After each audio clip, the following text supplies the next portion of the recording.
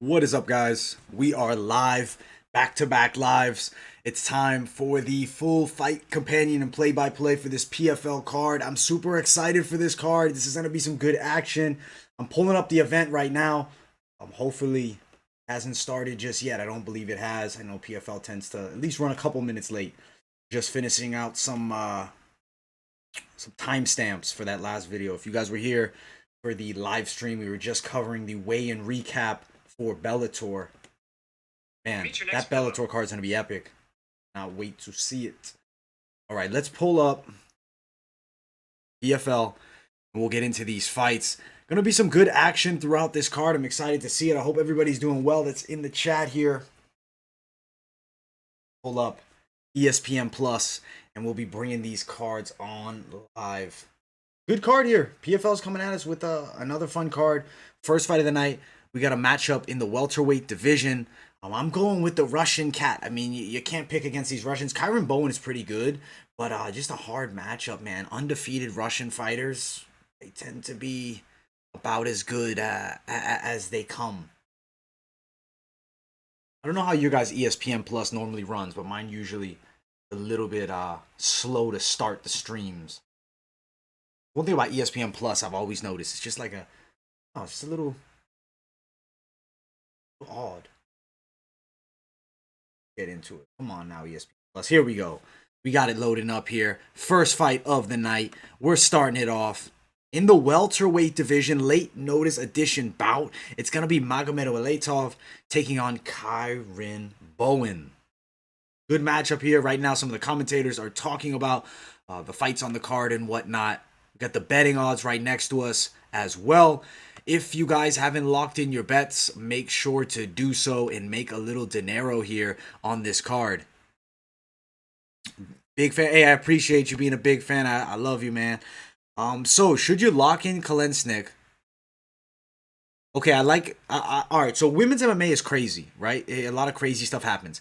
I would say I have more faith in Caitlin Young and Jenna Fabian than Kolesnyk with an upset, if you want my opinion on that one. I do believe that Kolesnyk is a dog that's going to come through, but Taylor does have decent wrestling, and let's say she's able to use that wrestling very successfully. I mean, she could go out there and pull off the win. She doesn't have a pretty record, 0-1 as a pro, but she does have amateur experience and has fought some good names in the amateurs, such being as Ronda Rousey and so some others. I would say, personally, I'm gonna sway you towards doing Fabian for the parlay and the Caitlin Young fight. But if you want to throw something on Kolesnyk as a dog, I don't think that's a bad pick by any means. I do think she'll deliver for you for sure here. But exciting stuff here in the PFL. Got the commentators coming at us. You got Sean O'Connell, Kenny Flory, and Randy Couture. For some reason, my stream is at 240p. But there we go. It's back to normal. Should be some good stuff. I appreciate everybody tuning in. Shout out to everybody in the live chat. Let's get into it. Smash that like button, guys. We're at 9 likes. We need at least 10 to start it off before this first fight of the night. She's at a slight favorite at -120 now. I didn't even double check the odds. Honestly, I'm going to pull up my bookie while I'm sitting here. Don't want to overwhelm PC here with too much stuff being open. Pretty soon we're getting a dual monitor setup, guys. We have a lot of big things coming on the channel. We're stepping the game up big time.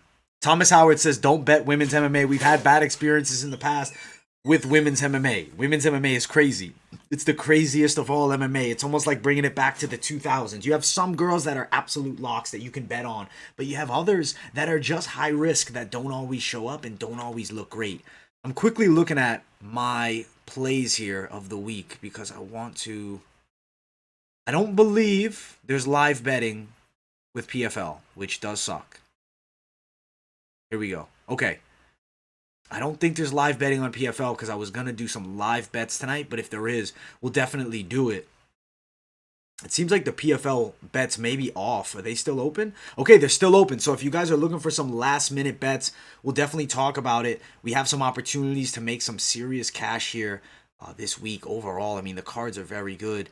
Okay, here we go. Magomed Umalatov, -900. Do we lock in Umalatov at -900? I don't love the price tag of it, but he's an absolute lock.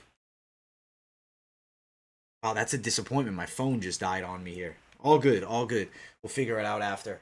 Get myself a charger when the time comes. As of right now, we got to talk about these fights, and there's some very good ones. I will be answering the live chat as much as I can, but just be noted, I don't have a phone to look at it constantly, so I'll be flipping tabs here. Dude, honestly, you can definitely do 5-team parlays. Best conservative parlay. Let's see. Let's see. Let's see the conservative parlays we play. All right. So, Golosov is now at 6'10", huge favorite. He's a lock though. Umalatov is a lock if you want to be like really safe, but you're actually looking to throw a few $100s down. And I think Usman and Deice at -110, I think you'll deliver on that, but it's just not a lot of money coming back at you because of how widespread the odds are. It's 4 fights with 4 locks. I don't see these guys losing. Fabricio should also win in the main event, so that would bring a +171 rather. If you want to add in Kolesnyk, I don't know where she's sitting at now. I'm on your books, but I know some of them still have her as the dog. Let me quickly bring up my bookie. I tend to use my bookie as a low level as it is. Honestly, I need to get in a play myself, so I'm actually gonna quickly pull up my bookie. And I want to throw a parlay at it, man. I'm going to parlay up right now live with you guys. We're talking. We're having some good conversation. I want to throw up Magomed Umalatov at the -900. I like that pickup. Kolesnyk, as you said, favorite now. I like doubling up. I like Golosov as well. I am also going to throw Deice for sure. On my bookie, -485. Not terrible money for Deice there. Usman, I think, is an absolute lock. Of course, I think Harrison's going to win the fight. And do I want to throw Fabricio Werdum down as well? I don't know. I feel like that's a little more of a risk on Fabricio. But I am going to put Fabian. So right now, I'm throwing a crazy parlay. We got -600 Golosov, -175 Fabian. You got -45 Deice. And then you have Usman, -430. Kayla Harrison, -1700. Let's see if I can get the bet placed right now. And we'll see if they allow us to do something like this. We'll find out in just a moment. All right, does it have it?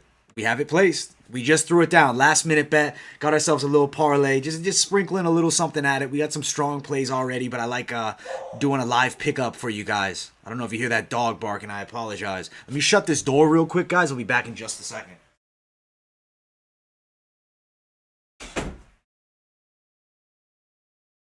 Right, we're back. And right now, Bowen is making his way to the cage. All right, we got a lot of stuff in the live chat. Let me get caught up here. What do you think of the conservative parlay? Yeah, I think that's some money parlays. Thomas Howard's always good with his parlays. He's my man. He's doing good work. Golosov, Deice, Usman. I like that. That's a money play. What's up, Elite Shadow? How you doing? Yeah, the fights are on right now, man. These are some good fights. The lines are gone. That sucks. -4,000 is crazy for Harrison. Usman, Umalatov, Fabian, Page, Johnson, money pickups. Are the prelims on YouTube? They're actually only on ESPN Plus. That's where I'm going to be watching it, Baby Yoda. Kayla, -4,000. That's huge. Mine only pays a little over even money. Tomorrow's 4-1. Hey, at the end of the day, even money is still winning money, man. Still winning money. Shout out to everybody tuning in. I appreciate you guys. Smash that like button and subscribe to the channel if you're new here. Covering all things MMA. We got a ton of videos. You need predictions for Bellator tomorrow. You need predictions for UFC on Friday. We got it all covered. Just finished up the weigh-in recap. Got some fun picks. Definitely have some good ideals and some thoughts. There's definitely some competitive fights on that Bellator card, but there's also some absolute locks and some dogs of the week. So make sure you guys watch that video maybe tomorrow night, maybe later tonight if you guys are still up late. Right now we're talking about PFL, Magomed Umalatov versus Bowen. We're going play-by-play on this one. I am going to bring up the tail of the tape right now. Let's see it. My pick, Umalatov. I think he can get a finish, but I think more likely you'll see him take a decision here. +800. If she was able to win, that would be crazy. But I will say, Kayla Harrison is a monster. I don't want you to lose that 10. First fight starting up right now. Bowen takes on Umalatov, the Russian cats. These Russian fighters are very difficult to deal with. Get a sip before we get into this play-by-play because you know we go hard here for the play-by-play. Bowen. Let's see, man. These are some good fights. Glad to have PFL back in action, guys. I'm so happy that it's here.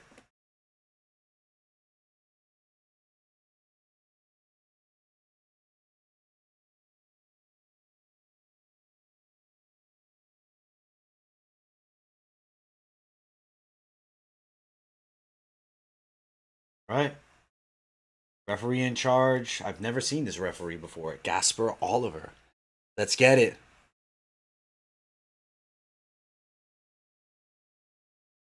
Yeah, Lillian Garcia does the voice now over here. Let's get it. Let's get it. Yes, we're gonna win big today, guys. Let's make some money. If you guys are throwing some bets on, I don't know if live betting is gonna be available on any book site though for PFL, unfortunately. All right, fight gets started. Blue tape for Kyron Bowen, the red for Umalatov. Shaky camera work here, but Kyron Bowen's looking for some kicks early.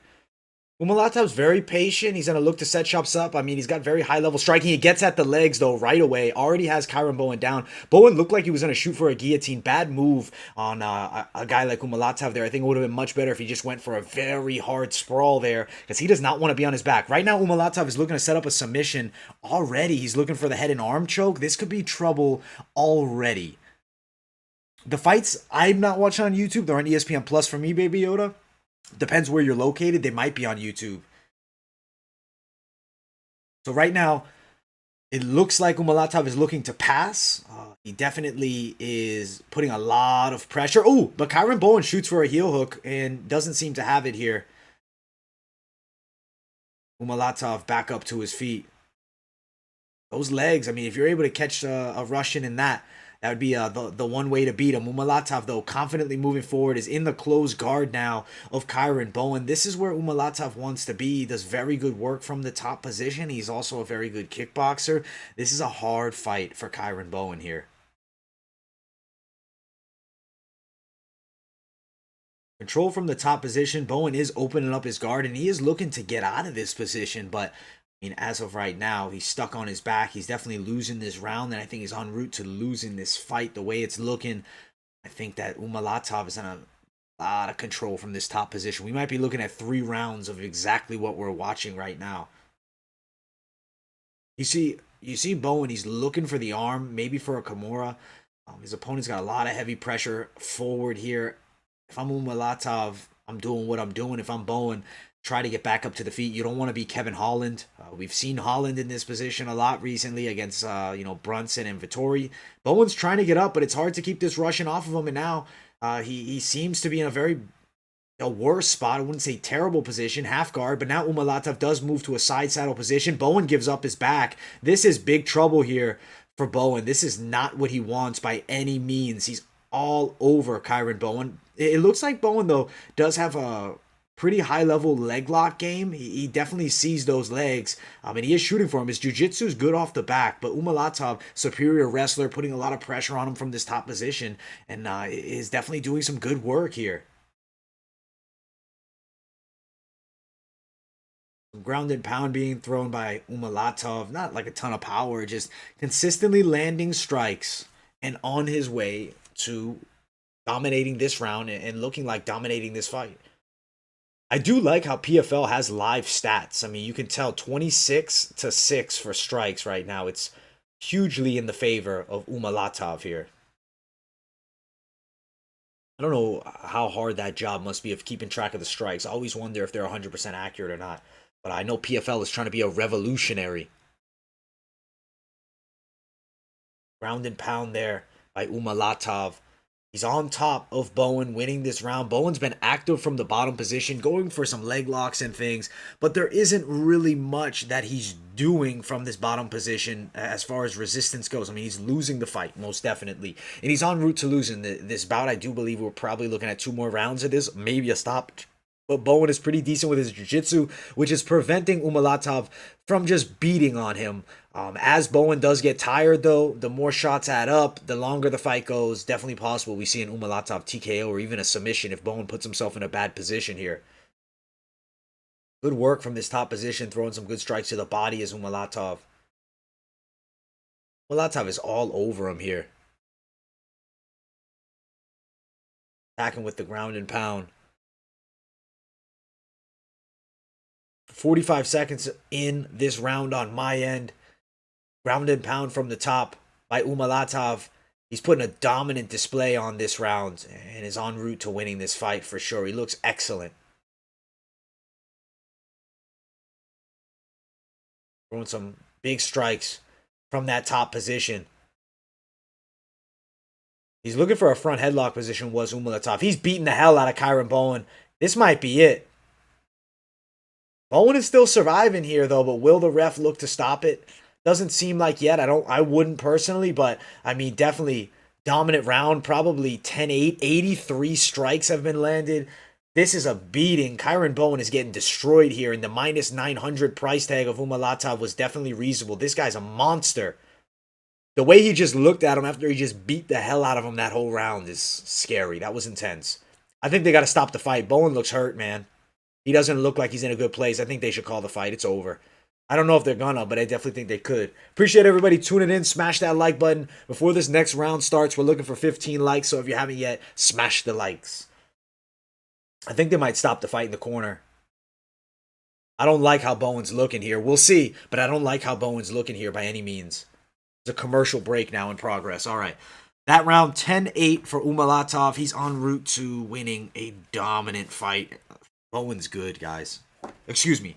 Umalatov's good. Bowen's in trouble. Bowen's in serious trouble here. Serious trouble. This is not a good fight here. I'm a minute delayed? No way. I gotta reload the stream then.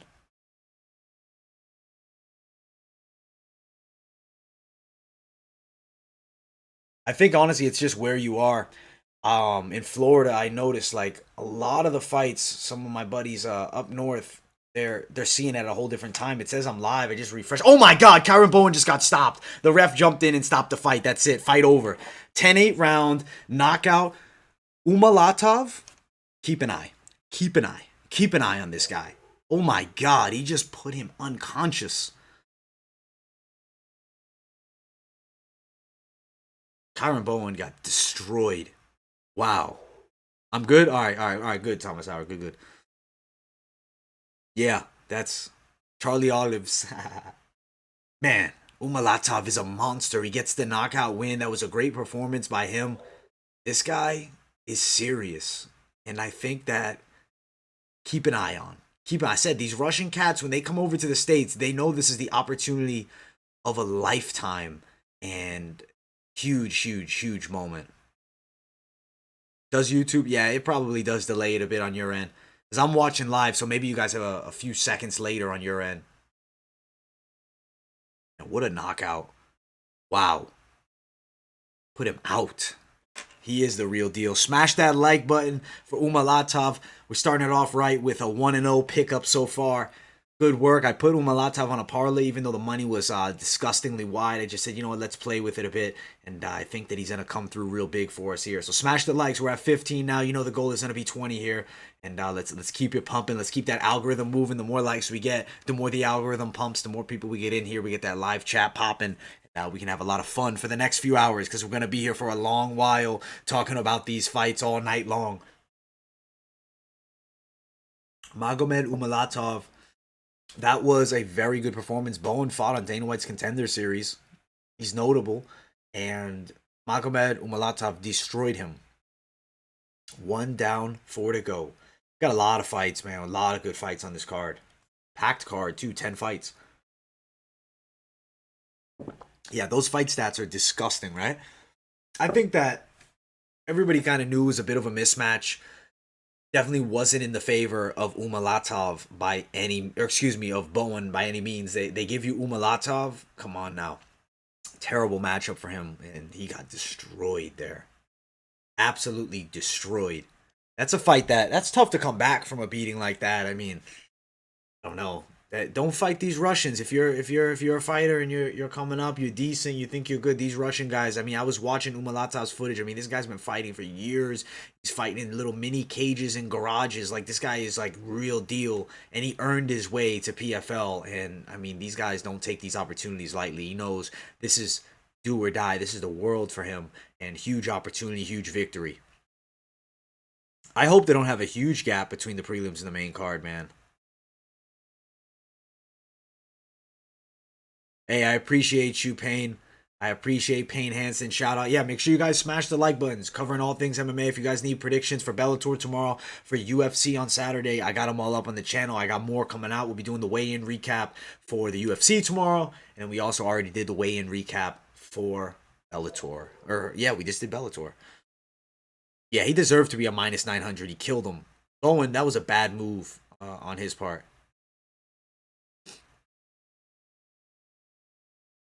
Oh, my lights are flashing here.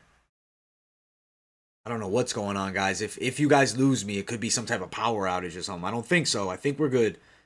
But it's had a weird light flash, so see. We'll see if everything holds up. I think we'll be fine though. Good work though for Umalatov. Very good work. Good win. I like him. I'm happy I played him on the parlay. Thank God.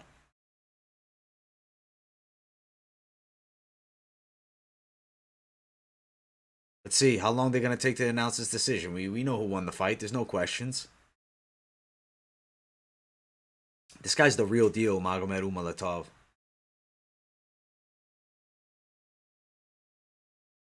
That was a welterweight showcase bout, but it wasn't. I don't think it was a 6-pointer or anything like that. Like it wasn't for the tournament.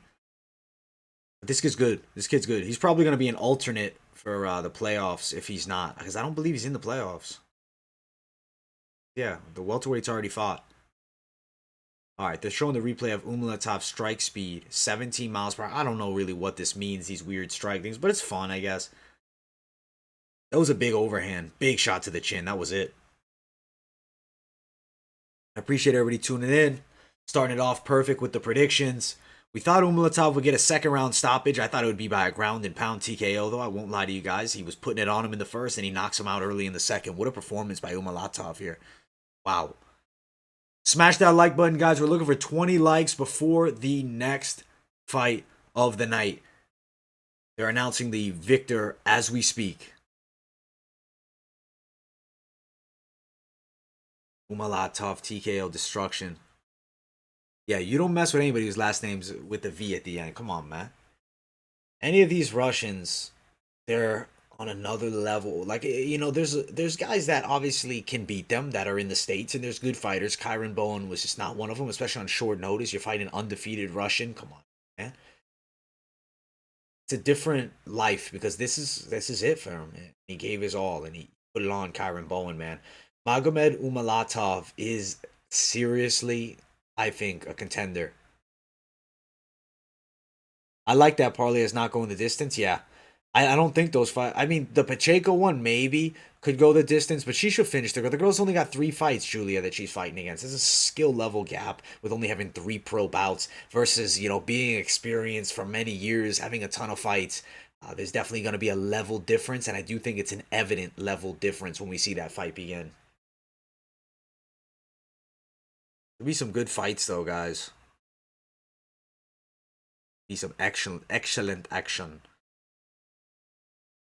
League action now. I like how they do the league thing. It's fun. It's something different. I think that's why PFL is going to be a player. Is just because there's that $1 million at the end that definitely is going to attract a lot of fighters. I mean, if I was fighting professionally and I got an opportunity to fight for the $1 million, and that money is possibly sitting right on the table for you, I see why people jump in.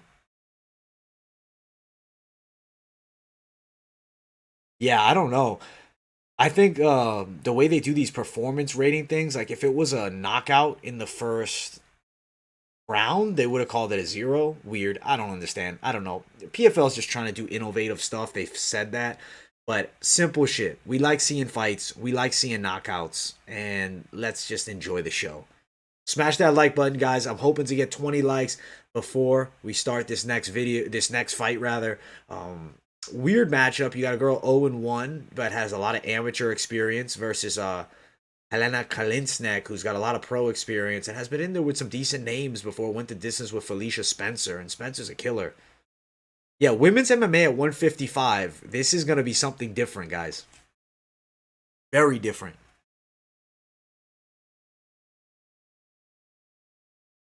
Let's see what happens. Let's see what happens. I didn't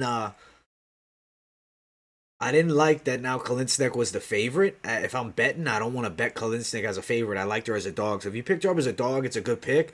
But as a favorite, I wouldn't bet it. The top ramen hair, that's funny. It does have that look. Man, I'm just excited to see these fights on this main card. There's some great scraps throughout this event. PFL delivers quality products, man. MMA is at an all-time high. UFC, Bellator, PFL, one championship. I believe the X Extreme Fighting Championship, XFC, is coming back again. I'll be covering that event too. They're going to be on Fox Sports too, so they're going to have some viewers. We'll do full card predictions for that. There's a ton of great MMA coverage, so if you haven't subscribed yet, make sure you subscribe here at MMA Experts, covering all things MMA. We also cover some high-level boxing as well. Canelo this weekend. That's going to be a good fight. Smash that like button, guys. We're sitting at 17. We've been stuck at it. I'm looking for 20 likes before this next fight starts. If we can pull that off, that would be great. My pick for this next fight, I like the dog, Kolesnyk, but if Kolesnyk's the favorite, I like to fade the bet. But if she's going to be a dog money, get her at the plus. I think she can beat Taylor here. She does have some pretty good striking and decent takedown defense. And I mean, at the end of the day, it's very difficult to bet on an 0-1 girl who has been extremely inactive and took off like 10 years. She fought Ronda Rousey as an amateur, but what does that really mean, you know? But we'll see. We'll see. I'm just excited to see these fights. Some good matchups. Continue to break them down. We're starting off 1-0 so far. The parlays are alive with our boy pulling off a big win. These Russian cats don't play. Kyron Bowen got beat up bad, and I like Kyron Bowen. He's a solid fighter, but man, level difference. And I think that Magomed Umalatov might be somebody to watch for sure. Like, for real, for real. All right, PFL should be back with the next fight of the night. We'll see. I like the PFL, though. They do good work. The cards are on a little bit early in the day. I know a lot of people probably don't feel like first thing they get home they start watching MMA for the rest of the night. I mean, I love doing it, but at the end of the day, not everybody wants to do that. Starting the card off at 5:30. They start early, man, and they're on Thursday nights. Yeah, layoffs are never a good thing. That ring rust can definitely be a factor, especially if you never even fought many pro fights. So to me, yeah, I guess it would let the body heal. I guess. We'll see, man. 9 years is just such a long time. Like, you chose to do something else with your life, and then come back to MMA. So we'll see how she looks. I don't know. We'll find out. Even though I'm riding with Kolesnyk, if Kolesnyk is the favorite, I don't like to bet on her, but I do think she should win this fight. Pretty good hands. Gardo is pretty decent on the ground, but I don't necessarily think Kolesnyk is incapable. If you go the distance with Felicia Spencer, who went the distance with Amanda Nunes, I know it's MMA math, but still some notable respect, and I have to bring that up. This is a serious fight. From North Carolina, shout out to you North Carolinians, man. Yeah, Thomas Howard, this is definitely the best way to pass time at work, man. Just pop up the fights and chill, bro. No, I didn't grow up in Florida, man. I'm originally from Boston, and then I moved here when I was a kid. So I guess I somewhat grew up in Florida, but I was originally growing up as a young child in Boston, Mass. Yeah, CM Punk is gonna be back with a vengeance soon. Guys, before this next fight starts, smash the like button. I know there's about 26 of you in here. We got 18. We need just 2 more likes to get that 30. Tapology group? What's your Tapology group's name, man? If anything, man, if you hit me up on the DMs on Instagram, just send me a link or something. I'll sign up for sure, man. I'll jump in there with you. I got a Tapology page all made up for MMA experts. I just honestly don't find myself on there that often. Besides, like, looking at fights, I don't really type the predictions, but I should do that.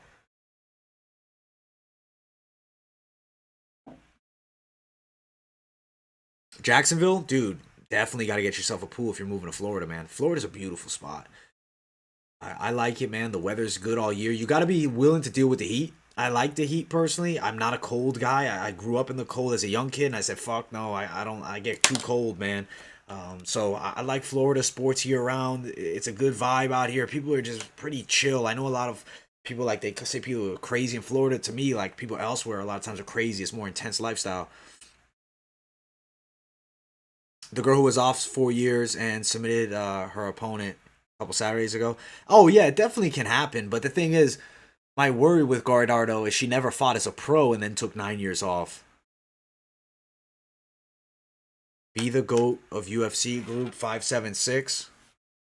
All right, I got you. Write it down. Honestly, I'd take a picture of it with my phone, but my phone's dead right now. All right, I'll save that, buddy. I'll put it in a Word document for you right now, man. I'll come check you out. I'll join you. I got you, pal.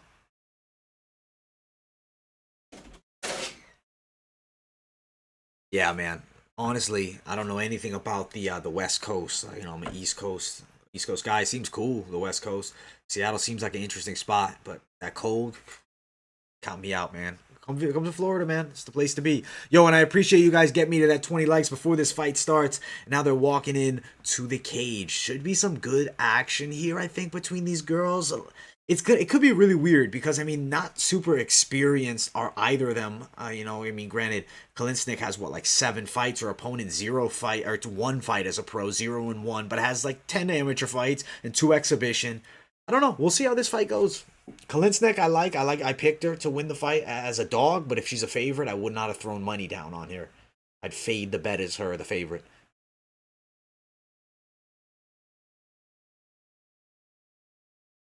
Yeah, she didn't look great. We'll see, man. We're gonna find out. They're talking about how Taylor has a background to be successful. We got to see if she's actually got the tools to succeed here in this bout. Yo, I appreciate you, Mr. Gary Banjo Sandwich Worthington. Olena Kalinsnik, all 5 wins by stoppage. See what happens with these fights, guys. Good fight here. Yeah, it's not legal here, but at the end of the day, man, that's the one sacrifice you take in Florida, but it still exists, man. Still's available. Especially medically too. They have a full medical legalization.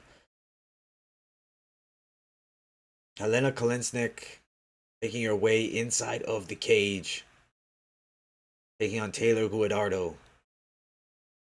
30-29, 5'9" to 5'6". Arm reach in the favor of Taylor Guadardo, the shorter girl by an inch at 69 inches. Her opponent with just a 68. Leg reach 1 inch longer for Elena Kolesnyk, the Ukrainian. Good matchup. Let's see how this fight plays out. We'll find out.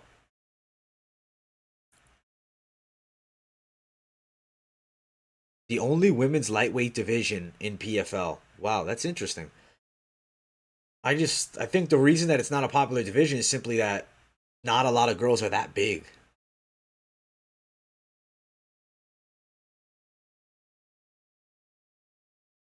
See? 0-1 and a 9-1 amateur record.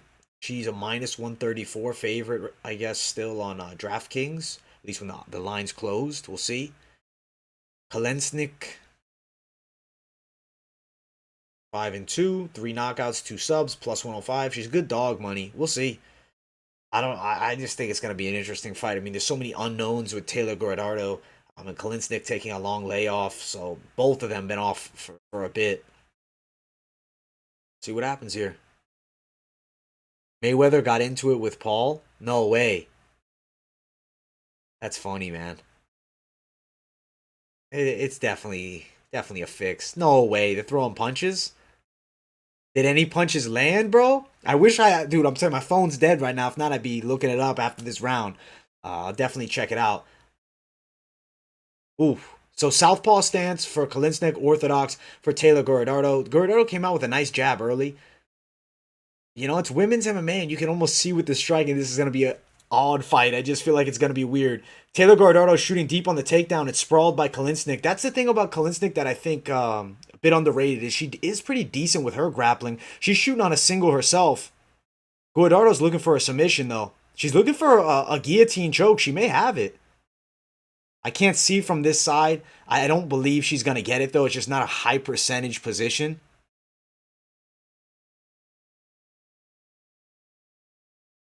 Paul robbed his hat. That's crazy. Guadardo now has the back of Kolesnyk almost. Kolesnyk looking for a front headlock position. Guys, this fight is just turning out to be so strange here. Oof, I'm worried right now. Guadardo has her back. This is definitely a 50-50 fight, but right now, Kolesnyk's shooting for the headlock position. Unless you're highly capable in judo, I don't believe that should be a position you look for very often, because it's going to do this. It gives you your back to your opponent if you don't get it. Guadardo has the grappling game well enough to pull off a submission. We'll see. Odd fight here, man. It's just women's lightweight, new division here. And Thomas, I can't even see the link in the live chat, man. You can, bro, if you can hit me up on Instagram and just DM me the link, I'll check it out. Kolesnyk right now could be in a bit of trouble as Gardo has her back, but I don't necessarily think the fight will end just yet. I don't know. Weird position here. She's not under the chin or anything like that. And just more of an annoying position, this back ride position here. Yeah, pull the ponytail and she'll immediately go down. You know, Kolesnyk is fighting the hands well, but still is definitely going to lose this round. She is working to get out of the position, but now Guadardo is on top. It looks like if the position does shift, she'll have the full mount. As of right now, has a bit of a backside style position, but Kolesnyk does have one of the legs of Guadardo here. How odd is this fight turned out to be early here? Kolesnyk on the bottom, Guadardo on her back on the ground. Now this is real trouble here. Guadardo is going to have 2 minutes and 20 seconds to work. Is she going to be able to fend off the submissions, this being Kolesnyk, until that time ends? I do believe she is pretty good at submission defense, especially how she's attacking the hands now. Guadardo not able to do much as of yet. I will say this is definitely winning Guadardo the round. She's maybe en route to winning her first professional fight. Now Kolesnyk getting hit with some shots. Does Guadardo go for it? She doesn't. She's looking for that submission, Guadardo, but I think ground and pound would be more effective. Soften up your opponent, throw some strikes, get them a bit beat up, and then work towards getting these submissions. Sitting here right now, looking for submissions, I don't think that this is a good route of victory here. 12 strikes thrown, right? There's really not been a lot of action in this fight. So a lot of positional holding here for Guadardo. It was simply off the simple IQ mistake of going for a headlock position when you are not extremely capable in judo here. We got a minute left in this round. Taylor Guadardo looking for an armbar. She may have it. She may have the arm. Nope. Helena Kolesnyk's defending well and is en route to getting out of it. Very strange fight so far with Kolesnyk now on the top position, throwing some awkward knees on her opponent here. And now Kolesnyk is in the top position in her own right, and she's all over Guadardo here in the side control. Guadardo looks to retain guard. She does have the leg under for a half guard, but can she fully close the guard here? I apologize if you guys are hearing any dog barking. I'm going to shut this door in just a moment here. Kolesnyk right now in the half guard, on top. Throwing some shots on Guadardo here. Is she going to win the round with this? I don't know necessarily. She's going to need to do something pretty big. But Kolesnyk's all over her now and is definitely a bit pissed off after Guadardo holding that position for as long as she did. 10 seconds remaining in this round. Definitely a Guadardo's round in my opinion. But at the end of the day, Kolesnyk coming on well towards the end of the round here. Let me shut this door real quick here. Guadardo's complaining about low shots. That right there is still 10-9 Guadardo most likely just for positional dominance.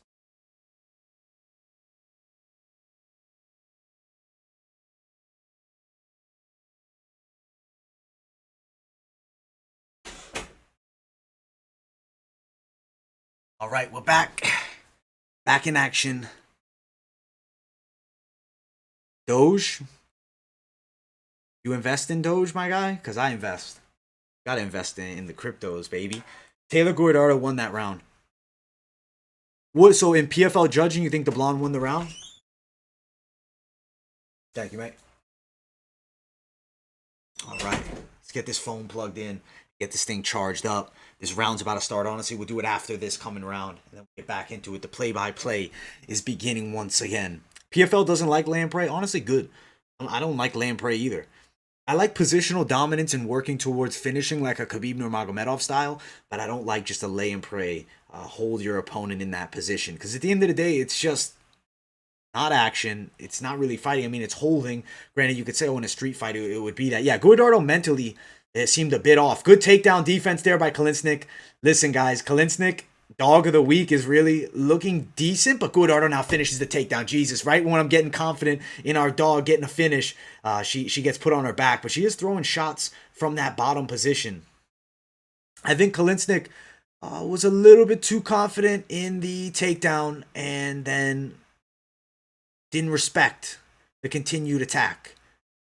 In my opinion, Kolesnyk had that defended if she would have stuck with the heavy hips and respected the takedown, but then she gives it up. And now Guardado is doing a lot of complaining. Oh, my eye, my this, my that. Guardado, you got to jump on the girl. What? Like, she seems like mentally Kolesnyk's getting in her head a bit. It's a big moment for her. She had a lot of amateur fights, but amateur fights are not professional bouts. And yeah, Kolesnyk is definitely winning this fight now.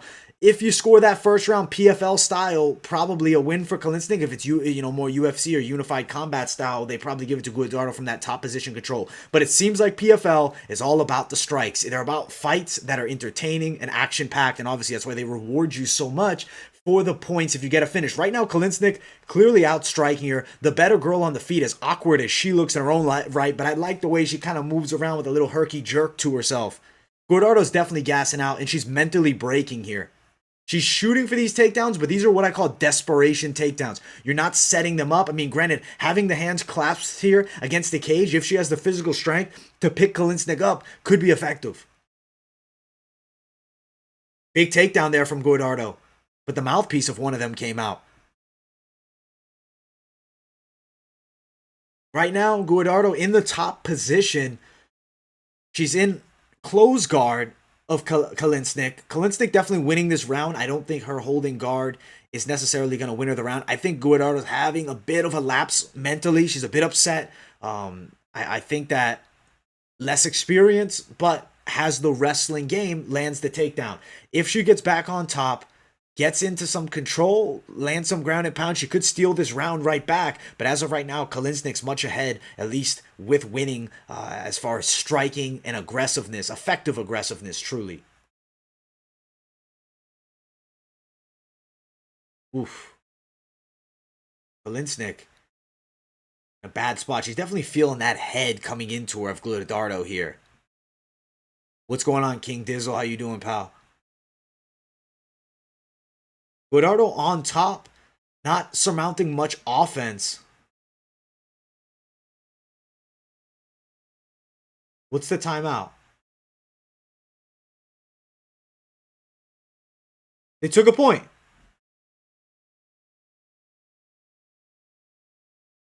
One point deducted from Kolesnyk. Guardado may win this fight.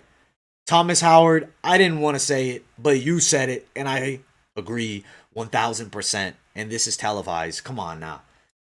This is the lightweight division, man. Point deducted? Fuck. This is just a strange fight. And this is why they say, if you bet on MMA, women's MMA rather, it's a serious risk because it's just weird. But right now, Guardado putting her head in it really in tight on Kolesnyk. She's in that top position. This round is now looking like a 9-9 round. Guardado may pull it off, Mr. Bryant, Miss Bryant. Danois Bryant. Yeah, they took that point fast, right? I don't know, maybe he already claimed there was 3 verbal warnings. Kolesnyk throwing some good shots from the bottom position. Guardado's just looking to lay and pray. It's an effective, I guess it's a somewhat effective style, but goddamn, I don't love watching lay and pray styles by any means. What's going on, Prince of the Resha? Yeah, this is just so strange, this fight right here. This is not great. And honestly, this is why even when I have a confidence in a dog pick in women's MMA, it's always like, hey guys, it's women's MMA. Let's just tell you. Thomas Howard always says it right, man. Every week we're talking in the live chats, we're always here. He's always talking about the women's MMA's crazy shit. And right now, Guadardo almost gave up the position. She's all over Kolesnyk in the clinch. She's putting all her pressure on him, but not being effective with strikes. But she might win the round. It could be a 10-8. Guadardo might be en route to winning this fight by a decision. She very well might be. But damn, I would not be happy with this performance. Awkward fight. That's the one thing with the cage. I mean, you can constantly put pressure against the cage. That's why Rogan has always said this crazy idea of an open field. And I do get it. Because the cage can be used as a tool. But in, an open combat situation, if there's no cage, say they fought in some type of coliseum, it's a different game. Granted, that's hypothetical crazy talk. Kolesnyk now finishes in a better position on the top. But I do think Guadardo probably did enough to steal this round and the 10-8. I think Guadardo's en route to probably winning this fight. But awkward fight. Very awkward fight. I wouldn't throw money down on either girl. Ever again.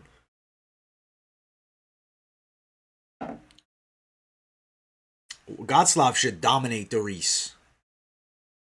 Yeah, Pacheco's going to win that fight. It's a mismatch.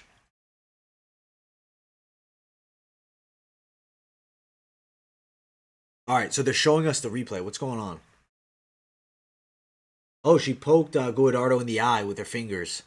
You know what? I guess I see why they took a point, because I guess she's like clawing out the eye of Guadardo here, which is by no means legal at all.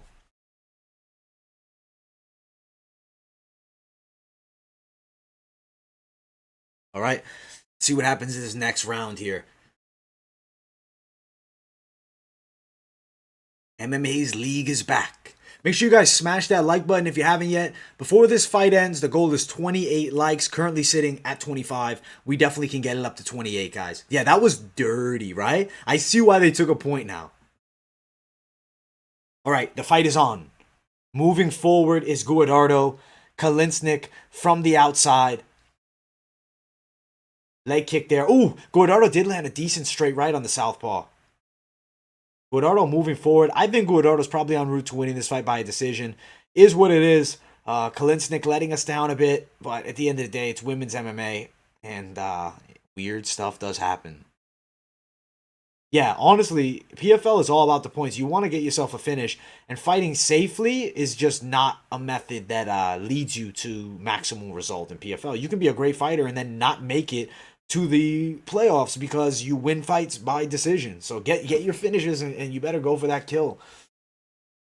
Let's stick with some decent kicks. Honestly, this women's lightweight division looks like it's going to be a very interesting showcase this year. I don't know. I think Kayla Harrison is going to destroy a lot of the competition. Kolesnyk throwing some odd shots from the outside. She's in the red here. Oh, she does land a nice straight on Guadardo, but not a lot of power in her hands. There's a lot of popping shots, but not really thudding shots. Guadardo and Kolesnyk clinch up now. Oh, and Guadardo throws her to the ground. Beautiful takedown. Guadardo is put on a very good performance. Am I impressed by either? I mean, I'm more so impressed by Guadardo at 0-1 going out here and beating up a 5-2 girl who's gone the distance with some decent names. She proved she's better than a lot of people probably had considered her, and Kolesnyk ended up becoming the favorite because a lot of people threw money down on her as a live dog. I thought she was very live. Not a great performance here by her. And I think, honestly, this comes down to underestimating Guadardo a bit. She didn't give her the due respect, which I don't like. That was a very nice throw. Some ground and pound from the top position by Guadardo here. She's en route to winning this fight by a decision. Grinding decision. Funny that they have Taylor Guadardo 9-1 as an amateur, and her only loss is to Ronda Rousey. But that's a lifetime ago. That's a different career. That's 10 years ago.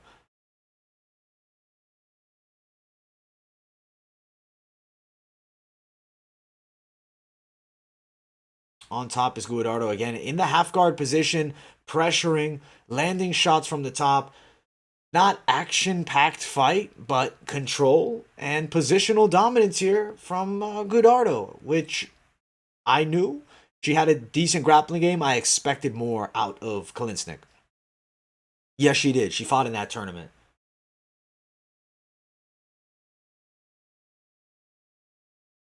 Good work from the top for Guadardo here. Control. She's winning this fight, in my opinion. The bookies did it right on this one. Got to give the due respect because it seems like Guadardo's en route to winning a unanimous decision over Kolesnyk. I don't really see it flipping the other way. Kolesnyk would need to do something huge here. She probably needs a finish, honestly, because I think it's 2 rounds, maybe to 1, or even 3 rounds to 0 looking like right now. Kolesnyk just holding on from the bottom. This women's lightweight division, I'm not trying to hate on it, but I think that the shape of the girls, there's a lot of fat on them, so they're not in the absolute best shape. Yo, Kid X, man, shout out to you, my brother. God bless you, man. Having a great night talking to you guys. I really appreciate that donation, man. And that's really appreciated, man. Thank you so much, Kid X. I think all the fights are on ESPN Plus. I know the main card is ESPN. I may have to shift over to ESPN. We'll see. But yo, we really appreciate that donation, Kid X. So shout out to you, Kid X. What's going on, Rami? Right now, Kolesnyk, one of our dog pickups, is not looking great, but that is the fight game. I'm mainly disappointed in the fact that she didn't really go all out and put a great performance on. Like, I think this could have been a better fight. I think she has the tools to beat Guadardo, but mentally she's not all with it. And I mean, cheating, dirty tactics. I'd never throw money down on Kolesnyk. And honestly, that eye poke shit was low key disgraceful in my opinion. Like, you can't claw in the girl's eye. Come on now. That's against the rules now. And we got to respect the fight game's rules. You know, this is MMA. It's one thing you're in a street fight, you want to claw somebody's eyes out, go for it. But this is MMA. This is cage combat. And that's not great. Yeah, they're probably gonna have it on ESPN. I have my cable connected to the computer here, so I'll just bring it up on ESPN one. Weird fight. Kolesnyk kind of looked crap. I'm not trying to hate on this fight. I didn't love it. I didn't enjoy the fight. Calling it, watching it, did I love the fight? Absolutely not. Um, Dude, I really hope. I wish they would just put everything on ESPN Plus. Like, stop playing on ESPN, whatever. Keep it all on Plus. If you want to have it on ESPN 2, that's fine. But I want to see everything on Plus. I'm paying for Plus because I want to get all the live events. Like, just give me it on Plus. What are we making this confusing here for? Yeah, she looked mad out of shape, Thomas. That's that is what it is, man. I uh I picked up Kolesnyk as a dog, but terrible performance. Terrible performance. But it is what it is. That's a fight game. Thankfully, I didn't put her on any of the parlays. Dude, honestly, Gino Herrero, you said that so right. Kolesnyk looked like trash. Bad fight, guys. That was an odd one. I'll be right here, but I do have to plug in my phone charger, so give me just one moment.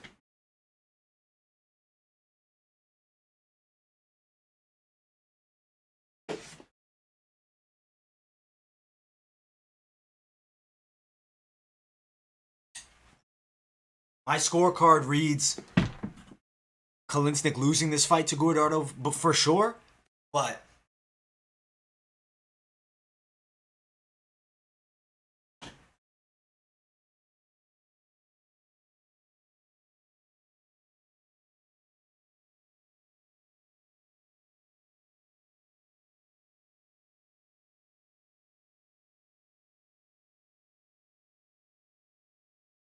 all right, we're back. Apologize about that, guys. Had to charge the cell phone. Yeah, I don't know with ESPN. They always just mix up. It's like, let's switch it to this, that, this. Put the whole card on ESPN Plus, and then for the people that have cable, have it on ESPN also. But what I was saying, I guess with the 10, I think that could be a 30-26. It depends if you score that first round for Kolesnyk or not. Either way, we know who won the fight. Guadardo wins the fight for sure. That is women's MMA for you. Just strange. These chicks don't deserve to be in PFL, in my opinion.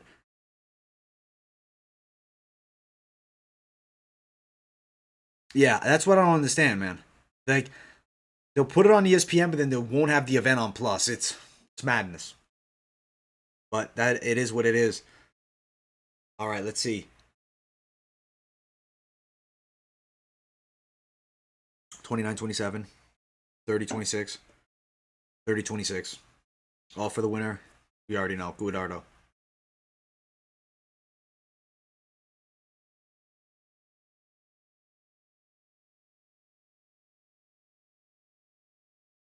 All right. 2 wins. Let's move on to the next fight.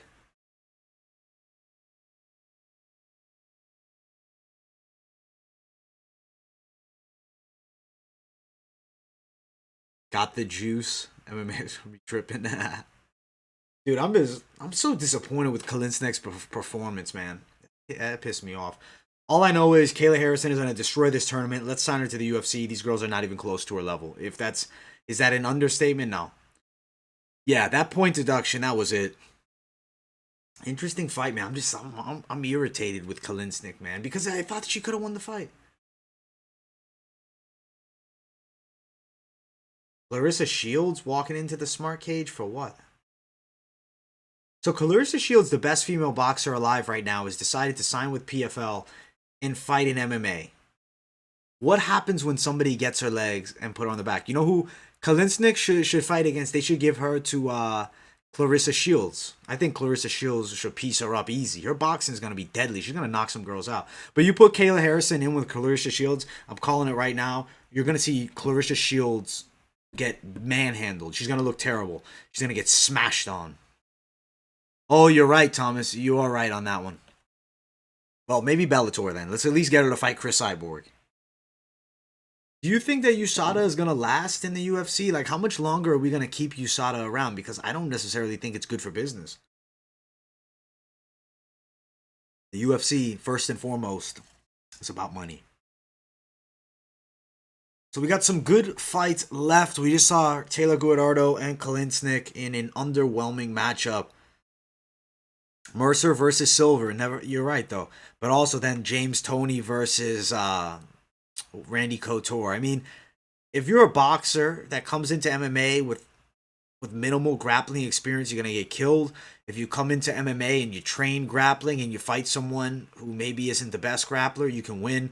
But, you know, you put Khabib Nurmagomedov and then you train Floyd Mayweather for 5 years in grappling, Khabib's going to still spike him on his head every time. Dude, I was so annoyed with that.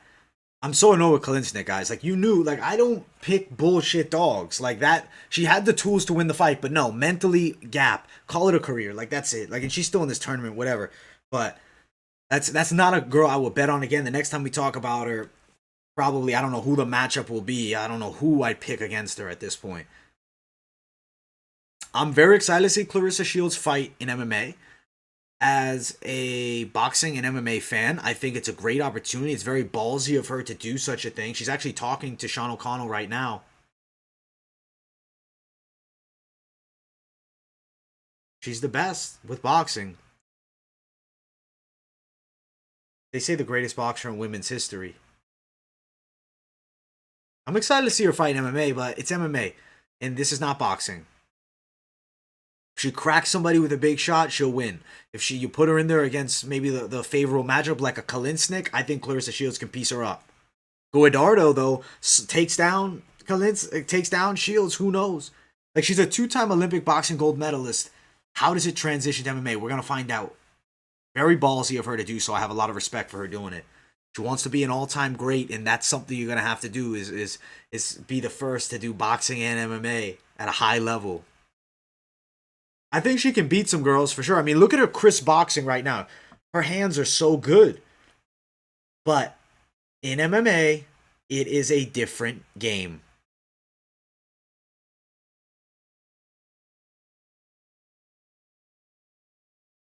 It's just in boxing, she's just destroying everybody.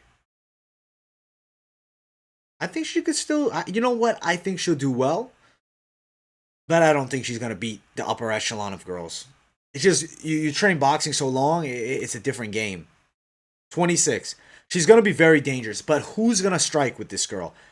Every female alive is going to shoot at the legs. I don't care how much you wrestle and put in the work. A lifetime wrestler, a girl that's been grinding years and years and years, is going to give her a lot of problems. And then also something to note, leg kicks fuck up boxers. You know, it's a different game. Elbows, sure, she does have a ton of knockout power and can put any girls down. But we'll see. We'll see.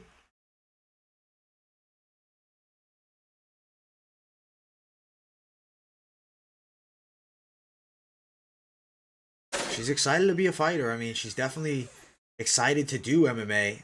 And I'm excited to see her do MMA also. But can I guarantee a successful result like 5-0? No, I do think she'll win her first 2 fights. Yeah, but on the lower level scene, we just saw Helena Kolesnyk.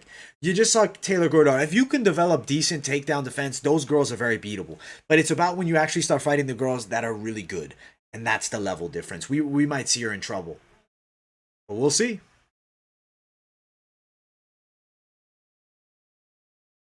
Our next fight's gonna be Dennis Godslov and Mo Reese. I'm excited for this Mo Reese Dennis Godslov fight. Yeah, I agree. As long as she has capable enough takedown defense, she should destroy a fighter like Kolesnyk, but who knows? Because at the end of the day, no matter how much boxing you've done, no matter how much training you've done, MMA is a different game by far. When you shoot at that takedown, boom, it's trouble. But if she can stop the takedown, she can stay in boxing range. I think she'll piece a lot of these girls up big time and put a lot of these girls to the ground. Bad. Like some beatings.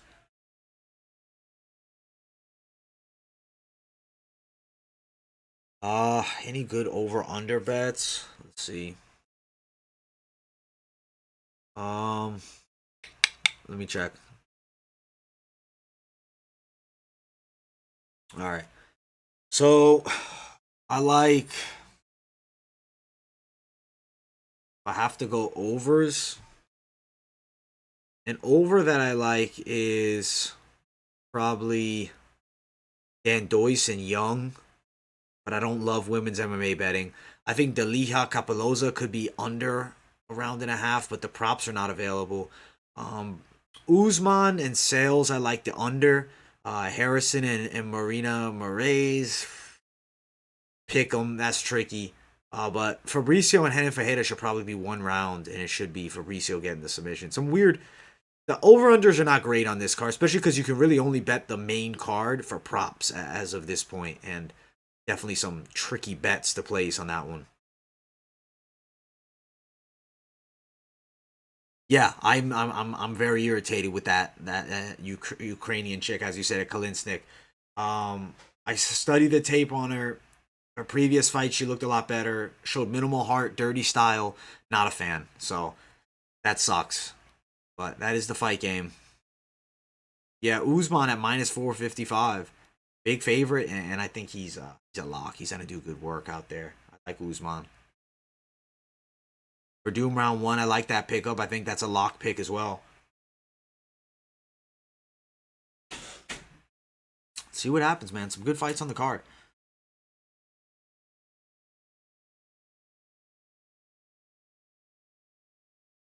I'm talking to Kayla Harrison right now.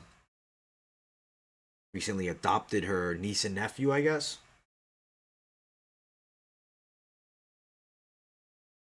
But Kayla's very good, and I do believe Kayla Harrison, real deal. But I don't know if UFC, who knows if she'll ever get signed there. It's the $1 million tournament chance, though. Why even go to the UFC? You're probably not gonna make that million. Yeah, I'm going Gotslav. I hope. I mean, I don't think he should be like Kolesnyk. Gotslav should really win this fight. If Deice beats him, that would be wild. Blow my mind, to be honest, if Deice wins. But crazy shit happens in MMA. The women's MMA fights, guys. After it happens, I always say fade the picks, but sometimes we just have to throw down, and then Kolesnyk goes out there and shit shows it. PFL 155-pound champ. That's pretty crazy. $1 billion in the bank. with taxes and whatnot, they ain't getting $1 million, but still a lot of money. Definitely a life-changing opportunity PFL gives you, which is why I think they're developing a fan base. And you also have Randy Couture, Kenny Florian, and Sean O'Connell, all ex-fighters as the announcers. They're all pretty good.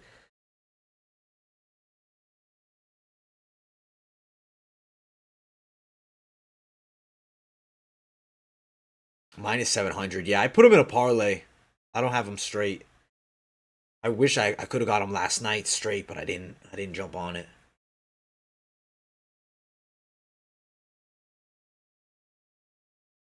I'm excited to see Golosov though. I thought Justin Willis could beat him, but it's good though just to see another one. Yeah, it's like minus 590. But hey, play a little bit of it. Why not? I know Big Titty Willis. Dude, he didn't pass his medicals. I don't know how that happens like the night before fights. The medicals should all be in check like, 6 weeks out, 4 weeks out, 2 weeks out at the worst. That's not bad. Werdum, Usman, and Pacheco. You should deliver on that one. Plus 102. Not bad at all. I think you'll land it. Let's see. Let's see these fights coming up. Starting it off early here. Good fights on the card. Make sure you guys smash that like button if you have not already. We're at 30 likes now. I hope to get up to 35 by the end of the next fight. That's definitely the goal here.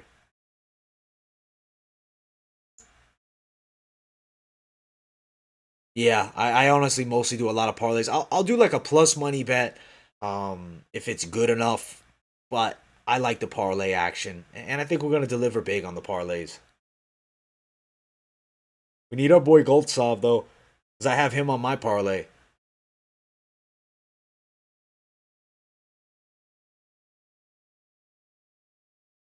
Overall, good card though.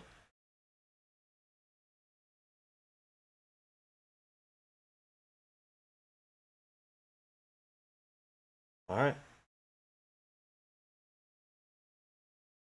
Oh, now they're going on ESPN. Are you shitting me? Fucking annoyance, man. Why can't they just whatever? I'm not gonna bitch. I'm not gonna complain. Why can't they just leave it all on plus so I can just chill, man? I don't have to fucking switch around everything. Whatever. Is what it is, fellas. Log into my account. Thank God that still got basic cable. Like at the end of the day, the age of cable is behind us. Like at the end of the day, like put everything on plus. Like why are you half playing us? Oh, we'll put half of it on plus, and you guys will get all excited. Then we're gonna go to ESPN. I don't know. I'm not trying to bitch though. I apologize for bitching, guys. It just irritates me these little things sometimes. I like to watch my fights on one app. Just chill. Yeah, I know. It's gonna be a bit. It is what it is, I guess. But we'll still be here. We'll still be here talking about the fights, live action and whatnot. I think there's going to be some entertaining fights on this card, thankfully. You think they'll deliver on entertainment value? Let me get some live TV on here. Dude, I have several parlays right now. One of them I had Ante Delija. I had the first fight of the night. Honestly, now the Russian cat, the name's escaping me. Golosov. And I also threw Usman on there. I actually was considering Werdum too. I put him on one, but I think I left him on. I did one right before we went live. Just a little live action parlay. So the PFL starts at 7 o'clock. What time is it? 6 right now? So we still got another fucking 20 minutes over here. Holy shit. Whatever, it is what it is. We'll wait 20 minutes out. I don't know why they have us wait 15 minutes. Like, yeah, exactly. As Sheriff Doge Gambling and Napping says, why not just do it basic? Like, what is this oddness to go from here to there to there? Like, why are you mixing it up? Just come on now. We got 15 minutes till the next fight. But the issue is, like, right now, Sports Center is on ESPN. So, I wish they at least had a pre-fight show I could just put on in the background or something over here. But it looks like we're waiting it out. It looks like you guys are watching my pre-fight show. We can go through the picks on the remainder of the card. Yeah, the event's over. All right, it is what it is. I'm gonna be going over to ESPN, so I'm just gonna throw ESPN on the screen right now. Shit live, ESPN. Come on now, give me ESPN. What are you doing? All right. Appreciate everybody for tuning in. Yeah, I just like the idea of the fights being on ESPN Plus, everything. Even the pay-per-view model. I'm like, cancel pay-per-view. Like, cancel payper-view, the canceling everything, cancel pay-per-view.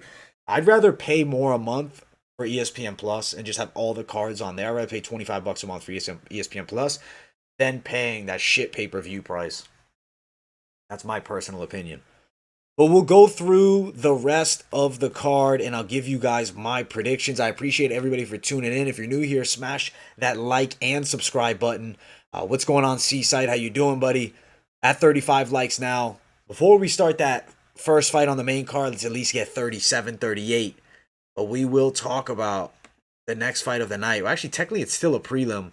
But we'll bring up the card. We'll talk about the results that we just saw for a moment. I won't go too into detail. I mean, man, Magomed Umalatov put on the performance of a lifetime, beating the hell out of Kyron Bowen. 10-8 first round and then knocking him out in the second. Taylor Guardado and Henna Kolesnyk put on a snooze fest. Wasn't a great fight. Awkward fight. Guardado moves to 1-1. Kolesnyk 5-3. Women's lightweight division starts off in a bad way. Hopefully it steps up because we got a lot of women's lightweight fights we're going to be watching tonight. I hope that the action steps up. I believe it will. Deice, Denis Golosov. Deice, is a decent fighter. He has some wrestling skills, and his game overall is not bad. But mismatch here on the fight with Denis Golosov. We're going to see Golosov put a beating out.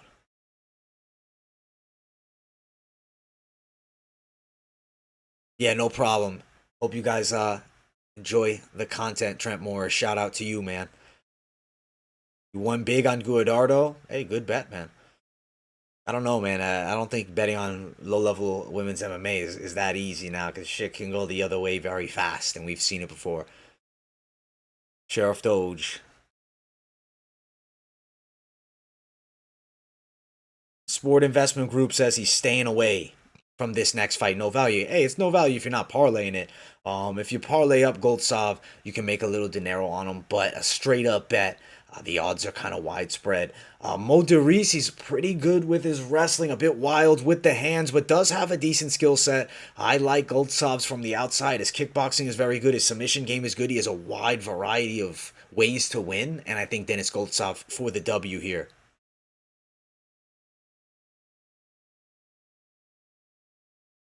Haha. Watching it on a boat with a wooden leg and hook for a hand. I get exactly what you're saying, Duncan D's nut.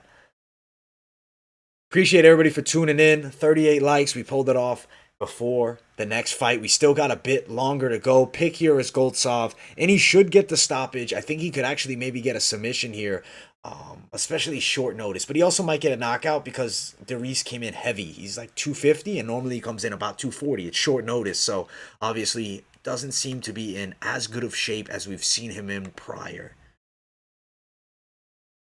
All right, the next fight of the night, Jenna Fabian and Laura Sanchez. Jenna Fabian, explosive striker. Laura Sanchez, decent game, has a good amount of amateur experience, less experience as a pro. Both girls in their low 30s, 31 for Fabian, 30 for Sanchez. Fabian's about 5'10", maybe. I don't believe she's 6 feet. Incorrect measurements, but it is what it is. Early in the week, they had her listed at 5'9", and now she's 6 feet tall. I feel like Fabian's range management and striking from the outside is very good, has power in the straight hand, or rather in the straight shots. Laura Sanchez, decent skill set from what I've seen of her. I'm not super impressed. She's fought lesser known girls. I mean, granted, both girls haven't fought at the highest level, but Fabian, at least recently fighting in PFL. She's a southpaw as well, which is notable. And 7-2 kickboxing record, and her takedown defense looks very good. Sanchez, being the taller girl, is not going to be able to land takedowns easily here. She's a decent striker who definitely has a rangy style. She likes to keep the hands out far, but I don't think she has the skill set here. I think Fabian could get a first round knockout here if she lands something sweet on the chin. Is the way Sanchez fights. I do think there's high possibility of a Fabian KO. I like Fabian here. Decent price tag. Do I like a straight up bet? Maybe. More of a parlay edition, minus 185. I think she should go out there and do good work. I've been impressed from what I've seen from her so far. But as we've seen with women's MMA, who really knows deep down? Shit can go awry fast. But I think Jenna Fabian should be a lock pickup here and should put on a pretty good performance in this fight. And I think she's somebody to watch. Cindy Danois and Caitlin Young, we've talked about this fight numerous times, man. Cindy Danois, striking, not the one. But grappling, she does have a good game. Let me check out some of the comments here. You have a weird feeling Werdum is getting KO'd? Bro, honestly, I know what you're saying. It's like a weird feeling in the air. I hope he doesn't. I think he can get the submission, but definitely. That's why I didn't throw him on my final parlay of the week. Am I Italian? Yes, sir. I am part Italian. And no, I'm actually not from New York, man. I'm originally from Boston, but I live in Florida now. Yeah, they do have it like a league and all these mix up. You think, or I could be Canadian. That's funny. My dad's Canadian, so you probably hear a little Canadian-esque accent in there. Yeah, 155-pound women is just a strange weight class. Laura has shoes on, but Fabian did not. That's good to know. Okay, that's good to know. Yeah, Fabian should get the finish. I think 2 rounds or less. Yeah, I put her on a parlay as well. And honestly, Dan Deuce, what sports investment group just said, I like what he said. He said she can't fight. Her hands are bad. Like when you watch somebody that cannot strike, her chin is up here. Her hands are slow, so sloppy. She likes that front headlock position, or excuse me, she likes the headlock position in the clinch. So maybe could land a throw. I don't think super likely. Has been fighting crap competition. I believe the last few opponents have been like 0-0, 0-1. I mean, look at the opponents. She's literally fighting girls with no experience. So now stepping up, fighting somebody who's been fighting, girls with a decent amount of fights, has had decent result, 11-10-1 as a professional, 5'9", being taller. I think that we're looking at a Caitlin Young win here, and I do think it is by decision. I don't necessarily think this is going to be the best fight of the night. Might be some odd action, but I do think Caitlin Young, unanimous decision, and she is a decent betting pickup at the minus 155, but as we've noted before, women's MMA gets crazy, so be very cautious when betting women's MMA. Ante Delija and Brendo Canrica Balosa. This finishes off the prelims. This is the main prelim. Capoloza, the smaller man of the two, 6'5", Ante Delija. Weight-wise, similar. Delija kind of can do it all well, whereas Capoloza, he's a one-trick pony. He's a knockout guy. All 10 of his wins are by knockouts. He's got heavy hands, but his opponent, Delija, is on another level, in my opinion, and I think Delija is going to go out there and put on a very good performance here, and I think he's a money pick. He's on my parlay. I think against most people's parlay, that should be it. Let me read some of these comments here.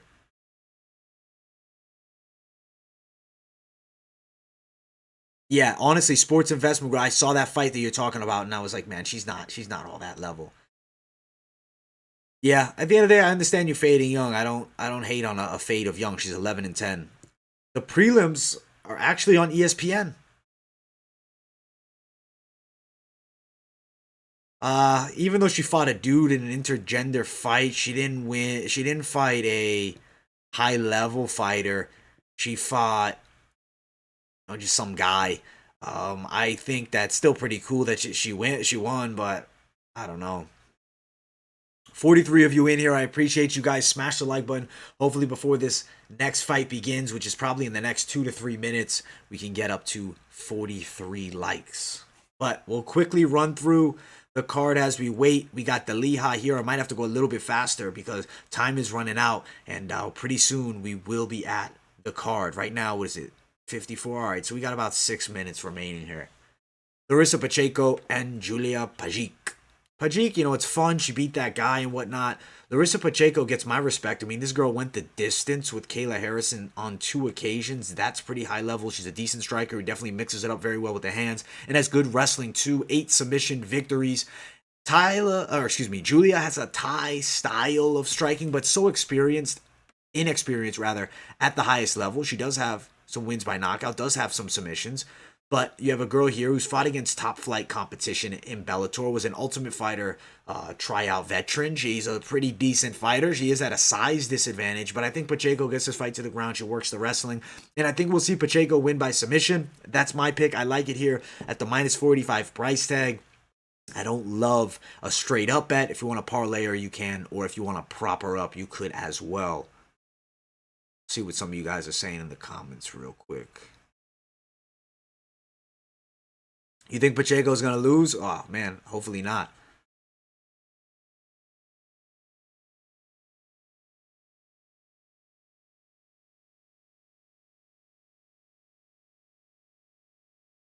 Not on TV until 9? No way. That's weird, man. I swear it said that it's on. Yeah, PFL right now for me is starting on ESPN at 7 o'clock, bro. Baby Yoda. For me, it says it's starting right now. I don't know if that's inaccurate, but that should be. If not, what are we going to sit here for 3 hours? That'd be crazy.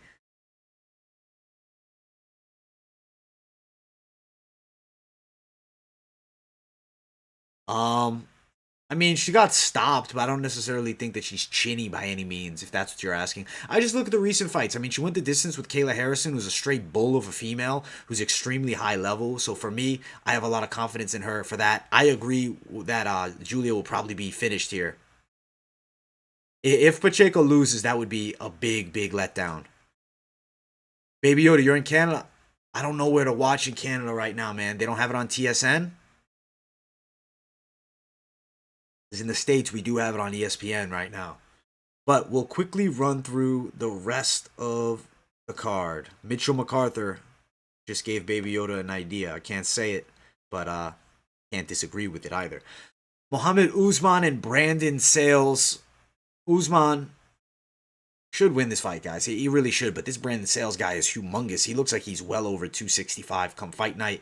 Usman, very skilled, I would say, but raw talent, good wrestling. His brother's a world champion. Brandon Sayles, inactive. His last fight was, 3 years ago? And then he had 3 fights, and then he also had a long layoff with 5 years off. He lost to Jay Scormy in the XFC versus his opponent, who's been fairly consistent with fighting. Hasn't fought in 8 months, coming off a win over the 2-6 Terrence Hodges, but Hodges is more of a striker. It's a kickboxing background. Usman should win this fight by a TKO, but I mean, it could go the distance. Still, it'd be very hard for me to see Usman losing. Harrison versus Morais here. I like this fight. I think it's a very fun one, but it's an absolute mismatch as expected. Definitely a mismatch. Pacheco submission. Yeah, A1C Colin. I like that one.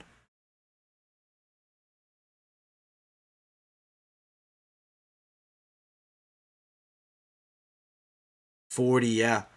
40-year-old fighter taking on Usman, a young prospect. He's definitely the opponent in this fight. Kayla Harrison should beat up Marina Morais here, but you got to give Marina some respect. She's actually a really tough girl.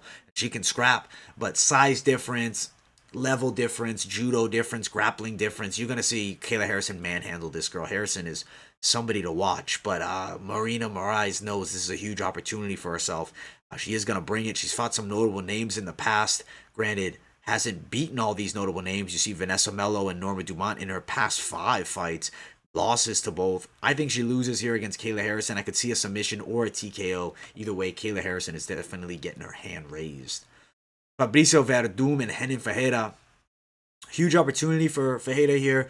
They said 6'10 earlier in the week. Now they say 6'8. He looks about 6'6 and a half.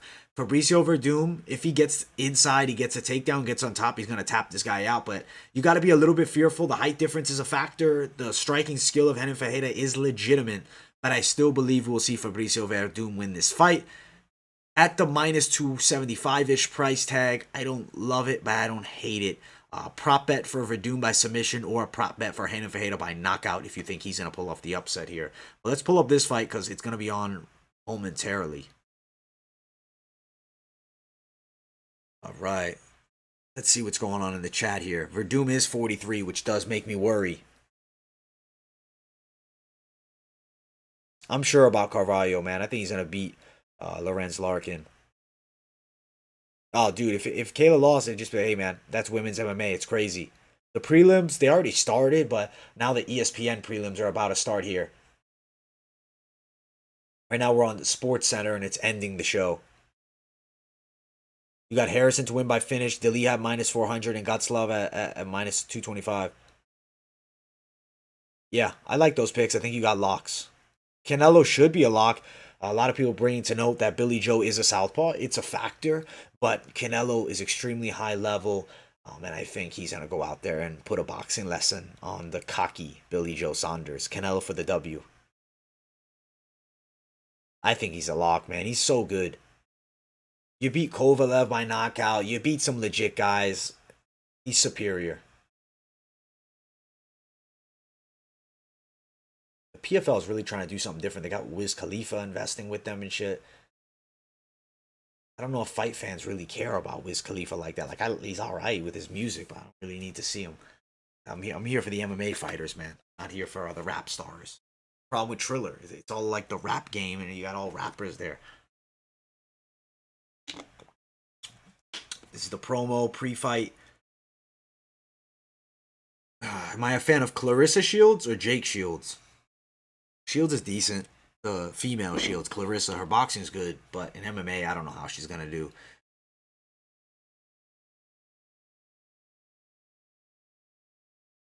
Yeah, I think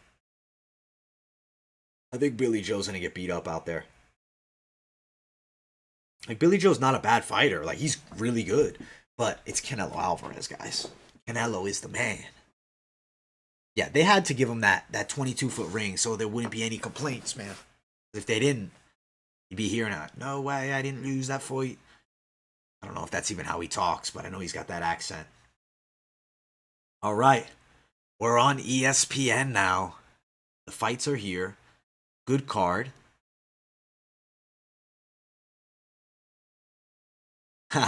We are animals, man. Hey, fist fighting is the best, man. It's my favorite sport on the planet. I love breaking it down. I love it. He's into Muay Thai, I guess, but the rapper, man. Sure, he does Muay Thai. Has he fought Muay Thai? Has he fought some legit guys? Like, I don't know. A lot of famous people trying to get into fighting, but it's like these dudes working their ass off on the grind up. This is their life. It's a different game. You put a real fighter in there with any of these famous guys, I'm telling you, they'll break their faces. Like, Kamaru Usman, I don't care if it's boxing, he'll break Jake Paul. He'll break Jake Paul. It's a different level. It's a guy that fights for his life versus someone that fights for the clout, fights for the money. Usman he knows his livelihood depends. So there's guys out there that'll starch him. I mean, Ben Askren is Ben Askren. He was fighting for a little paycheck and having some fun. He didn't give a shit about that fight. He don't care about. I mean, he didn't want to lose to Jake Paul, but I mean, I think Ben Askren could probably walk into any boxing gym around the country and probably get beat up by some of the 14-year-olds at the 130-pound weight class, let alone beat Jake Paul. Maybe even some of the females would knock him out because his striking's bad. Nunes would have done much better versus Jake Paul.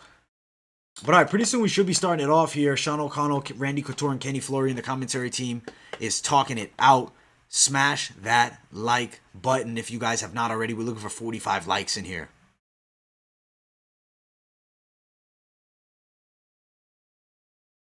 The actor who was in mafia movies. What are you talking about? De Niro? Robert De Niro? Let's see. Yeah, Usman destroys him. Oh, I'm from Florida, bro. Shout out Matthew. CM Punk versus Ben Askren in boxing. Oh man, I think it's a 50-50. I think it's going 6 rounds. I think it'd be terrible. I think that you'd find better fighters in street beefs than that. Let's see what happens with these fights, though. I'm excited to see the action. Smash the likes, guys. 45 likes we're looking for before this next fight starts up. We're sitting at 43 currently, covering the full PFL card. Gonna be here with you guys for a long while now. Yeah, and he just had a hip replacement. You're right.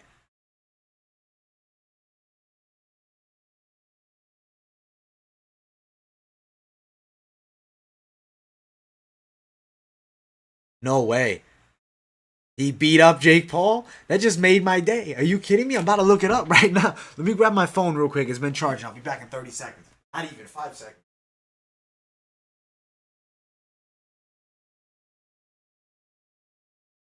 Damn, dude. This is gonna be trending hard. I might have to pull up a TikTok real quick. Let's see. All right. Let's see here. All right. I think I have it right here. Let's see. And I'll rate your Bellator parlay. Let's see it. You think Billy Joe can shock some people? I know you were telling me that. Hey, I respect it. Floyd's pissed. Floyd's pissed off. He don't fuck around, bro.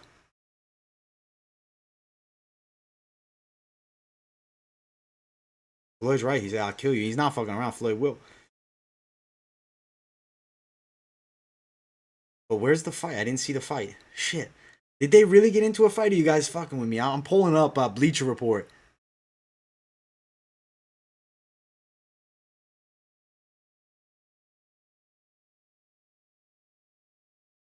Oh shit. Let's see.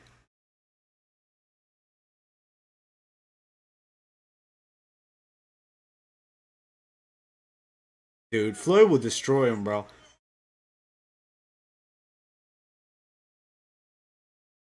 I can't see what's happening. Damn it. They're not showing the full video. Yo, Thomas Howard, did you send it to me on the DMs, bro, on IG? Because I'll watch the link if you got it. I want to see this.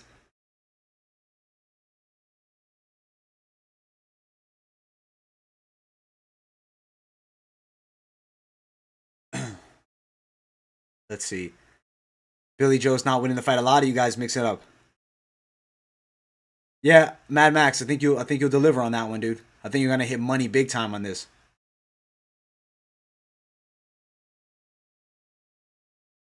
Yeah, it might have been scripted. I don't know.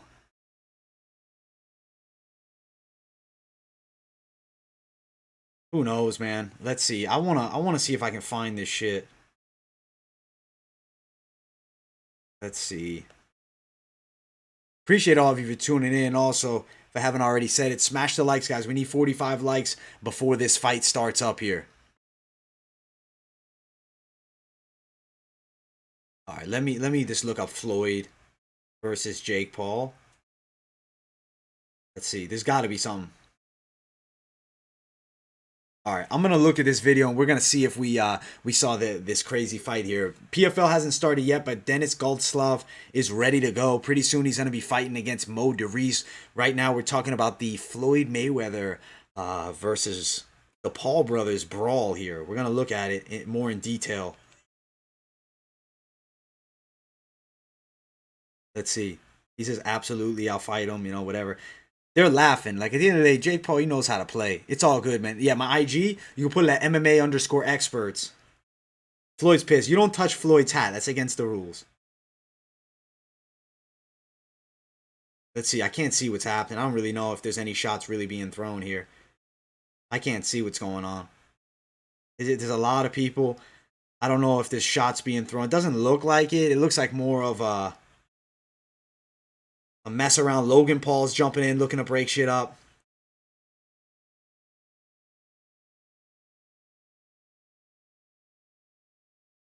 These guys, it's a fucking clown show, guys. At the end of the day, if Jake Paul pulls that shit with an MMA fighter, there's a chance he dies. Like at the end of the day, sure, you know, a security guard hit him. He probably did. Security's like, yo, fuck him. Let me sock him real quick. He's holding his head. He's laughing. He's covering his face. Weird, man. Weird stuff. I don't know. It's just for a cloud. It's for entertainment. Like there's a chance Floyd and then we're all in on it, and then one of the bodyguards maybe just took it over the top. You just DM me. All right, I'll check out that DM. Might be better footage than this because I don't know what the hell this is. Let me see that best angle. I appreciate you, sir. Shout out to Payne Hansen MMA picks. You don't play around. Hell yeah, this is good. This is good. This is what we needed to see. This is a good angle. All right, let's see what's going on. They're talking around. He grabs his hat in a second. Yeah, dude, these guys are different level. It's like it's a fake show. Floyd's like, are you kidding me? Dude, I'm telling you, it looks like low key. It looks like he let him grab his hat. He's just collecting these paychecks. He's making so much money, man. I'm watching this video right now. I need to see Jake Paul's face after this. Is it really beat up? still haven't started in PFL yet. They're making us wait, guys. They are making us wait for a while. Dude, if you deliver on Deice, that would be huge, man. I think the Golosov and Young parlay should deliver. It's just women's MMA is really weird. All right, let's see. All right, Jake Paul and them, they're freaking out. It's just Jake's in the corner with his pants ripped. I mean, they definitely got into a little scuffle, but you know, if there's no blood, there's no serious damage, it definitely could be a little bit for the show. And Floyd, I mean, maybe he is pissed. I don't know. I don't necessarily think he is. I can't really see what's happened. The angles are hard to see. A lot of people have their phones out. A lot of people recording, which just makes it even harder to see shit. Floyd's pissed. But it makes sense if he really is pissed. Or is he faking it?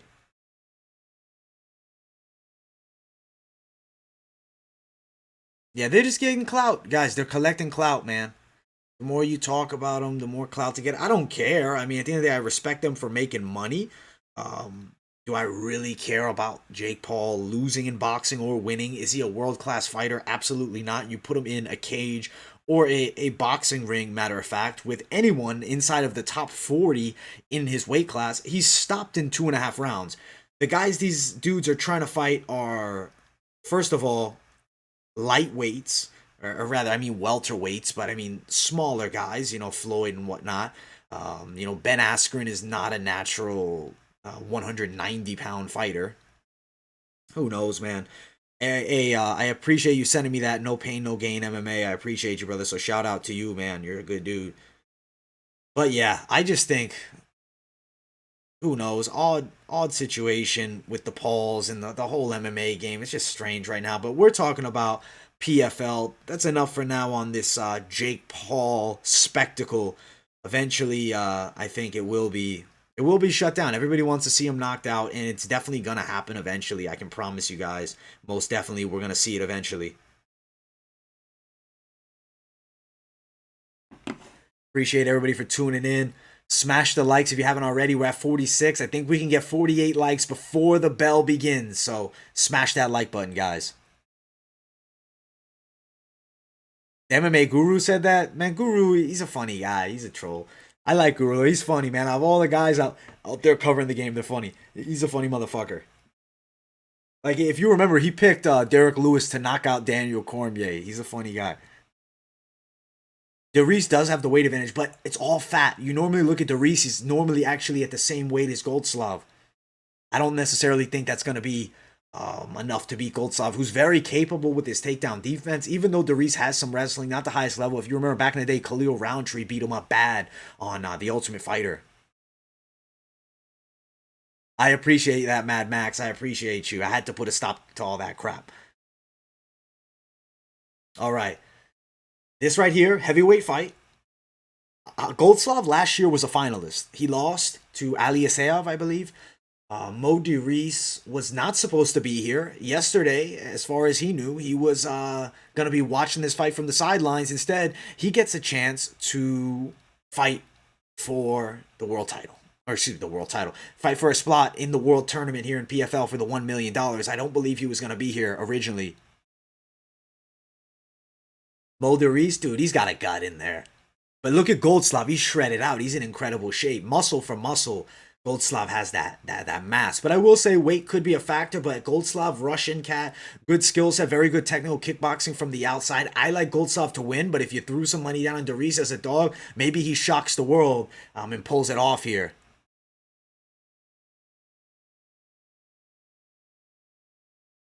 Yeah, I don't think that Lewis beats Ngannou. I don't think so. Gary Copeland, man, he's like the most intense ref out there. He's jacked in himself. He's huge.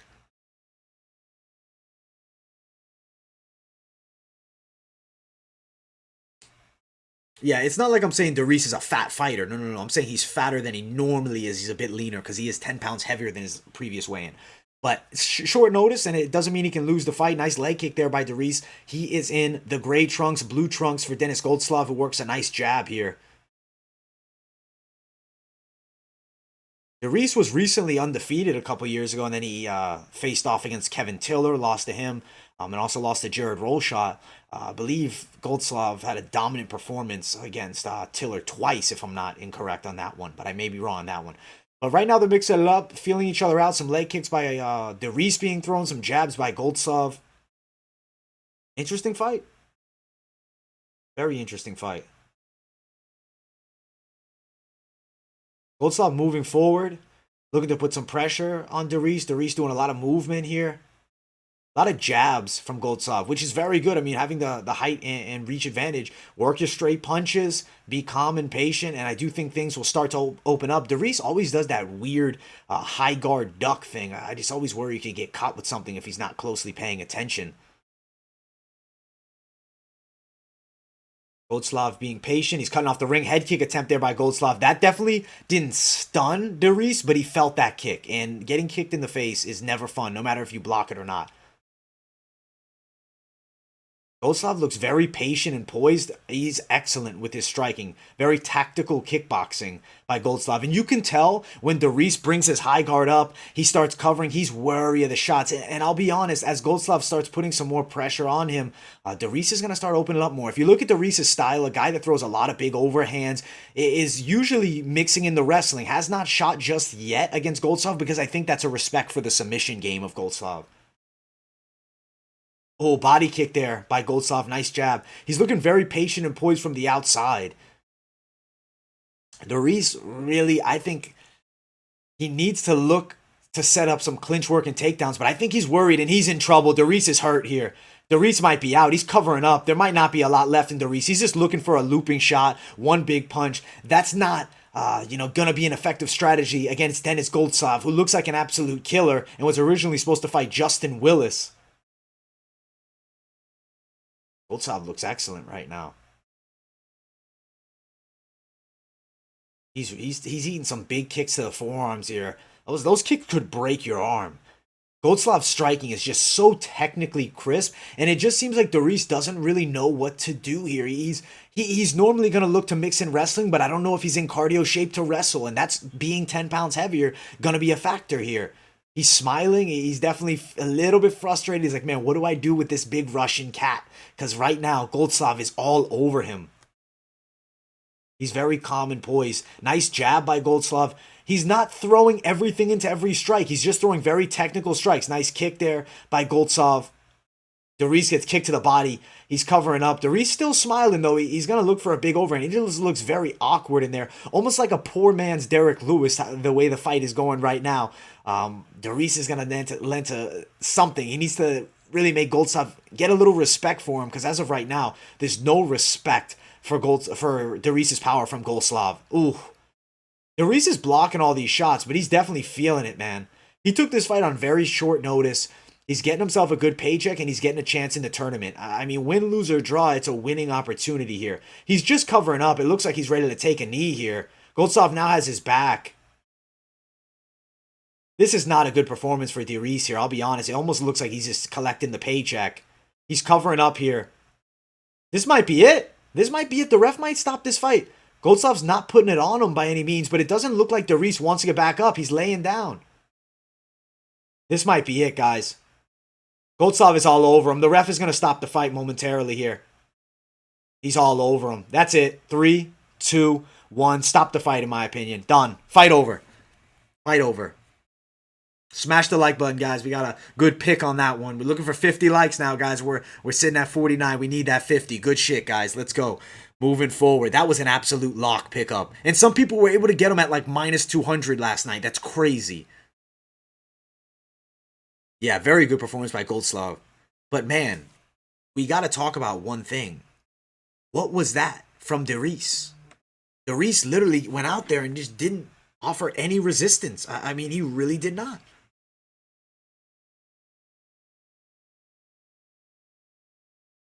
Guys, I want to ask you something. Do you hear a thudding noise at all on the live stream?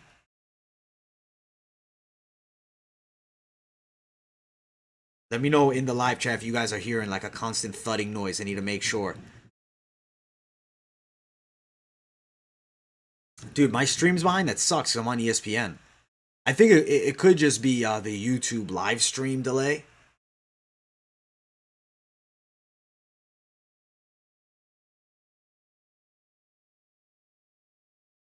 All right. He needed that paycheck, and he got it. He got himself some dinero. Got himself some good money. Is my TV like 15 seconds still? That sucks. It sucks too because it's not an ESPN Plus. I don't have the choice now. The screen went white. I just fixed it.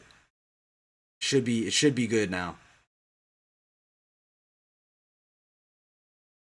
That's an easy 6 points, man. Yeah, it could be that, guys. The YouTube may have a second delay with the stream. Because I'm watching on ESPN, and normally ESPN's ahead.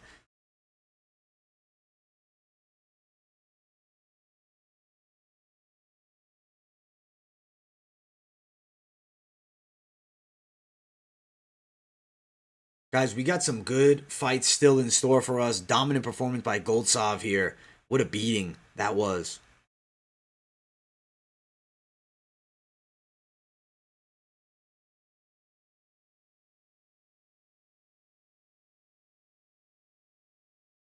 Let's go. Yeah, I appreciate that. That was a good pick. My parlay is alive and well.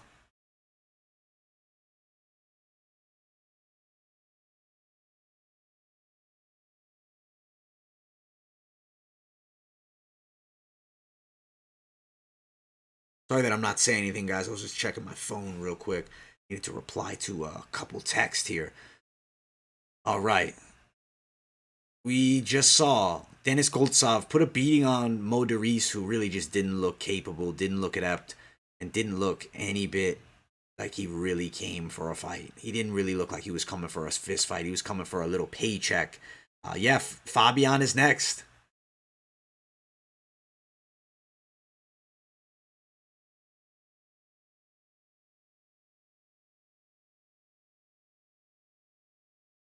All right, let's get it. We got Jenna Fabian, Laura Sanchez next. Good fight so far that we've seen. 10,000 euro bet on Jenna Fabian by knockout. I respect it. It's a confident man right there.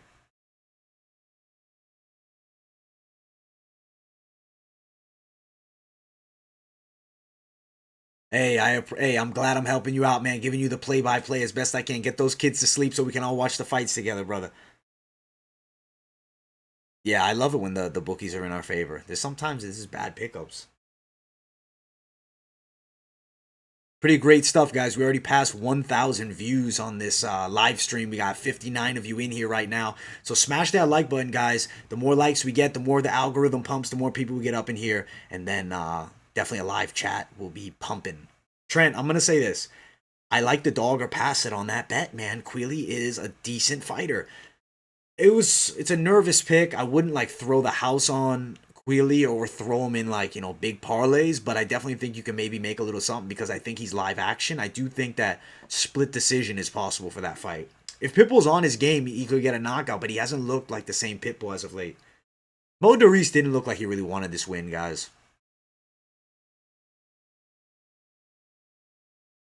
Yeah, bad performance by Morais, guys. It didn't seem like he really wanted it. Yeah, Scott Mack, I agree, my brother. I actually think Quilly's a live dog, guys. If you look at Quilly's previous fights, man, the guy has a good skill set. Yo, Duncan D's nuts, bro. I appreciate you, my brother. Good man right here. Thank you, bro. Appreciate that. So shout out Duncan D's nuts. He's got himself a great name here. Shout out Duncan D's nuts right here.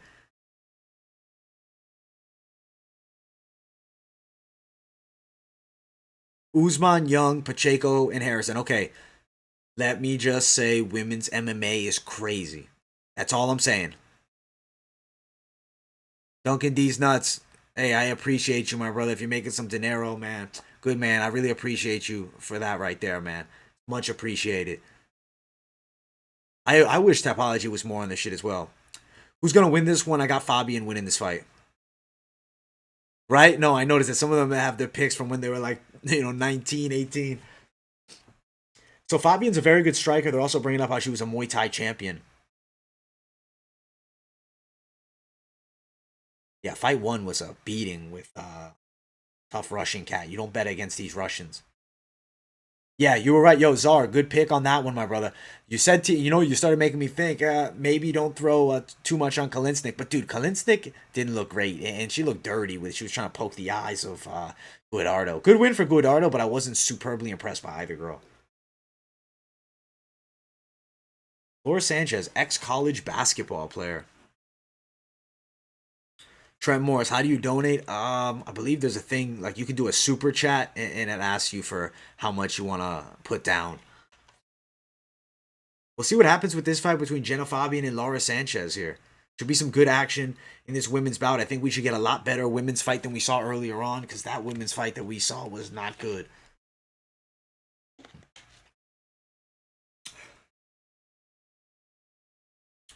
Gonna be here for a while covering these fights, guys. I don't know if you guys have heard of Esports Boxing Club. They're releasing a new boxing game.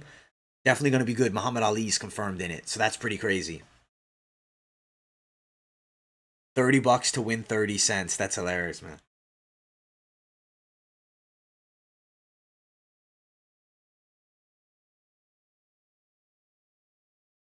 $30 to win 30 cents. That's too funny.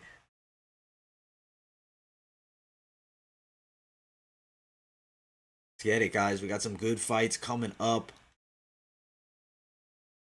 So excited for some of these next fights. As of late, the fights were not amazing so far, but I think that stepping up now. Things are moving in the right direction for sure here.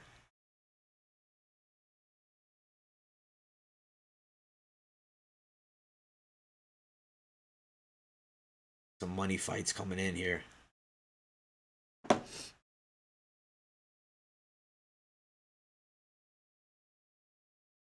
Marlo, you're funny, man. Dude, I don't have a Patreon actually. I haven't made anything like that just yet, man. I don't know if I will. I'll see with time. I don't want to say yes or no on that one. I don't know. Let me hear the parlay though, and I'll definitely give you my take on it. Fights should be starting soon. I wish they moved the fights along a little bit faster, and that's why Bellator to me is always such a premier level of content for calling. It is just get to talk about the fights. Boom, it's on. It's not like a long delay. PFL's giving me that UFC delay. The UFC gets away with it because it's the UFC, but I don't know about these other ones. Mad Max, I agree, man. I don't want to bet 30 for 30 cents. I know. This was supposed to be the best week in MMA, man. There's supposed to be some excellent fights, but unfortunately, that's just not what happened. Yo, shout out Trent Morris for the $5 donation. I appreciate you, man. Appreciate the continued support from all of you guys. Everybody in the chat, I appreciate all of you. Trent Morris, though, shout out to you, man. I really appreciate that, man. That helps out the channel a lot. And it keeps us moving forward. Better and better content. That's the goal. And we'll really be delivering big time. Thank you, Trent Morris. Shout out to him. Got a social media you want me to shout out if you do your own picks or anything, let me know. I'll definitely give you a shout as well. Put it in the chat. Yeah, ESPN gets a ton of ad revenue, man. That's why these long waits in between fights. Whereas PFL, it doesn't have that same thing. We don't have that same issue over there.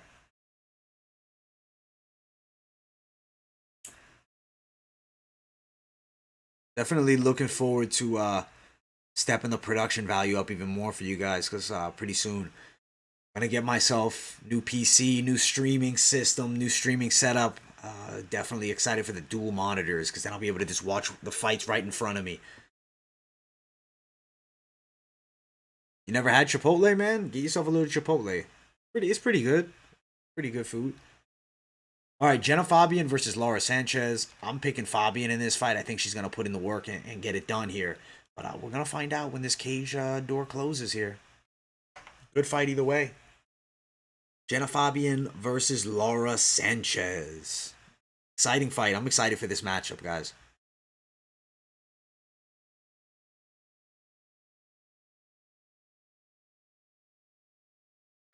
Let's see. Let's see, guys. Let's see. Pacheco, Usman, Fabian, and Deleja, decent. Yeah, that's a solid pickup. I think you should deliver on that. But women's MMA is crazy, man. Trent Morris, I will absolutely keep it going, man. You guys are probably going to be looking at this face forever. I plan on posting these videos for the rest of my life, man. So you keep it locked in, MMA experts. This isn't like a short-term game. I'm not coming in and then disappearing. I'm coming to be the face of the fight analysis game, like I've always said. I have it on Instagram. It's face of the fight analysis game. That's truly what MMA experts is. There's going to be long road ahead, and we'll be covering MMA for a long time. This is a marathon journey. Oh man, definitely have some big goals with the channel, and we're stepping it up. I mean, already breaking 2,300 today, and just flying right past it. A lot of new subscribers constantly. I love all you guys for supporting. Trying to give you guys the best content I possibly can. Talking about the best sport on the planet, as I always say, guys.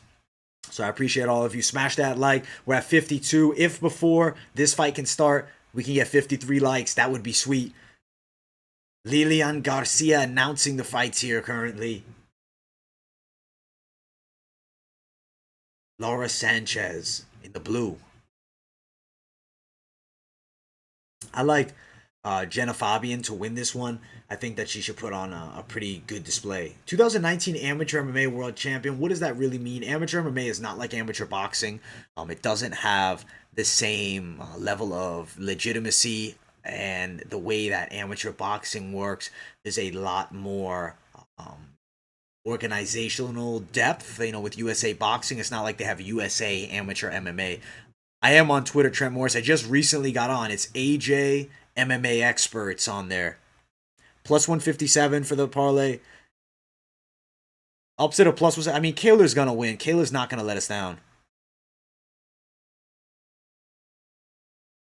Mad Max dances. You're a poor high school girl. Hey man, I love it. I appreciate you. You know, it's coming in and supporting the channel is what it's all about. I appreciate all of you. Making big money on Insta. Check out Sports Investment Group 1. He's given us a little donation. I appreciate you so much. And check him out on Instagram. He has some good work and some things that he covers. I'll definitely check you out too, bro. If you're not following me already, give me a follow and I'll definitely check you out. All right, so now let's talk about this fight and then I'll get back to the live chat. Fabian southpaw stance in the red with the gray and black for her opponent Sanchez. You can tell Fabian has some high-level kickboxing experience, the way she holds her hands, the way she moves. You can see Sanchez is almost trying to emulate what she does. Not going to be a good strategy here against Fabian, who has a lot of power in the hands, very high-level kickboxing. The way she holds her hands, does it remind you of Israel Adesanya? Just a little bit? Just a tiny bit, it does for me at the very least. Sanchez moving forward, but Fabian countering with good strikes and moving. Landing those nice leg kicks. Sanchez is definitely going to look for that straight right down the line. She shakes her hand out. Hopefully she didn't break there. I doubt she did. I think she's a little frustrated she hasn't landed yet. Sanchez likes those hands far out. Definitely has a rangy style, as does Fabian. Fabian being the shorter girl, though, but not by much. And Fabian is a very high-level kickboxer, and she moves constantly, circling away, good distance management. Sanchez trying to close distance and come forward. Interesting fight so far. Very interesting fight so far. Leg kick there by Fabian. As long as Fabian can stay off her back, I think that this should be a pretty good win for Fabian. Body kick there by Fabian and the straight too. Sanchez walking forward, hands down. It's like an intimidation style, like come on, let's fight. But at the end of the day, do something. It's not. Moving forward, the hands down is never a good strategy. Fabian's moving very well. As I said, Israel Adesanya-esque. I mean, when you have high-level kickboxing skills and you're very fluid, this is kind of how it looks, and that's what Fabian looks like. Ooh, big head kick attempt by Sanchez there, but doesn't land, but she does throw it nicely from the outside. Can you imagine that would have landed and knocked out Fabian? Would have killed a lot of parlays. This is high action fight, but there's also high nerves because I do have some money down with Fabian. But we'll see how she delivers. At the end of the day, good fight here, and I'm very excited to see what happens between these two gals. Fabian's being very patient and poised from the outside, which I really do like. She's taking her time. She's not looking to rush and get crazy out there. She knows that there's time to go. She was a playoff qualifier in 2019, but she's good. The women's lightweight division, Girls like Fabian, I like to see. I wonder how she'll compete against the better wrestlers. I feel like Sanchez is a very good matchup. It's just interesting to see girls with so little experience, and then at the top of it, you have Kayla Harrison, who a lot of people feel she can compete with the best women's featherweights in the world. Granted, this is women's lightweight. I still think she definitely could. Good knees to the body, though, there.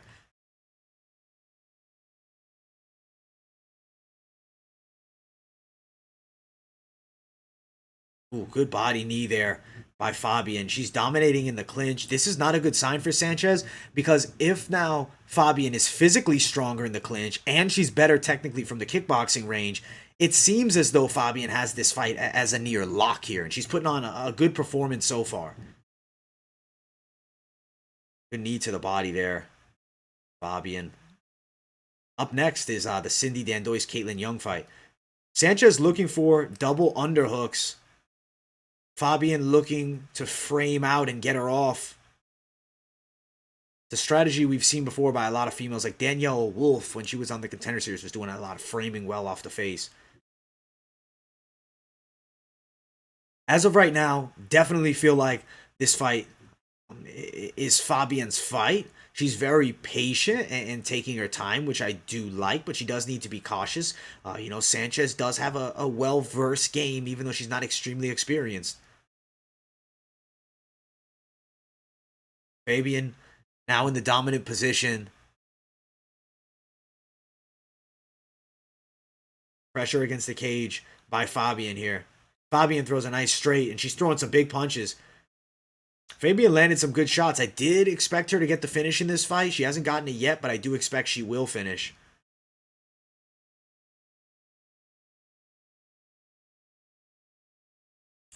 See what happens here.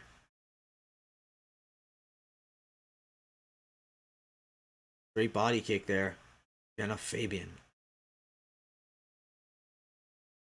10 seconds remaining in the round on my end, guys. As of right now, it's definitely been Fabian's round. She lands a head kick to finish out the round. She seems to be outclassing Sanchez technically with the kickboxing, and then when they get in close, definitely competitive in the clinch, but still favoring Fabian as well. You think Sanchez goes down in the second round? I think she can too. I think there's a good possibility so.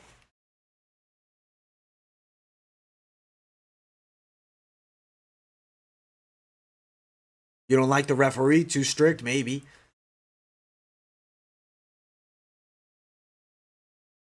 So I don't know exactly if I'm behind or if it's just the YouTube stream has a slight delay in it. I'll let you guys know the time though when it comes up. Right now I'm on commercial break.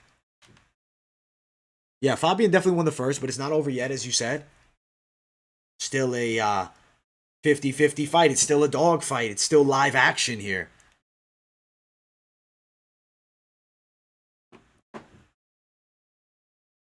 Great ESPN moments here. Very excited to see what happens with this next bout. With Cindy Dandois and Caitlin Young here, we have Fabian winning the fight. She's doing fairly well.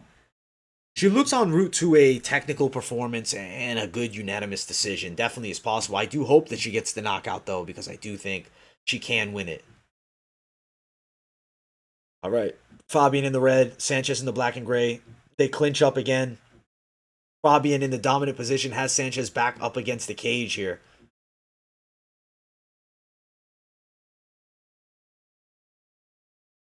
As of right now, underhook by Jenna Fabian, looking for some knees to the body as well.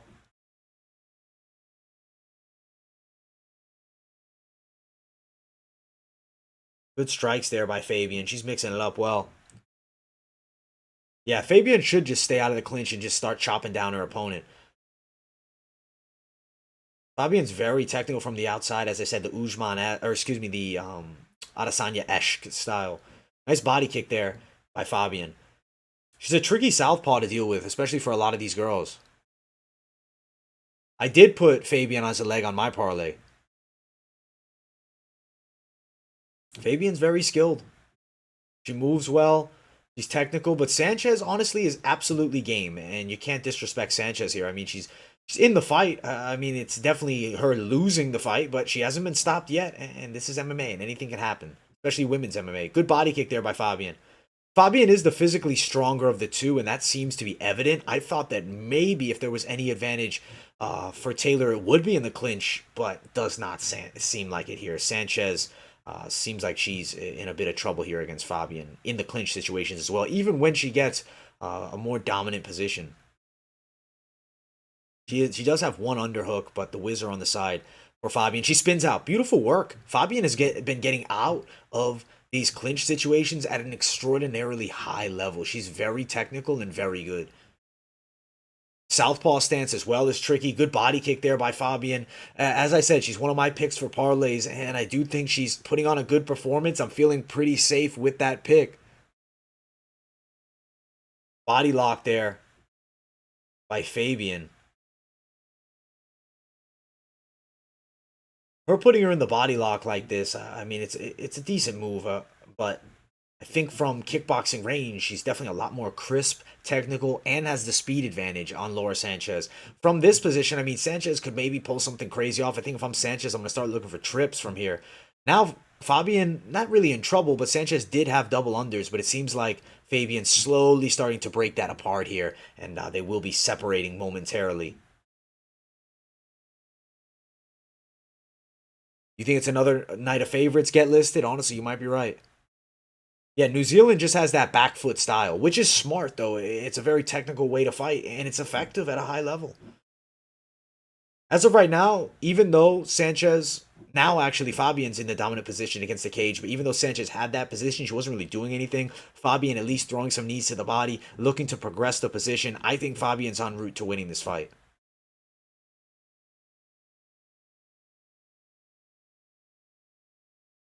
Fabian's definitely improved from what they're saying in the commentary team, but even in her last fight, she looked very good, I thought, in PFL. She's a very good fighter. She needs to be careful, though, because in that awkward position, Sanchez could have found herself on top, and that could be trouble for Jenna Fabian. You still have to respect Sanchez, even though it's definitely Fabian's fight. I mean, she's outstriking her 32-12 here, 33-12, very widespread odds. I gotta say, I like that the stats are on screen for the PFL. I really do. A lot of the work here has been against the cage with the favor of Jenna Fabian, of course. Fabian not getting the finish is a bit disappointing, but at the end of the day, that is the fight game.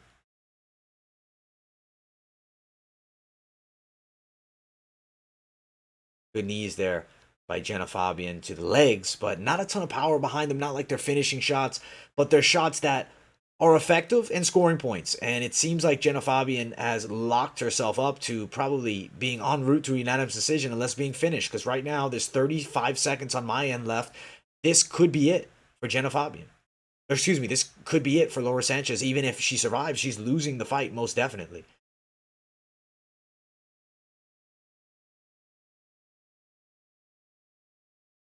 Good body shot there by Jenna Fabian.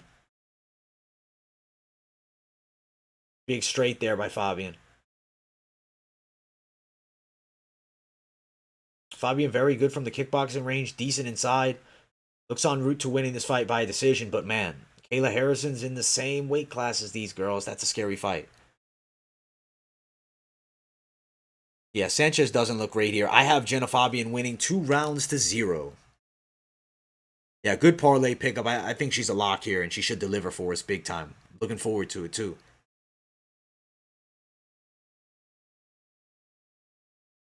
I really hope that Fabian gets a stoppage because I like her inside the distance. Yeah, she's definitely up 2-0, 100%. Yo, and I appreciate you guys for 55 likes. You guys are fantastic. I appreciate all of you for tuning in, watching the full card play-by-play fight companion. Gotta love PFL's action. They've been pretty consistent lately. I know. I gotta agree with my boy Duncan. It seems like this fight's on its way to a decision. Could see it go into the scorecards here.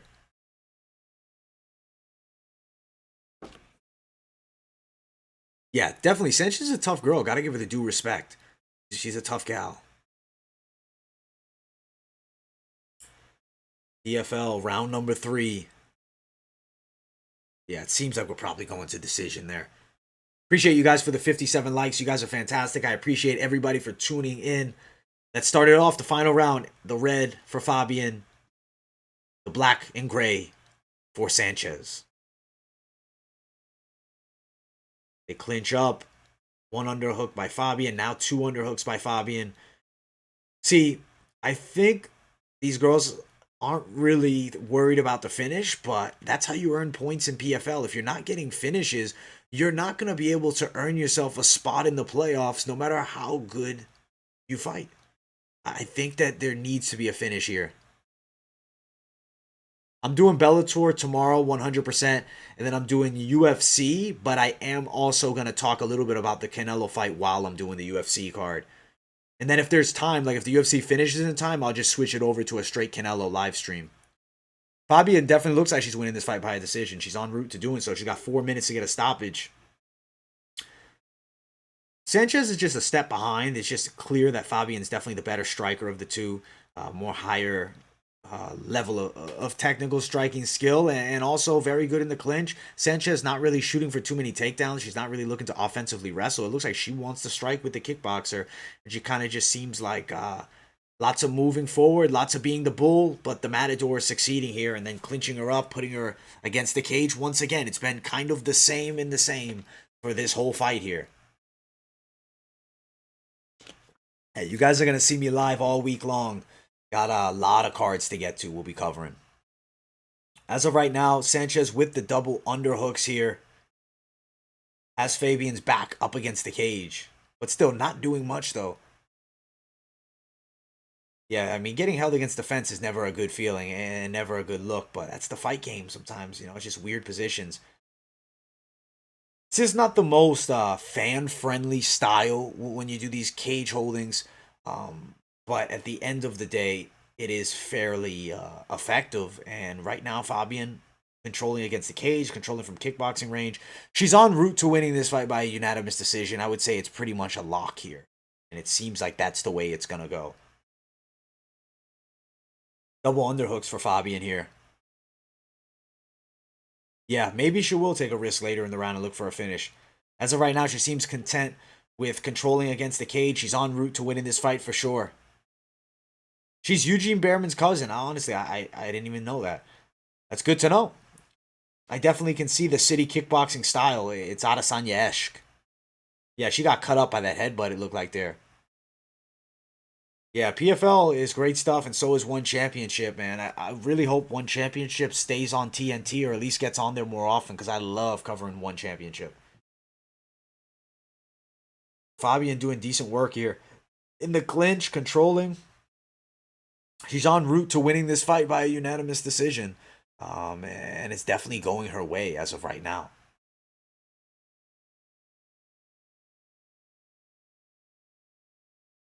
Double underhooks for Fabian.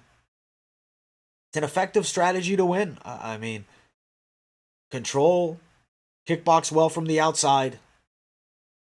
As of right now, the fight is Fabian's, for sure. Yeah, that is a pretty nasty cut. I think it was the headbutt that did it.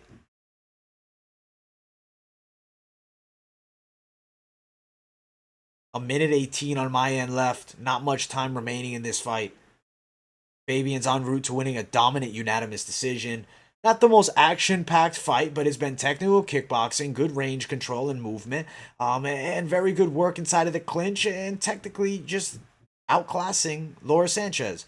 But not the knockout that you want in PFL to earn you the maximum amount of points, not the crazy fight that's going to earn you all the fans, but it's a victory nonetheless. Sanchez going forward, if she's able to land something with 50 seconds, not even 45 seconds left, that would be huge. I highly doubt that she does. So big straight lands by Fabian as well. Sanchez is going for it though. Gotta respect the girl. She's very game. She has heart and she does want to win this fight, but that eye is definitely hurting.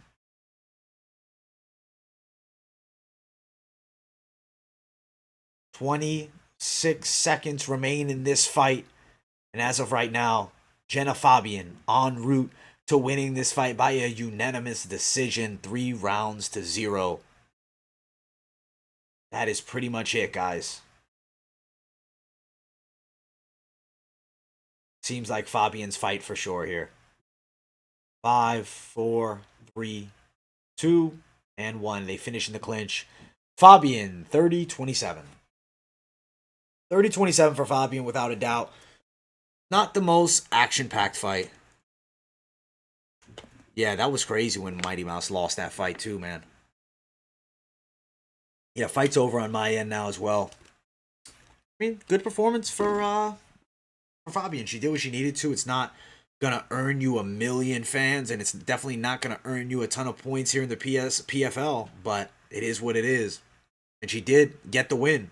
I mean, at the end of the day, she's definitely winning that fight.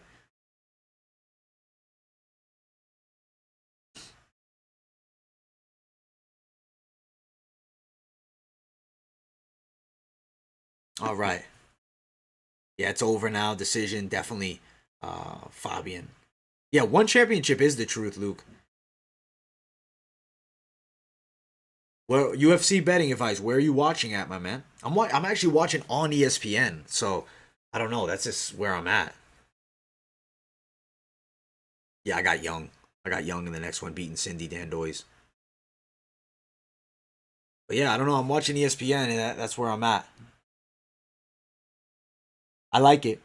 I like that plus 173. Jaco, Jenna Fabian. You're on the way there. You're about to pull it off.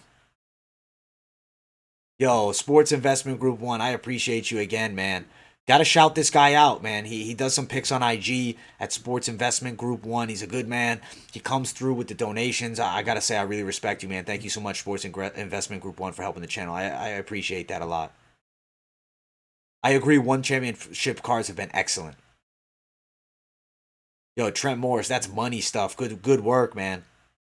The fight that's next is the Caitlin Young fight. I'm going Young. No, but I understood what you meant, Matthew. Oilers minus 1.5 tonight? No? Wait, Oilers, you talking about hockey, man? Or you talking about you just a different fighter, man? Say the full name because I don't know what you mean. I'm in on Young, Alexis. Let's go. Let's get it. Let's get these locks in. Appreciate all of you for tuning in. Appreciate the donation again, man. Sports Investment Group 1, man. Shout out to this guy for coming through. I really got to say, I appreciate you greatly, man. Thank you so much. But we have some great fights that we have seen so far. Okay, you know what? Great is an overstatement. I love fighting, so I'll say everything's great. We've seen some okay fights so far. You think Young via TKO? Definitely is possible. I would like to see Young beat up Cindy Danois, but man, I just have this fear that somehow Danois gets on top and maybe could get a submission. But I didn't pick her by any means. Definitely got Young winning this fight. Hey man, I appreciate it. I'm glad that I helped you with your picks, man. That's the goal. Covering the best sport on the planet, helping you guys make a little money if you guys are big into the betting game too. Breaking down the best thing ever. I mean, MMA is the wave, guys. Boxing as well, love covering it. Corey McKenna, what was the fight that she had recently? Did she beat Kay Hansen in her last fight? I think she did. I like her. She's good. I think she's got a good skill set. Definitely has some good potential. Do I think world champ? I don't know about all that, but for a young girl, what is she? 20 years old? She's got a lot of potential. To give you a more accurate opinion, definitely will be when her fights are coming out. Whenever her next fight is, I'll give you a more detailed breakdown of that.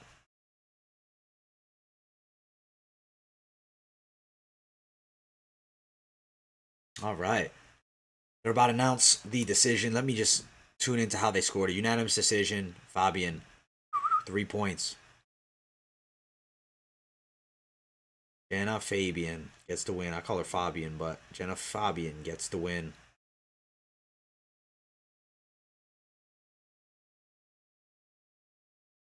Jenna Fabian gets the W. Pulls off a good victory.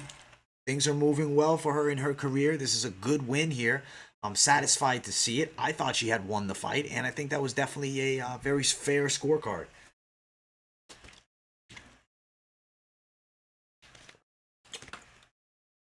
All right, let's pull up the next fight of the night here.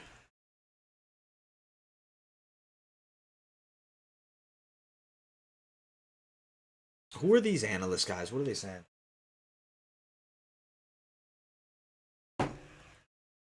They have their own betting analyst out here. Shout out PFL, man. Yeah, they're Even the PFL betting line guys have Caitlin Young.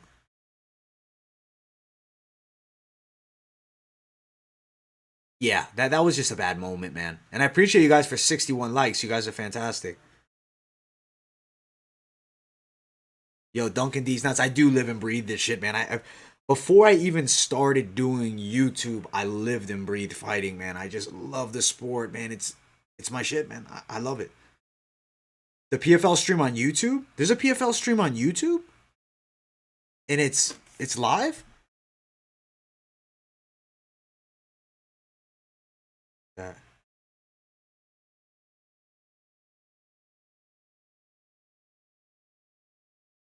Hey, didn't know it was on YouTube, man. Might be not in the States though. I don't see it here.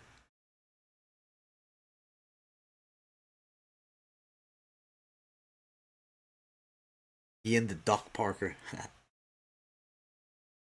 But yeah, yeah, I think we're in store for some decent fights up next. He's Annex buddy? Okay, that makes sense. Do they do a show together or is that my imagination? Who do we have in the next one? Yeah, we just hit on Fabian.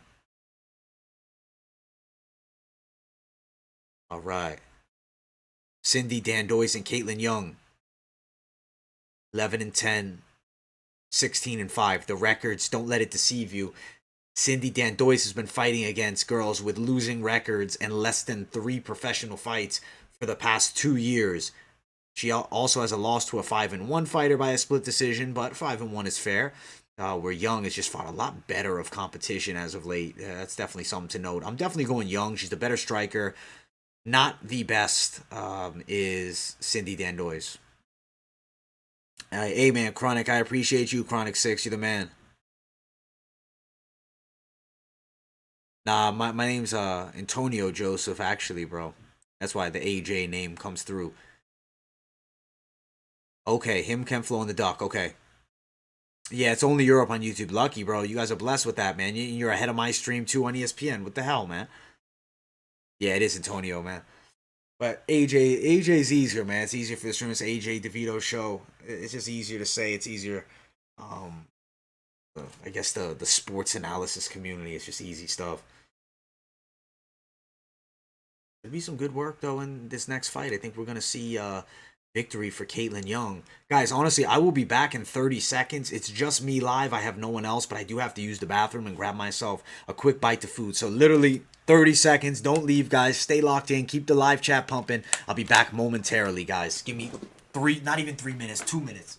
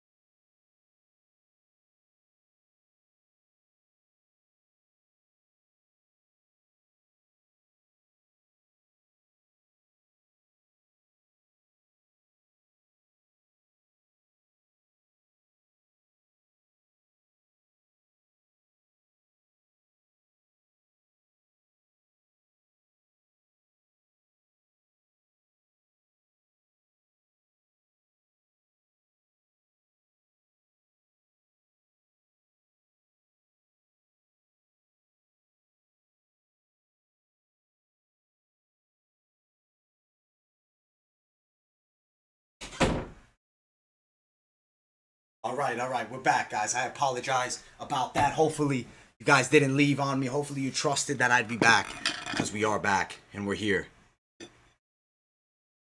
Let's get it. Let's get it. I'm gonna be eating on live stream, guys. I haven't eaten all day, so we're getting it down here. You get free UFC cards in the Netherlands? You guys serious? That's fantastic, man. Live action, we're back, guys.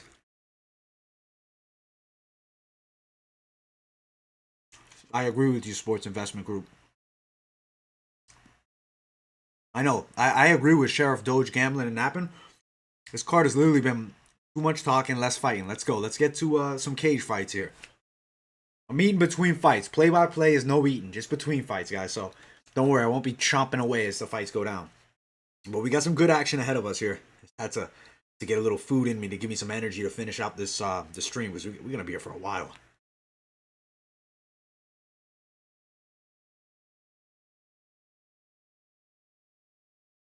Appreciate everybody for tuning in again. Good fights coming up. Up next, we're looking at Cindy Danois and Caitlin Young.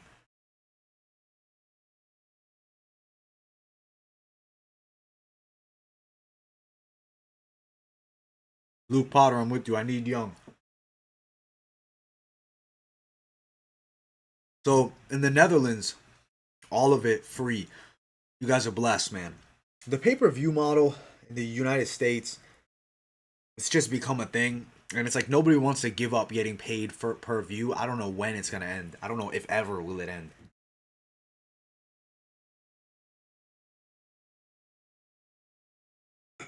All right.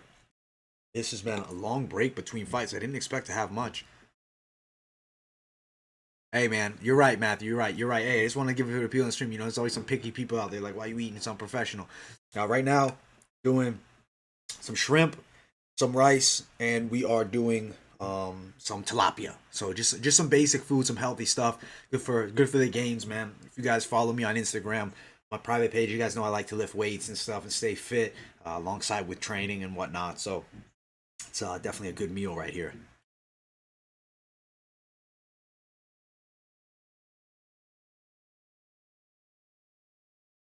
That makes sense though. If you're over in the Netherlands, yeah, 2 a.m. That's wild. Always wanted to visit the Netherlands. Definitely a place I want to check out.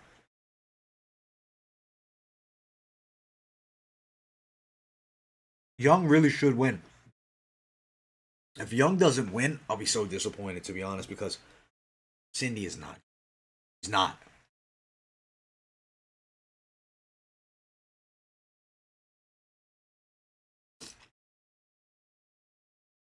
Well, I'm just gonna keep down in the food, man. That's it. Gotta get myself some good food in me, you know. Gotta eat.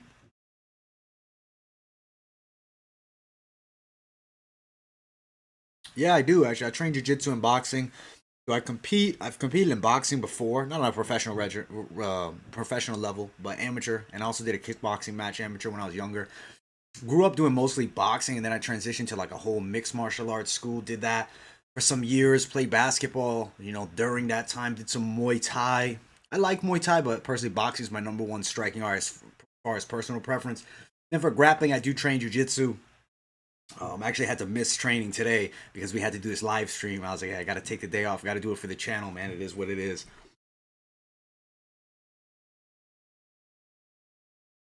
Hey, thank you, man. MMA Guru, I gotta say, out of all the other dudes in the, I watch Guru. He's a funny motherfucker. Like I don't normally hype people up. I'm not a guy to just compliment everybody, man. He's a funny dude, bro.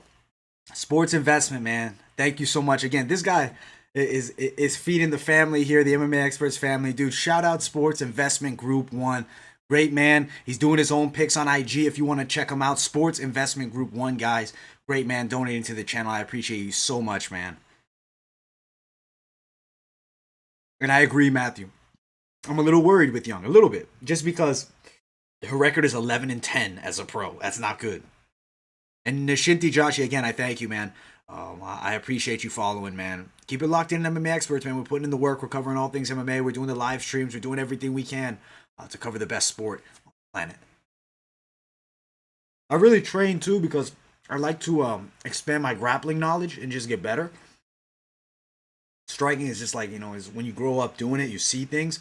Grappling, you know, you have to put in the work to constantly improve, which that's why I do it really because I love it.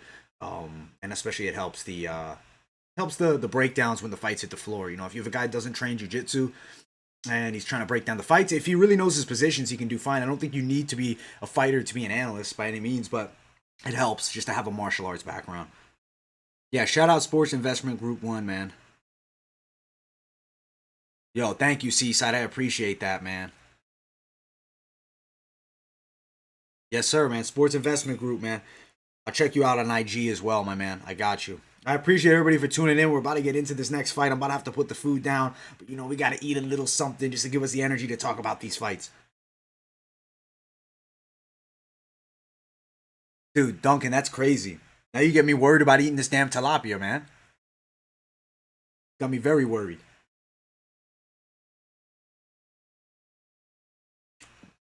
Had to eat it, man. Fuck it. All right. Cindy Danois, Caitlin Young, taking an eating break here.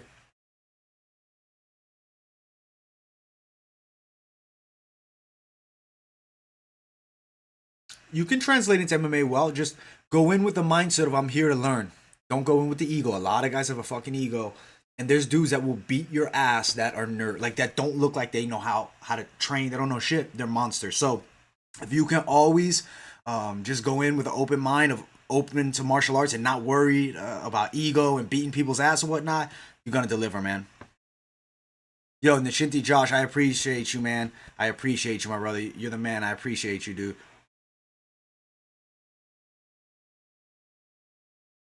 Hey, Luke Potter, I appreciate you, man. Yeah, Gambling Addicts is a good dude. I don't know him personally. We've talked a couple times on Instagram. I know he does a lot of videos and whatnot. He seems like a good guy. All right, this fight just starts. The red for Cindy Danois, the black for Young, black and gray rather. Young working some jabs. Look at Danois' striking. How awkward is that style? She's looking for that clinch. Like, that's what she does. I'll be honest, though. I'm getting more confident in Young as this fight goes on. She just cracked Danois. Danois comes... She is working on keeping that head down, which is a problem in the past, is that that chin comes up so high. But you can tell just her striking is not very natural to her. I don't think she has a, childhood striking background. And I don't know if Young does either, but Young just looks like she's learned striking at a much higher level than Cindy Danois here. Interesting fight at the moment. I think that Young definitely superior with the kickboxing. My only fear is if Danois somehow gets a hold of her, gets on top position, and pulls off a submission win. Even though the record of Danois is so beautiful, as we talked about. I mean, she has not fought good competition in 2 years. She's been fighting girls with minimal amounts of pro experience. Yeah, two women's fights in a row. I'm surprised that they did that, but hey.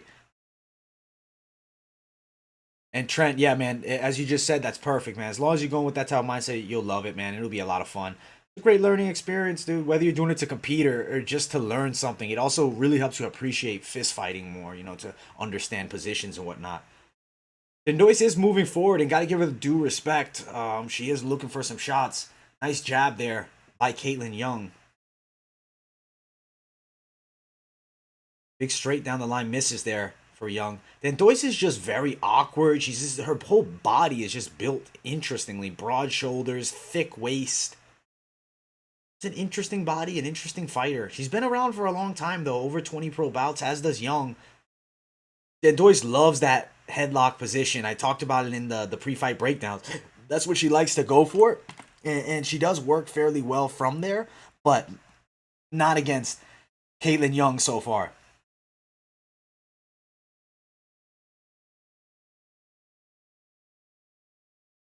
You're talking about how Danois is so awkward. She is. She's so awkward.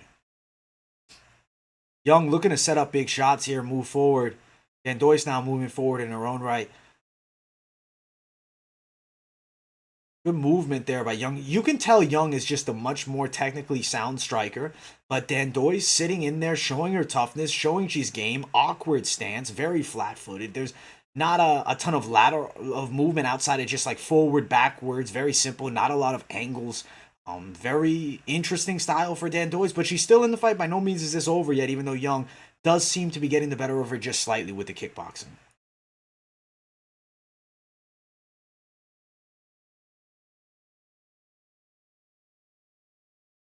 Danois looking to move forward. It's an awkward fight so far. Danois is just looking to rush forward and grab that headlock position. She doesn't shoot for double legs. No, no, no. Her game is headlock position throws, and that's what she's going for here.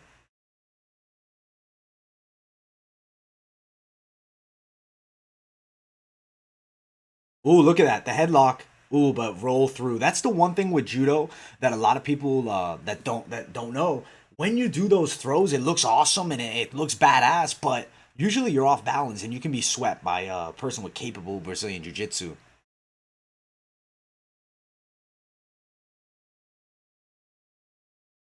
Definitely Young's round as of right now. Looks en route to a unanimous decision, which I did predict here. I mean, maybe she can land something to stun Cindy Danois, but as of right now, has not been able to do anything like that just yet. Danois is just kind of moving forward, hands up high, hard to hit.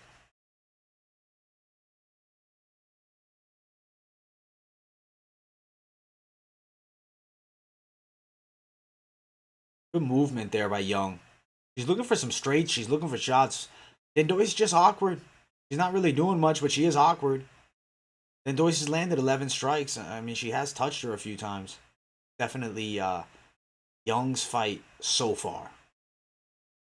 But good throw, even though it didn't land her on top for Danois. Shows she's capable in that headlock position, which we've talked about being one of the factors that she brings into this fight that I like.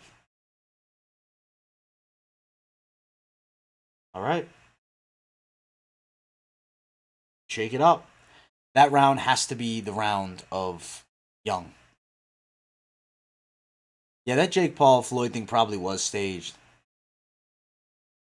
She does look, that's funny, man. You think she's pregnant. That's funny. Hey, man, Trent, do it, man. Train it up. Have some fun with it, dude. It's just good to know. Why not? Yeah, Danois does have that interesting shape, right? Yeah, the body is soft. Some knees, maybe from the clinch from there. Cindy's awkward, man. Young round one for sure. Yeah, I think Young's a good pick, guys. I do. It's just women's MMA. You guys know how it goes. It's just an odd game with a lot of strange things that happen.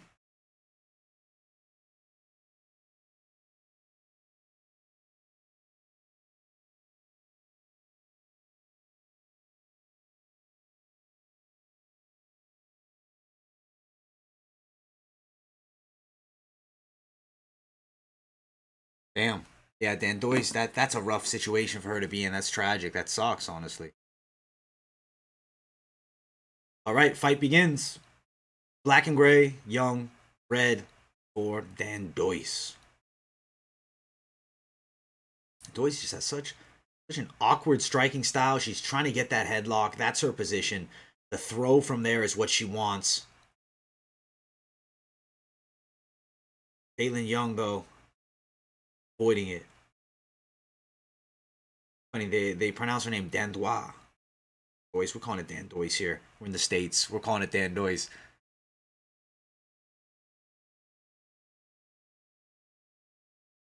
She's looking for that throw with the headlock position once again.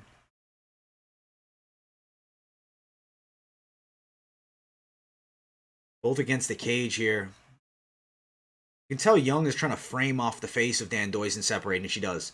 They separate to the center of the octagon, or rather the cage now. Young moves well. She's very fluid. You can just tell the higher level kickboxing. This tournament between these females, this whole playoff, it's going to be very weird because these matchups are going to be so odd. You have girls with 20 fights, you have girls with 2 fights. It just blows my mind that we're going to be seeing some crazy differences. It's French. That makes sense. Danois. Danois. Cindy Danois. We said Danois, though, man. We've been saying it all week. Danois. Nice jab there by Young. Look how awkward that shot is by Danois. Very awkward shot.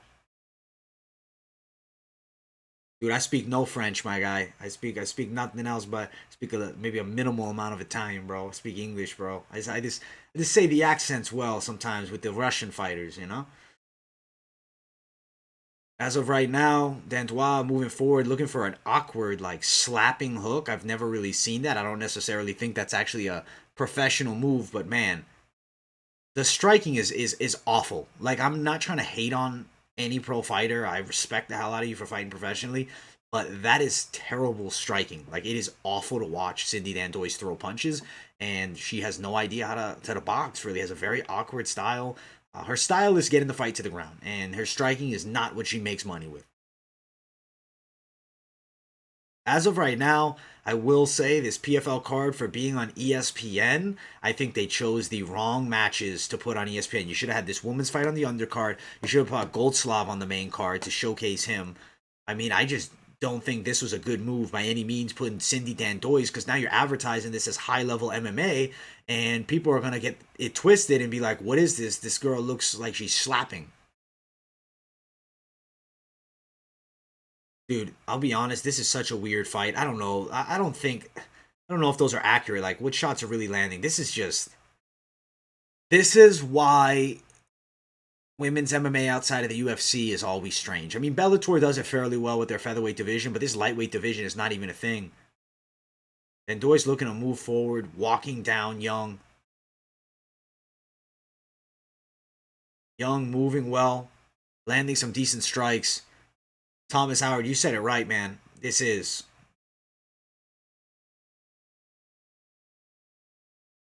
you see my commentary of it, and I'm just staring at the screen like, what am I watching? This is crazy. It's a very awkward fight. Awkward. That's the best way to describe it.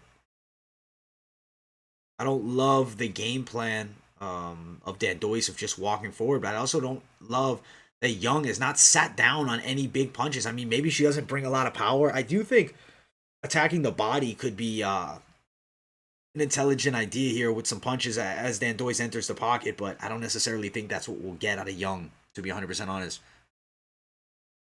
Yeah, that's the biggest issue, Gino, is now you're putting this on television, on ESPN, and now this is the name that PFL has to people. It's low level MMA. That's what they see. Yeah, that first one was fine. That one, at least the first one you put it on, and they're not going to say anything. But two back to back, casuals fans that are not as hardcore into the sport, especially, are going to be like, "What is this?" They want some more high level stuff.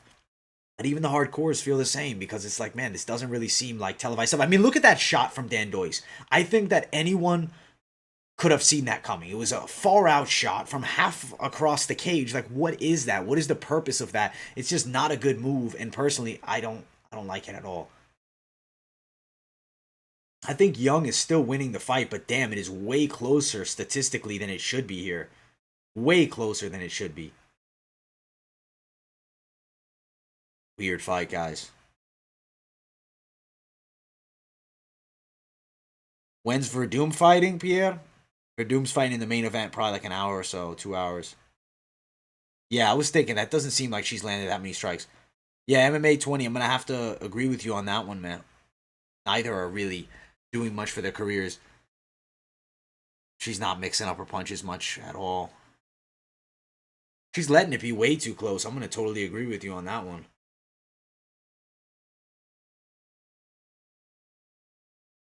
A commercial break. 2 rounds to 0, I think, for Young, but I am not going to guarantee that they score at that. Who knows how they're going to score it at the end of it. The fight game is a crazy game, guys.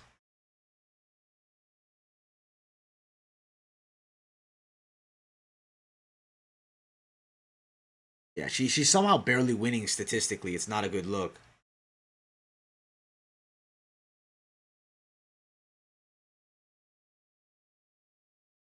Yeah, I think they'll have it up.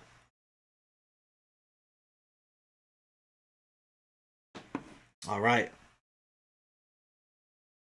Young, yeah, Young is definitely winning the fight on any competent judge's eyes, but they are not all competent judges. Yeah, I really don't speak Portuguese well. I just could kind of infer what you're saying, to be honest. I speak English mostly, man, with this channel, straight English. But I say luta. I can say a couple things. I don't know too much of it though. Parar, I don't know. I don't know too many Portuguese words, my guy.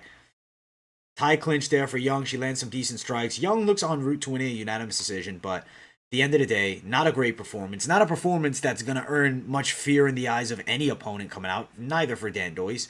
I don't know who they're gonna fight next. I mean, you got girls with 3 fights, you got girls with 1 fight. This season in PFL, the women's weight class is so damn weird. I hope that they score the fight properly. I mean, I hope. Yeah, hopefully so. Danois has or Danois has such an odd style, man. It's unorthodox, we could say, but it's actually technically wrong. And she doesn't have punching power. She's slapping. So like, I'm not. I don't. Unorthodox is effective. Keith Jardine was unorthodox, but he still had knockout power. Cindy Danois doesn't have striking skills like whatsoever. Yeah, it's almost ridiculous. It's ridiculous. It should not have been on ESPN. Bad move from PFL. I personally would have put this fight on the undercard. I personally probably would have had this as maybe the second fight of the night. But I guess they didn't want to do 2 women's fights on that prelim card and then not rack up any eyes for the event. I don't know. I guess this is what they expected.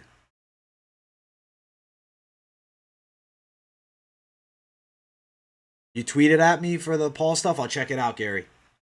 I'll check it out after this. After this war, this fight's weird, man. I mean, it's definitely Young's fight, but there's been no devastated punches really landed by either girl. Significant strikes, I mean, to a minimum, a couple. There was a decent straight there by Young. Danois tries to slap back with the right. She just throws such a slapping right hand. If she had power in it, I wouldn't be complaining. But the fact is, it doesn't have much, if any, pop. The way she enters the pocket, like, it frustrates me to see Young just allowing this. Like, I feel like you should be getting pulverized in professional MMA fighting with that style. And even Danois' throws. I mean, she is looking for a guillotine. She's on the neck, guys. Danois might just kill us all. Danois has a submission, guys. Danois has it. Guys, this might be it. This is going to be the craziest thing I've ever seen if Danois gets this submission. Oh my god, this is crazy. If she somehow gets this guillotine choke, just shows women's MMA is insane. But it looks like Young is good. It looks like she's on her way out of it. Yeah, I think she's out. Okay, she's out. She's out. Jesus, this is crazy. I was a little bit worried there.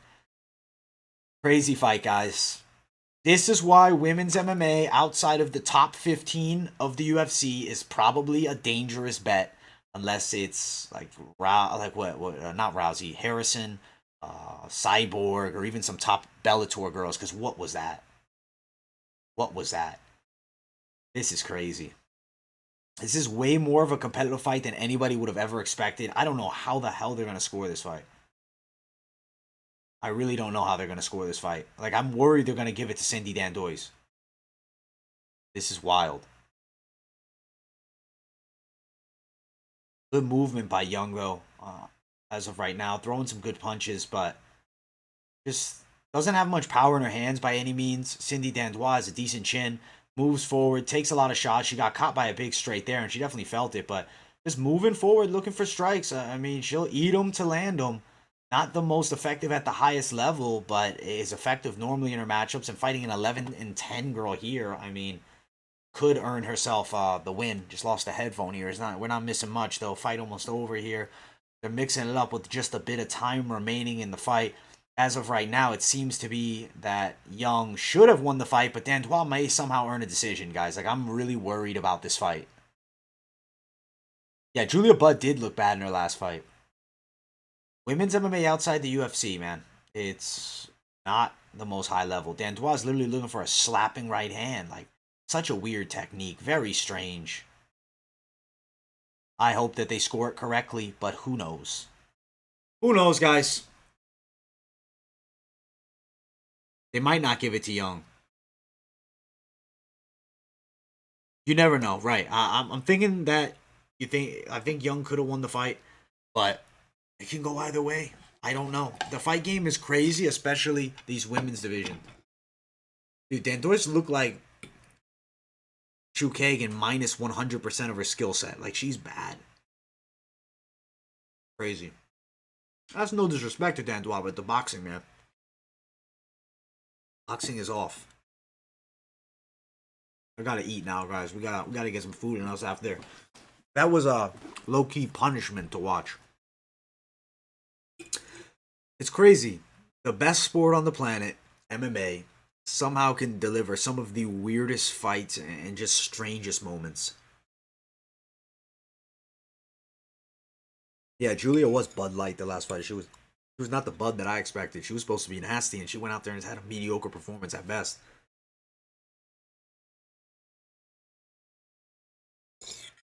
Man, I think it was just too close for comfort. I thought that she should have been a bit more dominant though. I mean, I expected 3 rounds out of these girls, but I thought a little bit better from Young. Yeah, I like the 2-1. We'll see how they score it though, because I have no idea. They might give it to Danois.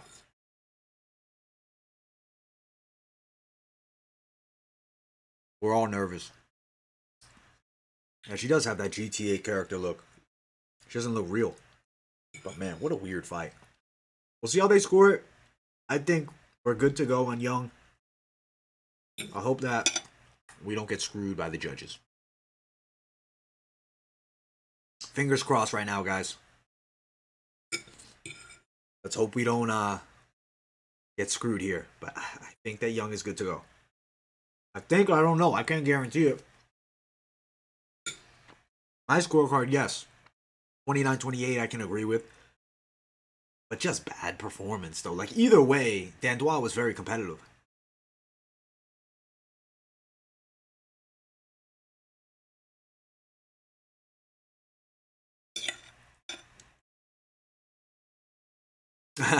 She did this. Yeah, she throws weird punches, man.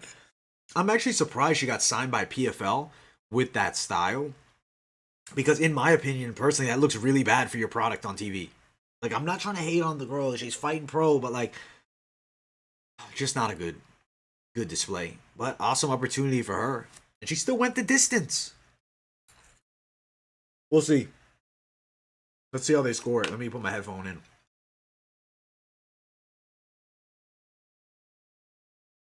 Here. Fuck. We're losing the headphone left and right over here.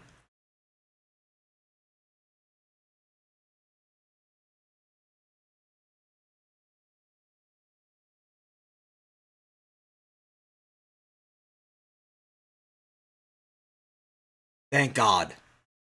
Thank God. Jesus, I was shitting bricks, guys. When I heard 30-27, I was worried that they were going to give it to Cindy Dandois.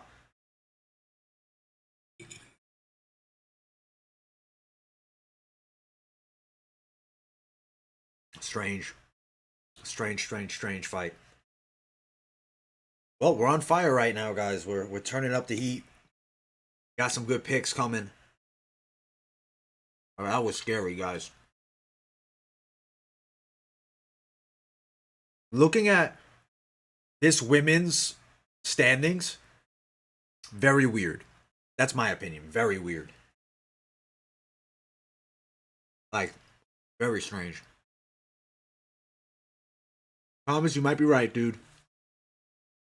I don't know why they thought she won. I'm just glad you guys are cashing, man. I was about to be disappointed. Like, if you guys don't cash, I get more disappointed than anything, man, because I'm trying to get you guys the best earnings you can possibly get off these plays, you know? Taylor Harrison is so jacked. True, any girl could fight MMA. Yeah, I think that they definitely oversold that. I think here's why I think it's oversold. Floyd Mayweather and Conor McGregor, they had no issues like that, and it's not like Conor wasn't all over him. That's a good fight. DeLeja's next. Yeah, thank goodness we're. I don't think we're in store for any of more of those shit shows. I hope. No disrespect to either girl if they're watching somehow, but not a great fight. Ante DeLeja's a Crow Cop protege. All right, guys, I'm going to finish down this food as fast as I can so we can talk about this next fight, but I got to eat. If you're just tuning in, guys, smash the like button. We're looking for 70 likes before this next fight begins, so make sure you guys hit that like button.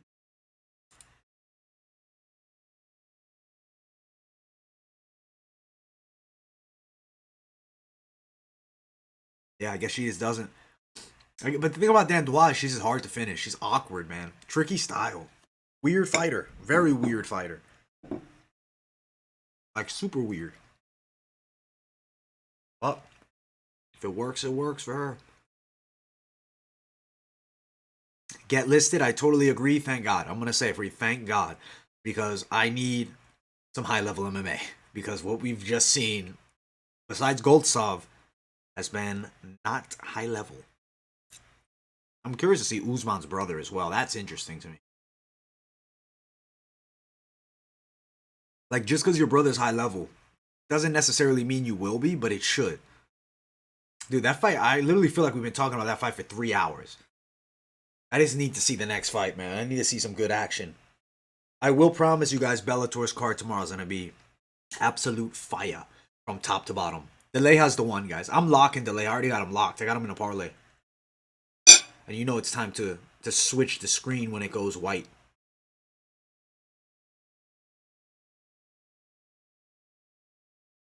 I apologize if I'm fucking chomping in the mic, guys. Gotta get this food down to keep it pumping. Dude, minimal footage on Julia Pajik. I just saw a little bit of her fighting a man. And I think I did see some clips, like blurry clips of her, but I got what I needed from it.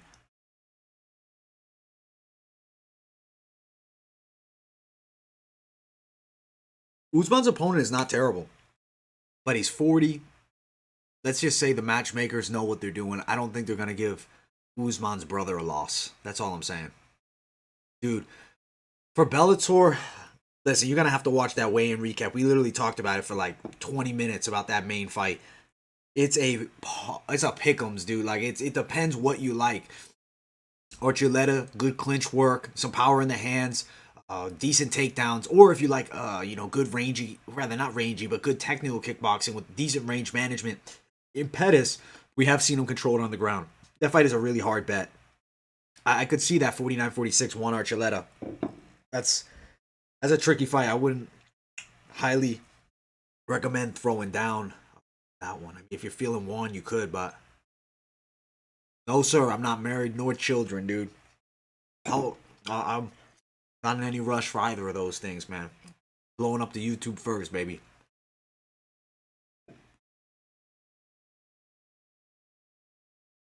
Food is fantastic. Yeah, man. And you guys know I've been coming through with timestamps. So just go check out the timestamp. Is it normal that you can't bet on the pro fights right now? For PFL, yeah. They turn them off for some reason. I literally locked mine in right before. Yo, thank you, Michelle MacArthur, man. Shout out to you, bro. I appreciate you, man. I appreciate those kind of words. I hope that Sports Investment Group is right on saying that these next 5 fights will be all finishes, because I'm looking for some entertainment, guys. I'm looking for some more. At the end of the day, I might be a hardcore fan. I might be a purist of the sport. But just like everybody else, I love war. Oh, what was I eating, man? I was eating some shrimp and some tilapia and some rice, man. Just need to keep it for the gains, bro. Got to keep the gains pumping, you know? Got to get myself a drink, too, man. I'm thirsty out here. Yo, and I appreciate you guys for 70 likes as well.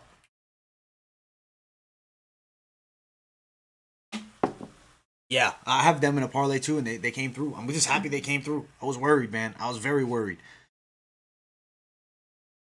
I need Ante to hit as well. I need Ante to win this fight, please.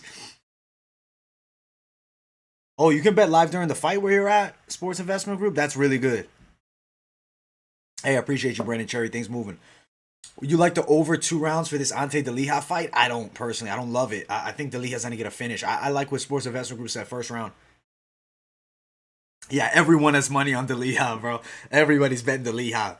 I threw some dinero at it for sure. You have to bet Delija. I mean, the guy is so worried. If he goes out there and gets knocked out, I'm going to be very disappointed. Bro, I just need the straight protein, Thomas. I like the healthy proteins, you know? For like some fish, mix it up. I don't just like unhealthy stuff. Dude, who's got the third nipple? Now you just distracted me, man. Does see. Unibet. Okay.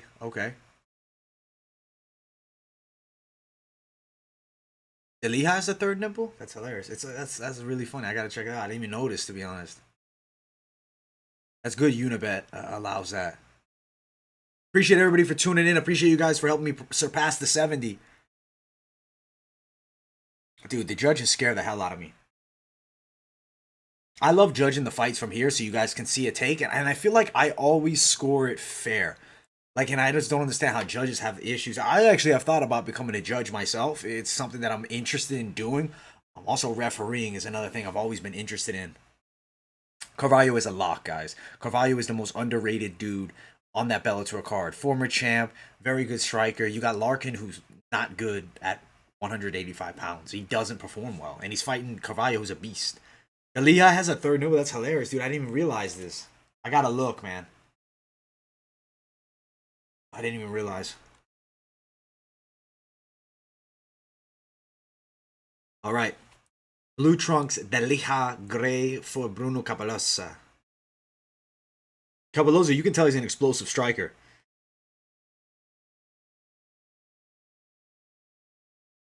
Capolosa, he's looking for it. Like, the way he's coming forward, he's explosive. He's trying to feint.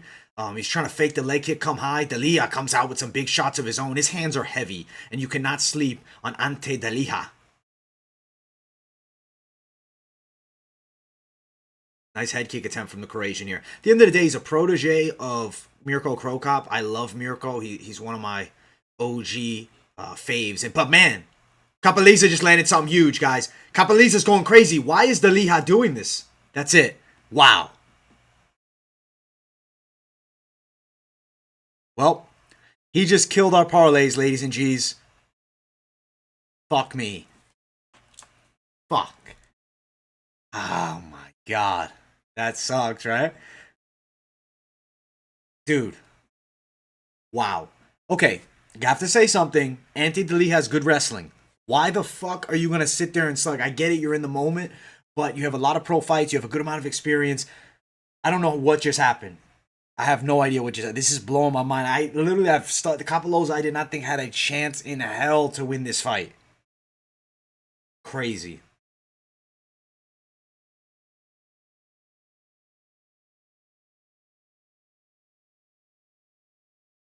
Come on now. This is blowing my mind. That wasn't possible. Like, that didn't just happen.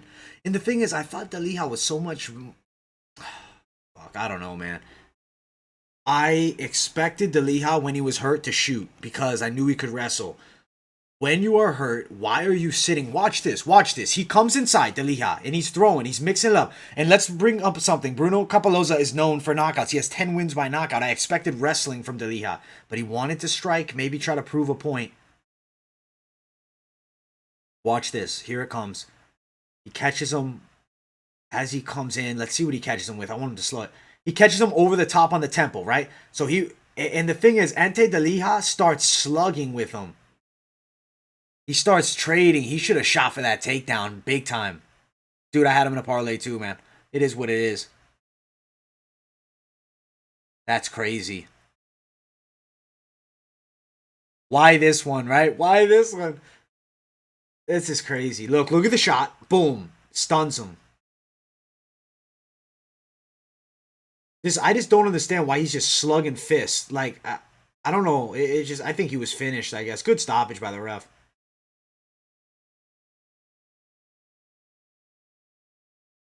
That was trash. I'm not gonna lie to you. That was terrible fight IQ. He should have fucking shot, man. God damn, he was done. It's all good. That is what it is. Fuck it, he was done. That's crazy. I knew Capolosa hit hard, but I did not expect that. And honestly, least expected dog of the week to come through. I had no... I don't think anybody picked Capolosa. I think people are going to go out there and claim they had Capolosa all week. They're going to be full of shit because I don't think anybody on the planet thought Capolosa had a shot in hell against Ante Delija. Besides maybe Capolosa himself. Good performance, man. That was a Hail Mary. Dude, honestly, the thing about Reyes is he was eating so many punches, man. But with with Reyes, if I'm Dominic Reyes, what I have done different is I would have fucking wrestled my ass off. You shouldn't have went in there trying to strike. He's good from southpaw. He got into it. He mixed it up well. He had some good moments. He landed some big punches, and he did hurt. He did hurt. Oh, I'm losing the name. Yuri Prohashka. Sorry, I'm thinking about this Ante Deliha fight. Sorry about that, guys. But he did hurt him. But the biggest thing is, wasn't like it was near fight ending. He stunned him, and then he got on top, had some top control. I think more wrestling, maybe. I just don't know if he could beat. I don't know if he could beat Yuri Prohashka. Damn, 650 to 500. Even Capelozzi, that's funny. Sports Investment Group said even Capelozzi didn't expect to win. Dude, nobody expected it. Like, that was early favorite to be in the tournament as a legit finalist. But all I'm saying is this. Denis Golosov is a monster. We all took L's on that one. Don't feel bad, man. Yeah, maybe. At this point, who knows what's going to happen? Yeah, nothing but respect for Bruno Capelozzi. Huge upset. Big win. Biggest win of his career. Yeah, one of them's over. Fuck it, man. Fuck it. Fuck. That pisses me off, dude. I literally had Ali as one of my locks, dude. I was so I studied the fuck out of that fight. But that's the fight game, and that's the heavyweight division. One shot can change the game, and that's why we love this fight game. Winning or losing on bets doesn't matter. The best sport in the world, man. Shit happens. Win, lose, or draw. I love this fight game. Yeah, I don't know why he was standing and bang. I think fighters just, they get into that bang mode. It's like, let's go. Look at Capelozzi's strike. Huge shot. He didn't see it. Yeah, that was it. It was impressive, but that chaotic stuff, you're off balance. If your opponent's not as hurt as you think, he can get the takedown. Dude, I got Pacheco, but after seeing that, who the hell knows what's going to happen in these fights? After seeing that knockout blew my mind, guys. I did not expect to see Ante Delija get knocked out like that. But honestly, to be wrong on a quick knockout, is it really that bad? Because it's not like if Ante Delija would have got dominated for 3 rounds and just outclassed, then it would have been like that was a bad pick. But the fact is, quick knockout, it happens. That's the fight game. Ante Delija, he'll be back. But this guy right here, Bruno Capelozzi, is going to have some scary fighters in front of him. I'm just happy there's some finishes. It is what it is. MMA 2020, it's all good. I got Pacheco. I think she can win here. Dude, that sucks. I'm shocked. I am absolutely shocked. Yeah, he didn't know what was going on. He was done. And when you just start swinging fists like that, you're out.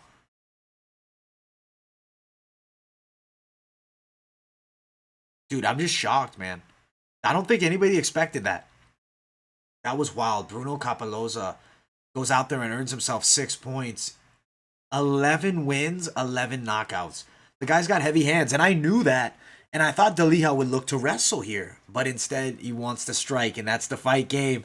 It is what it is. I like Pacheco decision on this next fight. She's gone the distance with some high-level opponents. She's a pretty decent fighter overall. Has good takedowns. Less to be known about Julia. Just 3 professional bouts. As we've seen tonight, anything can happen in the fight game, especially women's MMA. But I still believe I'm going to ride with Julia. Or excuse me, I'm going to ride with Pacheco to beat Julia here.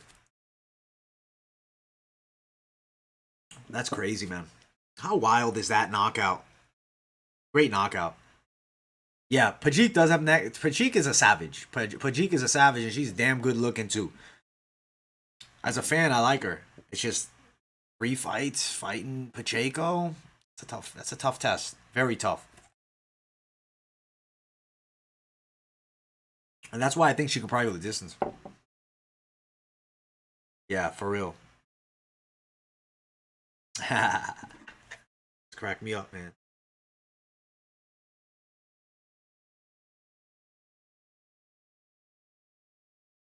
Yeah, she's definitely good looking. I agree.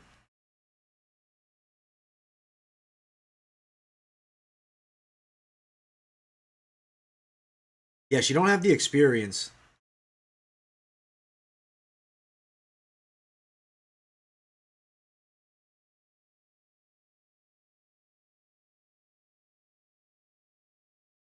She looks good, man. She's a good looking girl. That was crazy, man. That was crazy. Dude, now I'm just getting more nervous that we're gonna see a knockout over Doom.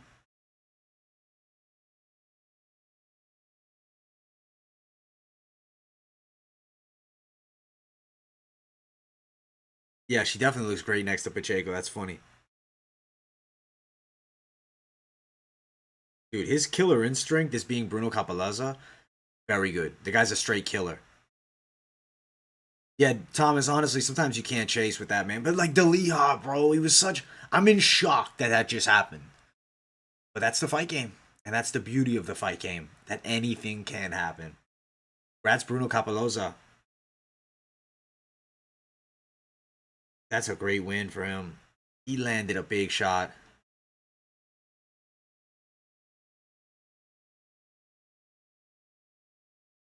Prior UFC fighters don't fare well in PFL. Honestly, it's looking like that as of late, right? Besides Rory, but he went to Bellator first, and he did some great work.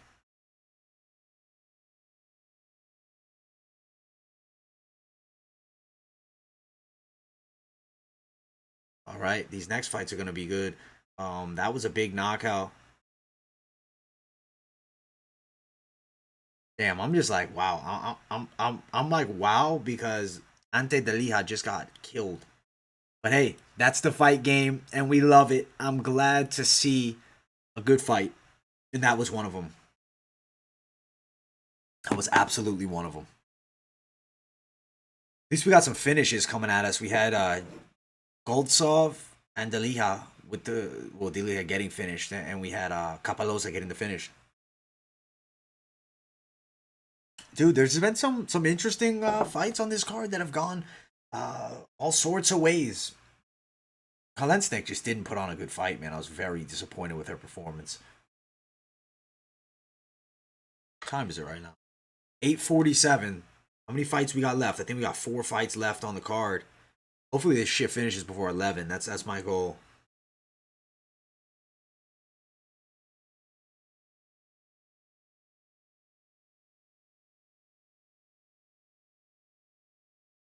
Dude, now I'm worried, right? The Stipe style KO. That's so funny. Dude, there's been a weird feeling in the air. The fight game is crazy, guys. And Bruno Capoloza just knocked out Delija. I mean, this is a wild game that we call MMA. We love to watch it. We love to bet it. It's great action. It's the best thing in the world to watch. But dude, betting MMA, you gotta have thick skin because sometimes it'll bite you in the ass. No matter how much study you do, no matter how good the pick is, somebody slugs an overhand and it touches your temple. I don't care how good you are, it's gonna go down, and that's what happened there. And down went Ante Delija. If Sayles beats Usman with a key lock, I am going to shit my pants. But let's see, guys. Let's see. This is craziness. Ugh.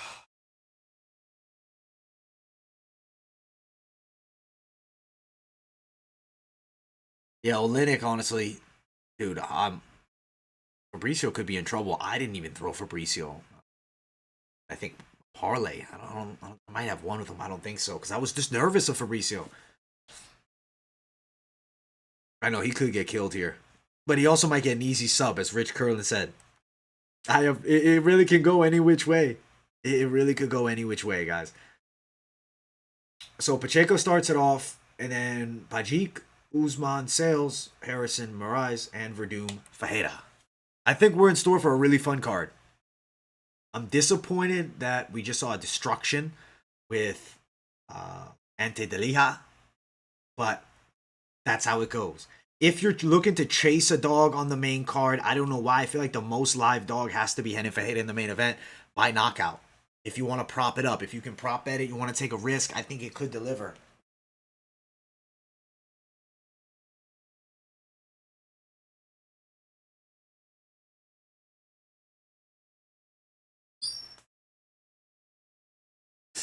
Appreciate everybody for tuning in. Fix the hat out here. Make sure you guys smash the likes.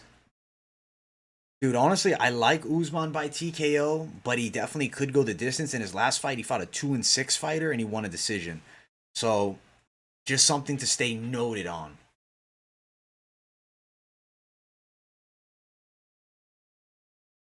Get myself a drink here, guys. Big knockout in the last one. I think that just means we're in store for a crazy, crazy night of fights. We're not sponsored by Coke Zero yet, but we eventually will be. So shout out Coke Zero. Gives us the energy to get through these live streams. All right. Let's see what happens in these next fights. You got Usman getting KO'd, Carlos? Maybe. Yeah, honestly, I don't really want to bet against Werdum, even if I think that Werdum might get knocked out. Like, that's how I've been feeling, unless you're throwing a prop down. Unless you're throwing a prop down.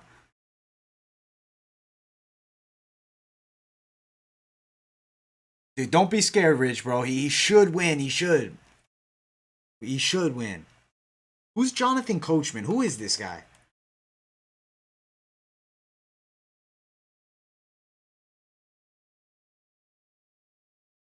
They're shocked. I love how PFL has the betting analyst on the card. I just wonder what gets them the job. Like, what makes Jonathan Coachman the guy? I mean, it seems like Ian Parker is actually the analyst, and Coachman's more like, you know, the host or whatnot.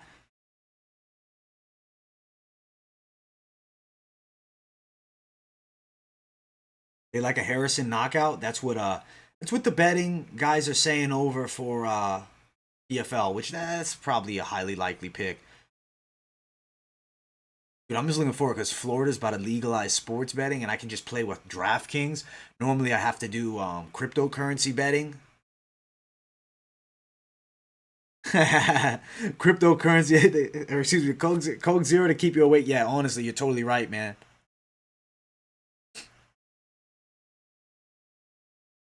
Coachman used to be a WWF? Dude, I don't follow professional wrestling at all. I have no idea. Let me look him up. No, I know Lillian Garcia. I know her. Let me pull him up, man. Dude, my grandfather is actually the biggest pro wrestling fan on the planet. Pajik's been looking good at ATT. Dude, she might pull it off. All right, let's see. CBS Sports Early Edge and First Cut on Sports. Wait a second, Coachman's in Madden. I do low key because the sound of the name is familiar. Jonathan Coachman. He's doing a good job, man.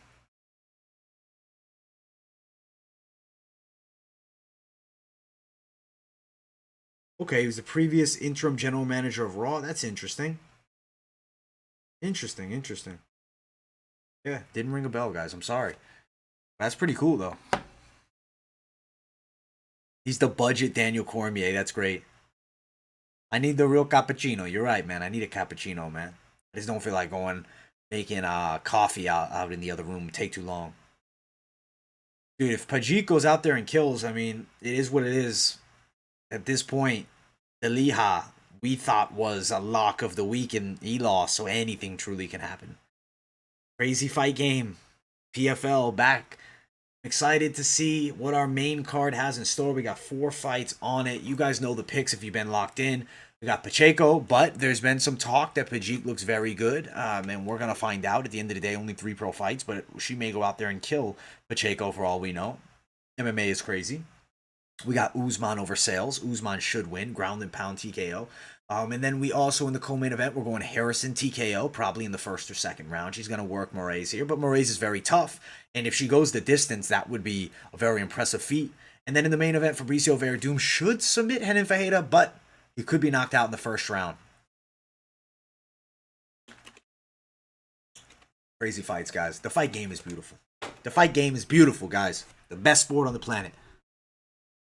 Win, lose, or draw, you know I love the fight game. I'm excited to see Werdum. I mean, he's in good shape. He didn't take his shirt off yesterday at the weigh-ins. I haven't seen how lean he looks. He probably posted on his IG. Honestly, I didn't check. But I'm assuming that he's going to be in pretty cut-up shape, no longer being with the UFC. Vai Cavallo, Fabricio Werdum. His goal is the PFL championship. That makes sense.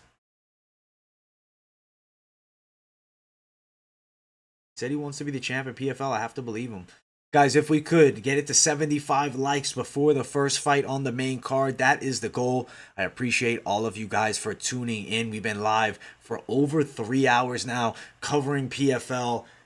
They're MMA's league. They're the first league with professional, the Professional Fighters League is the first league with playoffs, with a regular season, with standings. It's a league not with one champion every year, but a new champion every year. They're copying the moniker of professional basketball or professional football. You don't just win and stay champ. You have to earn that year in and year out. Very interesting concept. It's definitely high action, and it does probably take a toll on the body long term. I mean, how long could fighters be fighting as actively as required by PFL? I don't know. But if they're in their primes, let's see. Yeah, we'll see what happens, man. Either way, you guys know I'll be excited. Fabricio said he needs one more belt on his wall to complete the series, which will be true. I mean, he'll have pretty much every belt. I like Fabricio. He's a good dude. He's an OG fighter in the game. And I do think that he really can deliver in this matchup if he gets his opponent to the ground. If he sits in there and strikes and he tries to out kickbox Renan Ferreira, who's 6'8", listed at least at 6'8", he could get knocked out. We've seen knockouts now on this card with heavyweights before. The heavyweight division is the craziest division in sports because it takes one touch and the game changes. We're going to find out what happens in this main event coming up soon. Up next, we have Larissa Pacheco taking on Ante De Lija. That's just all that's on my mind right now is Ante De Lija getting knocked out. But we have Julia Pajic and Larissa Pacheco here. 1 year the champ, next year the trump. It's exactly how it goes, especially in PFL. There's no safety nets. You don't win the world title and take a year off. No, you're fighting in, out, in, out. You got to work for that $1 million, and it's very difficult. I believe Rory McDonald in the welterweight division probably wants to earn that $1 million and then maybe even re-sign with the UFC. I wouldn't be super shocked if that does happen down the line if he wins this year. And I don't know, is he in? I think he might be signed for 2 years. So if he wins 2 years, maybe he goes to UFC. That's a lot of fights to do. He's only in for 1 year. I think that'd be a better option for him, and then maybe try to get back in the UFC if that's in his plays. Is there value on Renan Ferreira? Definitely. Knockout artist. They're talking about him right now. I'm actually going to tune in and listen to what they're saying, but I'll continue to talk as we're looking at it. He said he's followed Fabricio's career. Okay. I mean, Fabricio's a Brazilian legend at this point. Very comfortable on the ground. This is a crazy fight, man. Monsters. I'm excited to see this fight. Let's see how high level Renan Ferreira really is. We're going to find out when this cage door closes. It is a definite stern test for him here as he takes on Fabricio Werdum. Overall, man, PFL card has been pretty decent. We have seen some snoozers, but we've also had some crazy fights. I mean, that knockout in the last one with De Lija was wild, and I'm still shocked about it. I just need them to start this next fight so we can get that bad taste out of our mouth and get on with the W's once again. We'll see, though. The commentators are talking about the matchups coming up. I would just like to see them get into the fights, man. We don't really need all this breakdown and whatnot. The hardcore fans know where to find you. You find the breakdowns at MMA Experts, and then you come to watch the fights live. Right now, Sean O'Connell, Kennedy Florian, and Randy Couture are breaking down this main event.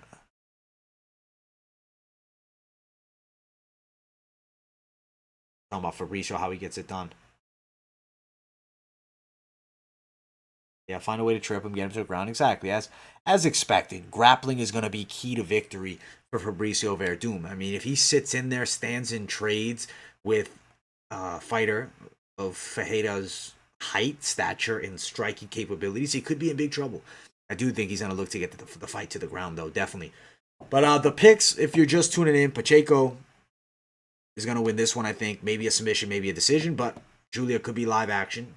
The next fight, Usman should beat Brendan Sayles. The one after that, we should be looking at a Harrison TKO. And the next one, we also do believe a lot of people in the comments are saying they feel something in the air that Fabricio Werdum is getting knocked out. I've had a similar feeling, but I still have to ride with my guns of Fabricio Werdum. Dominic Trujillo, my brother, you can watch on ESPN. Big ESPN, not ESPN Plus, not ESPN2, ESPN. PFL on the biggest stage, main card. Appreciate everybody for tuning in. If you haven't yet, smash the like button. The goal before this first fight on the main card is 75 likes. We're so close to it at 73. So if you have not yet, smash that like button. If you're new here, subscribe to the channel. We cover all things MMA. We break down all the fights. We talk about every bout. I mean, we've gone through so many fights this week. We got a lot of full card predictions. We dive deep in the MMA game. Give you the best predictions possible and the best possibility of earning some true financial gain. The PFL starts right now. PFL on ESPN. I like the PFL. I remember when it was World Series of Fighting before. I always enjoyed it too. But they said, you know what? Let's change the whole moniker. Let's change the whole game. They are trying to do something different. And you have to respect that because when you try to compete head-to-head to the UFC, you're in trouble. Tomorrow, I like Rafael Carvalho, Dog of the Week. For Bellator, I have if you want, I have a full betting breakdown of it. I did actually right before we went live here. I did the Bellator weigh-in recap, and I got my full card predictions off the top of the head. I like Venom Page, Carvalho if you're looking for a dog. On the undercard, I like definitely Patchy Mix, Stotts, Logan Storley, Johnny Eblin. There's a lot of lock favorites. And I think that Peter Queally's another live underdog against Patricky, but that's a tricky fight. And then in the main event, I think that Archuleta Pettis could be very close. Archuleta has clinch advantages, wrestling advantages, and the physical strength advantage. But technically, the more sound kickboxer is definitely Pettis. That fight's near 50-50. I like the fight goes the distance prop, or if you want to throw down on either guy going for a decision, that could work as well. Even though, it's one of those fights where you can slightly lean one way or the other. You got to watch that video to see that full breakdown because I talk about it nicely in that, and I do have timestamps, so don't think you're gonna have to search through the whole video. We got timestamps for you guys. We stepped the game up. Can't be one of those dudes without timestamps. Gotta give everybody the opportunity.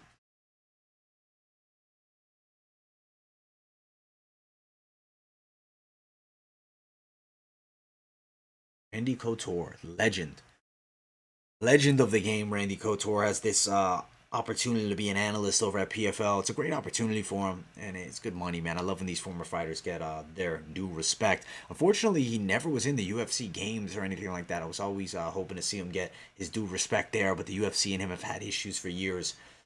We'll see what happens. But guys, let me know what you think. I'm considering starting when Esports Boxing Club comes out.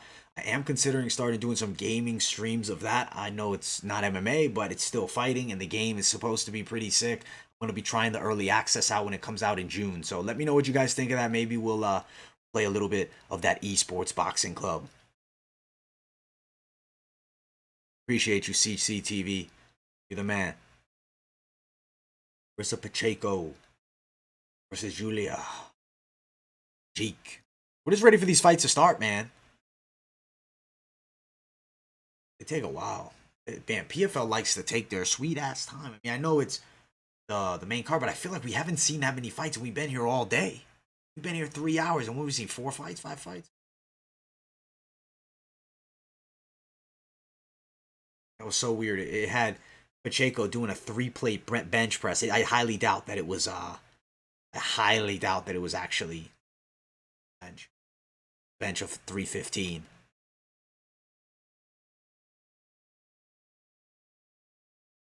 Any good underdog pickups? I mean, got Capaloza, you would have delivered big tonight. I like Rafael Carvalho tomorrow. I like Peter Queally as well. He's a live dog. Angela Hill for the UFC is pretty live. Tricky matchup, but she definitely could come through.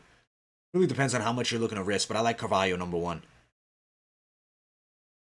You will watch the gaming stream? All right, good. Good to know. I want to see if we can get people, because I'll gladly do that as well. Just to mix up the content. But definitely still going to be MMA predictions, of course.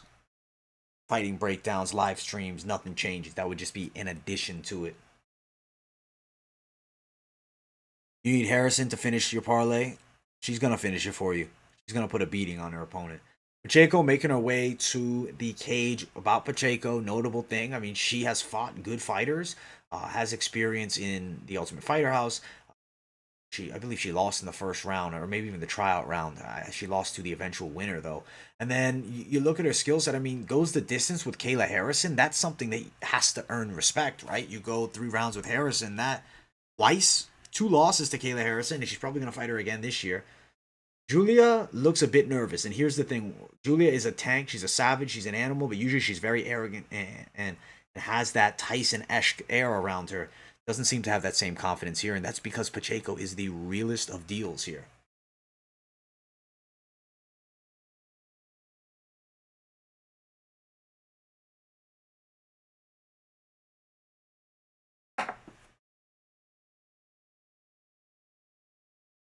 All right, let's get into it, guys. Got some good fights coming up. They're about to do the announcement for this. The first fight on the main card, Lilian Garcia, former WWE announcer. Jeek versus Pacheco. Let's see what happens with this fight. I think this is going to be a very intriguing matchup. 3-0 all finishes. Is Morono live for the UFC? He's live, but if Cowboy is not fully deteriorated, Cowboy is better. He's more well-rounded. You kind of do everything Morono does better. You look at Morono, he's kind of like a simple fighter. I don't want to say simple, not good. He's good, but like doesn't cut the most angles. A lot of forward, backwards.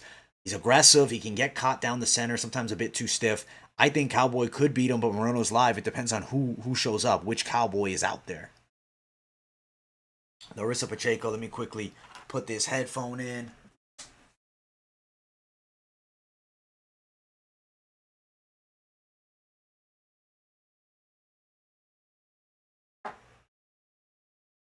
Right. Scrappy Coco says Larissa is taking an arm home. Yeah, Cowboy usually wins those type of scrappy fights. And I mean, at the end of the day, Nico Price didn't matter draw. Nico Price beat up Morono. He knocked him out. Not the MMA math works, but... All right, let's see what happens with this fight. Touch of the gloves here. Oh, that's it. Pacheco's already getting a knockout, guys. That's it. Level difference. Oh, my God. Full mount. This is embarrassing right now. If she gets stopped right here, this is going to make me laugh, guys. Oh, my God. Full mount drops her already. This might be it already. This fight might be over. And this is why you can't have, fighters with just 3 fights fighting against girls with high-level experience. It's just almost not fair. Wow, full mount for Pacheco early. Has Julia in trouble early on. Her chin, I'm not saying isn't there, but, I mean, she's getting destroyed here. She's already mounted. She's covering up. She's definitely, Pacheco's looking for that arm. I know in the comments we had some submission predictions. All over, beating the shit out of her. That's it. Guys, that's it. And that is why this is going to be Pacheco versus Kayla Harrison in the finals. Trust me, we're going to see it again. That's what we're going to see. That's low-key, like, really embarrassing. Like, I'm not trying to say it's embarrassing that you lost to a fighter, but it's embarrassing that this is the matchmaking PFL is delivering. You're putting Pacheco, right, who's actually pretty good, versus a girl who is okay, doesn't have high-level experience, 3 pro fights, versus a girl who's been grinding for years. Come on now, give respect to these girls that have been putting in the work. This was an easy fight, and the odds were absolutely right. She beat her ass. Damn. I liked seeing that. I don't know why. It was satisfying. I think that, people like Julia, like people are saying, oh, maybe she's good. At the end of the day, Pacheco proved something. She's the real deal. She got hands. Like, she can fight. Damn.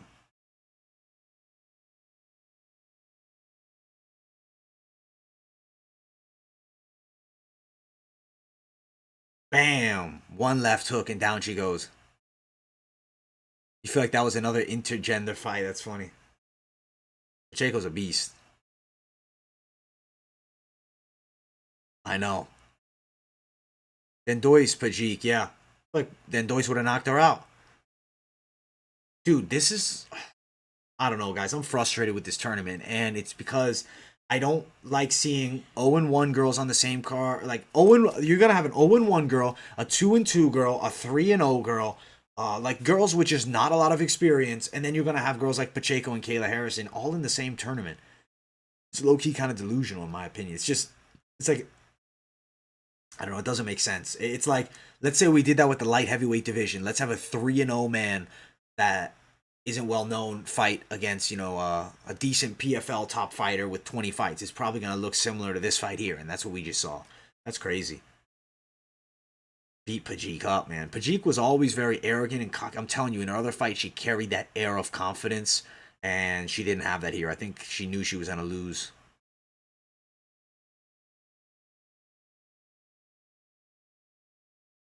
Good bet on that one, Trent Morris. Good shit. Yeah, no, you're right. It is free money. You got to understand. There's the betting side of me, but then there's also the purist side. Like come on now, that doesn't make any sense. That matchmaking. But yeah, the betting side of me, it's easy pick'ems. That was wild. Down, down and down, down, down. Wow, that was great, guys. Well, clap it up. First way to start off the main card. We're starting it off good. We're moving right. We're in the right direction. Holler just beat Pettis. Upset. Big upset. Is Usman really safe? I mean, he should be safe. I don't think he's gonna lose, man. I really do not think he's gonna lose. It's hard for me to imagine him losing the fight here. But I mean, he could get caught. It could happen. It's just unlikely in my opinion. Over under on the Usman fight. I don't love it. I really don't love it. Just because what if it goes to distance? In his last fight, he fought a 2-6 fighter.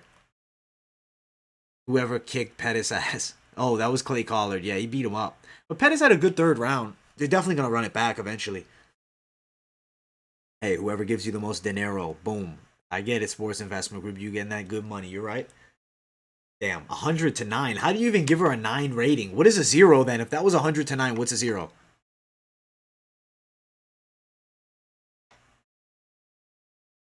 Good picks. Yeah, you're right. Sports Investment Group said it right. They're all going to be finishes. Claudio Rodriguez. I don't know what you're saying, man. You gotta, if you Google Translate it, bro, I'll give you an answer. I don't know what that means.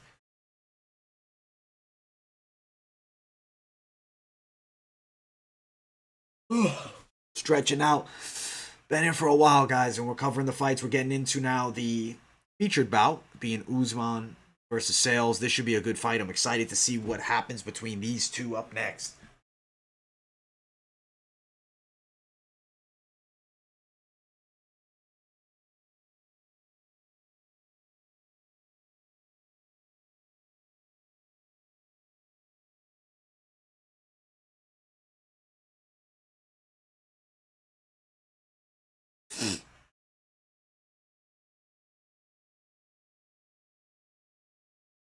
Example of low level getting a win.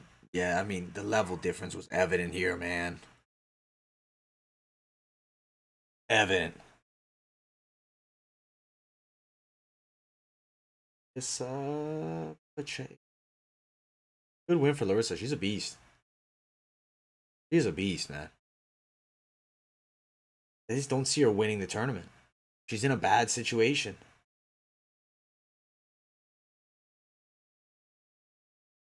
Yeah, no, Duncan D's nuts, man. You're right. Because he's beating boxers, he's beating MMA guys. He can fight. They go way too long between fights, guys. So long. It's like it's a long battle, man. We're waiting hours between fights here.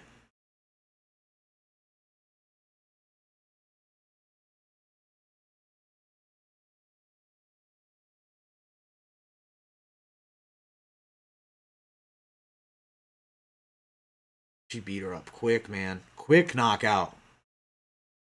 A great performance.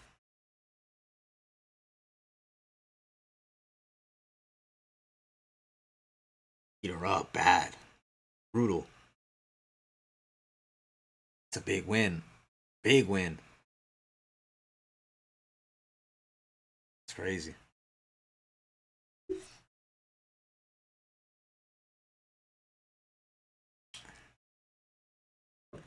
Pacheco's a jiu-jitsu specialist that just got a big knock. That's what they're talking about. She's got hands, man. Top 5 fighters strike speeds tonight. I don't understand the strike speed thing. I don't know what it means. I mean, I guess Bruno Cavaloza threw 22 miles an hour. It landed like a truck, so maybe the speed is real.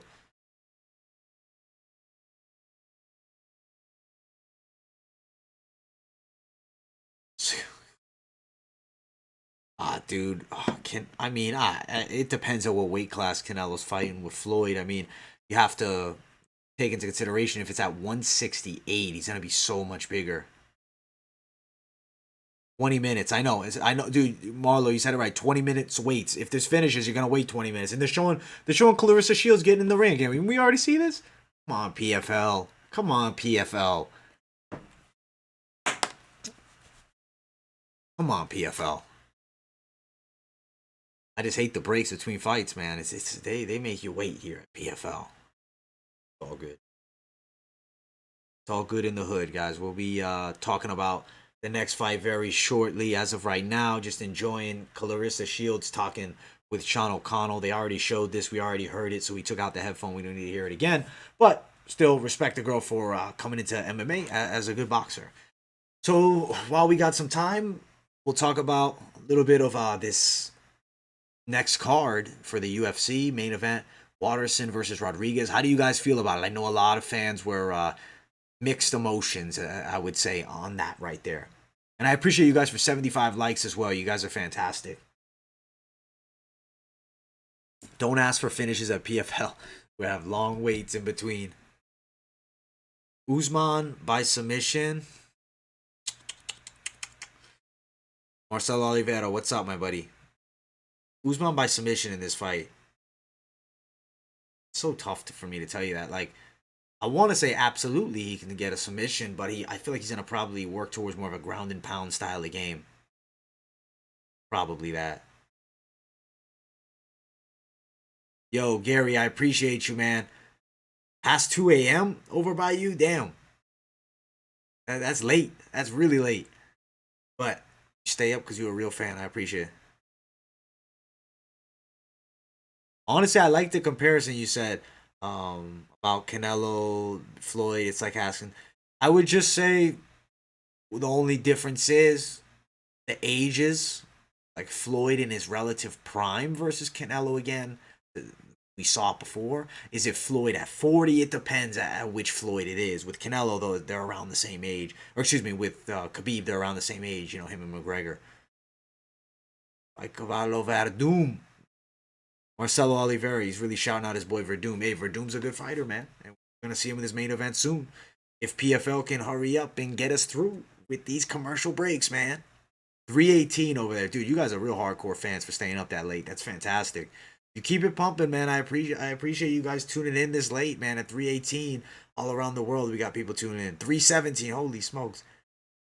You guys are on that late night schedule. But hey, no way better to spend your time than watching the fights.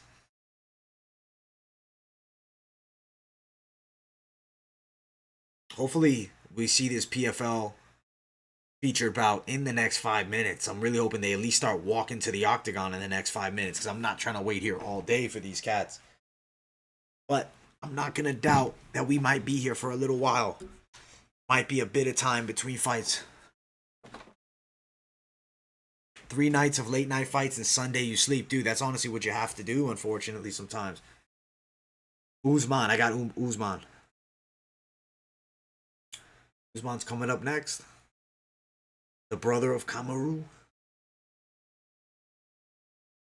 918. Yeah. 918 here, too. 919. My end. But yeah, it's 918, 919. Been on here a while, man. I've been live for a while now. We did the breakdown of the weigh-in recap before. Now we're live for this action right here. Looking forward to the next fights of the night. I will bring up what is next, and we will quickly talk about it as we do have time. Mohammed Usman looks to follow the footsteps of his brother towards greatness as he takes on Brandon Sayles, an oversized heavyweight. This guy is enormous. Have you guys seen Brandon Sayles? If you have not, I can show you these guys side by side with an image from the weigh-ins. They're huge. I mean, he's huge. He is like a thick boy. Yeah, she had Larissa put on a good fight, man. She's had tough ones, but she's a good fighter. You got a grand on Usman, bro. He's not gonna get clipped. He's got this. Ashanti Joshi, bro, I'm with you 100%. Henti let it down, man. It happens. That's the fight game. You slept 12 hours, now you're good to go. You're ready to stay up all weekend.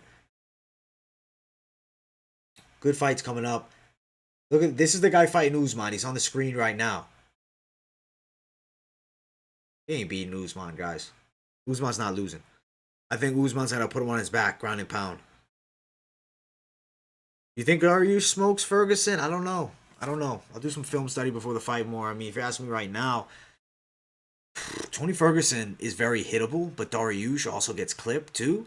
I think we're in for a crazy ass fight. That's what I'll guarantee. But I think we might see a knockout for Ferguson there. I like Gillespie over Ferreira for sure. Gillespie's real, man. He's good. It's just you look at me. He got kicked in the face by Kevin Lee. Kevin up and down Lee. At one point, Kevin Lee is on the top of the world. The next fight, he's losing. This guy's up, down, up, down. It's just constant. Brandon Sayles looks huge, but he's not. He's like a father. Like he's not. Doesn't look like a high level MMA fighter. You got Muhammad Usman jacked, in incredible shape. I feel like Usman's going to look for takedowns consistently and continuously. I think you're going to see Usman get in top position. I think Usman is going to control. I think Usman is going to ground and pound. I think that's the game plan we're going to see from Usman. Your brother's a world champ.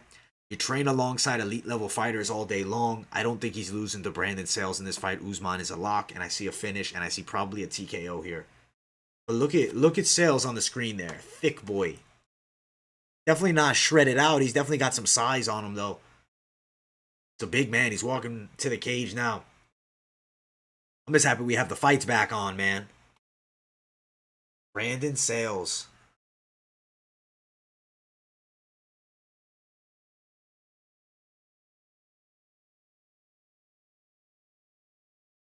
Brandon Sayles is saying he just trains every day. They're talking about how he lives the martial arts lifestyle. Ex-military. Still think that Usman's going to smash him. That's my prediction. I think Usman TKO under 2.5. Yeah, he does look like a giant Chris Weidman. And then you got Kamaru right there with his brother.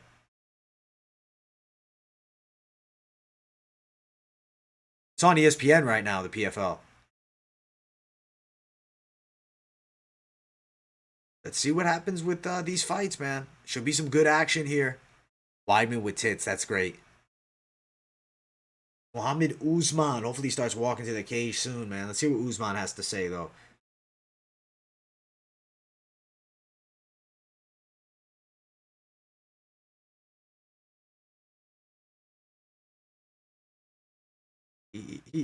He said, so Usman, he said that why, his brother had success, why couldn't he? I get that. Played college football, he's jacked, he's in incredible shape. Sayles by motorboat. Yes, sir, man. Appreciate you tuning in here as well, man.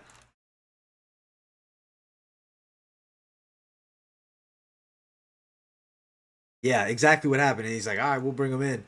Because he's a big boy. I mean, Muhammad Usman is athletic. He's big. He should beat Brandon Sayles, but you never know with the fight game. Crazy shit does happen. But his brother's a champion. I feel like Muhammad Usman looks like he's the baby brother, but he looks like the big brother. Gane, I think, is at least the next contender against Francis. That's just a hard fight because you got to stay conscious for 5 rounds. I don't know if he beats Francis, but I do think we're going to see him and Volkov in an excellent battle, and I like Gane. Yeah, Usman's intense. He's ready to go.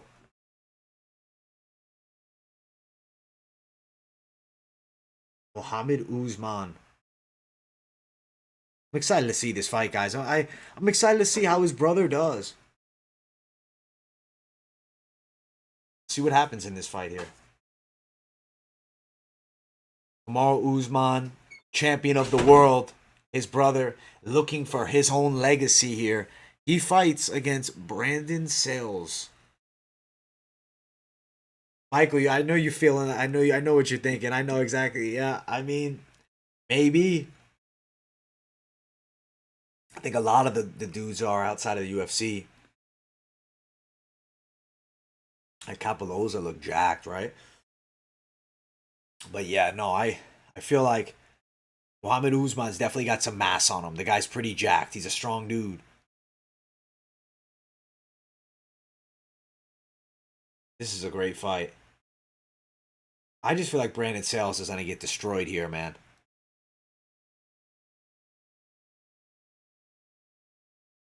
That's funny, Thomas. Definitely probably got some power in those legs, man. Okay, what the hell is that tail of the tape?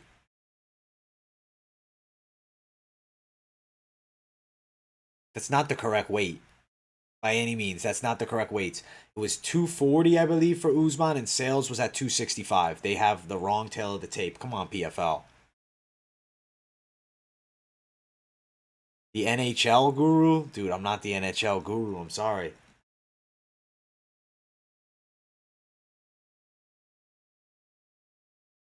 Sports Investment Group 1. I'm going to agree with you on that one. I think he's going to get beat. And I think there's a difference between training to be world champion and training, for martial arts, self-defense. I feel like Muhammad Usman is going to put it on him, wrestle his ass off, get on top, and he's going to work from that top position very well. Man of War. I do like the nick in Man of War. It's pretty cool. Versus the Motor. Ooh, Muhammad the Motor Usman.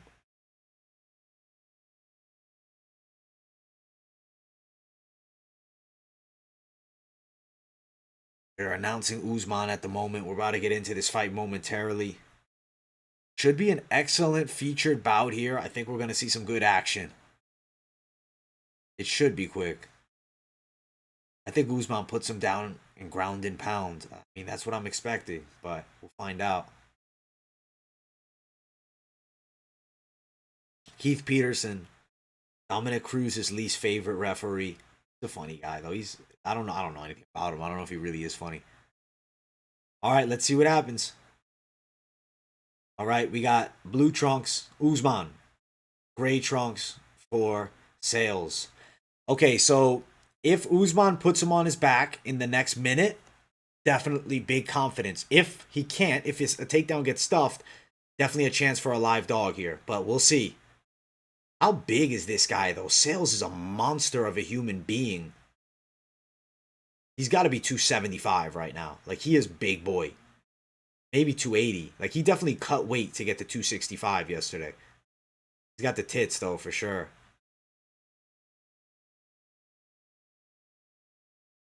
I like PFL's cage size as well, man. Man of the pies. That's funny as fuck. Sayles is monstrous, though. He looks like a super heavyweight. Oh my god, I thought Usman just went out. Usman looked like he got rocked a little bit, guys. Oh my god. Dude, Sayles might knock this guy out. I told you, if he doesn't get the takedown, this is scary. He hasn't gotten the takedown just yet. Sayles has been able to defend it off. Oh, Usman looking for big strikes of his own. Sayles honestly has a huge opportunity in this PFL tournament. He definitely looks like, a capable fighter. Like, I got to give him his due respect. He doesn't look completely outclassed here. This is crazy, guys. If we see a dog win for this one, that would be wild if Usman catches the... Ooh, but big right hand by Usman lands.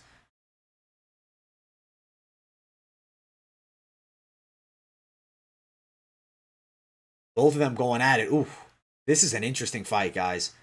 Oh, these guys are going for it. I think somebody's getting knocked out. This is a heavyweight slobber knocker style fight. Sayles with a low kick lands nicely. Sayles has got decent striking. Gotta give this guy his due respect. He moves fairly well. Nice leg kicks. Can Usman keep up this pace for 3 rounds? Sayles looks more relaxed than him. He's trying to set up the right hand, guys. Watch. You're going to see. He's going to use that jab, and you're going to see that right hand he just tried to throw? He's trying to set up the right hand because Usman keeps that lead hand low. If Sayles can catch him from the outside, if he counters, I mean, even if he just catches him straight as Usman's coming in, could be a knockout. This is very interesting. This fight is definitely by no means a lock here. I think Sayles could win this one. Oh! This is a wild fight, ladies and gentlemen. Usman is not good, Thomas Howard says. He ain't Kamaru, man. Oh, this is wild, man. Sayles has a steel chin, it seems like. Like, he doesn't seem like he's getting hurt by much. I might be wrong. He might get knocked out in the next 5 seconds, but that's what I've seen so far. This is a good fight, man. High level opponent is Sayles, a lot higher level than most people expected. He's in this fight. Making it outside of the first 2 minutes is honestly a surprise for a lot of people, especially with the physique that he has. Not a lot of people expected much from him. He's landing a nice jab there. From the outside, I mean, Usman is shooting for these takedowns, not setting them up. He's not the most high-level guy. It's evident right now. I'm telling you guys, I think Sayles, if he doesn't get stopped in this round, odds are leaning his favor. He's hitting those body kicks on Usman, which are going to start slowly gassing him out. This is wild, guys. This is a crazy fight. Sayles is coming out to be maybe the true dog of the week here. Huge underdog. Might get the win over Muhammad Usman. Good body jab there for Sayles. Left hook lands for Sayles. Muhammad Usman's striking isn't terrible. He's athletic, but it's a little sloppy. It's almost like a young Kamaru, but he doesn't have the wrestling. Big overhand does land. He does have strength, but man, Sayles can eat shots. He's got a chin on him. I mean, as big as he is, it does make sense. He has a serious size advantage here. I do feel like Usman is a little undersized for heavyweight. I think he'd have his best success at light heavy. But big left hook there from Usman. Let's see if Usman is really a fighter. We're going to find out. Right now, he's looking decent. He's come back and landed some big strikes on Sayles. Will Sayles be able to deal with these big shots? Constantly landing, sitting in the pocket. They're fighting in close range. This is a dog fight. Usman has also showed a solid chin so far because Sayles has touched him with some decent strikes. And Usman's still standing. So respect to him as well. Very interesting fight in this matchup right now. Usman is moving forward with big strikes. Does Sayles have the gas tank? We'll find out. Does Usman have the gas tank? Maybe not. We'll see. Usman is known as a guy that can come on decently strong. He's definitely in great physical shape. His cardio doesn't look too compromised, and this has definitely been a dog fight. Big size advantage for Sayles here. Good fight so far, guys. Wow, what a fight. Sayles has a steel chin. Big Usman stiffer than Kamaru. Yeah, he really is. Sayles has an iron chin. That's way closer than the lines, man. The lines were way off. This is wild, guys. This is a great fight. Did Sayles win that round, or are we just shocked and we're picking him because he did better than we expected? Usman landed some big punches. Usman's just a knockout guy. He's looking for big overhands, and he really can't wrestle all that well. Sayles is very technically good, but towards the end of that round, he did start getting cracked up a bit by Usman. I'm not counting out Usman just yet. We'll see what happens in this next round. He's known as the motor. He started landing some big overhands. I'll be honest. We'll see. We'll see. This is a very competitive fight and excellent matchmaking in PFL. I love this fight.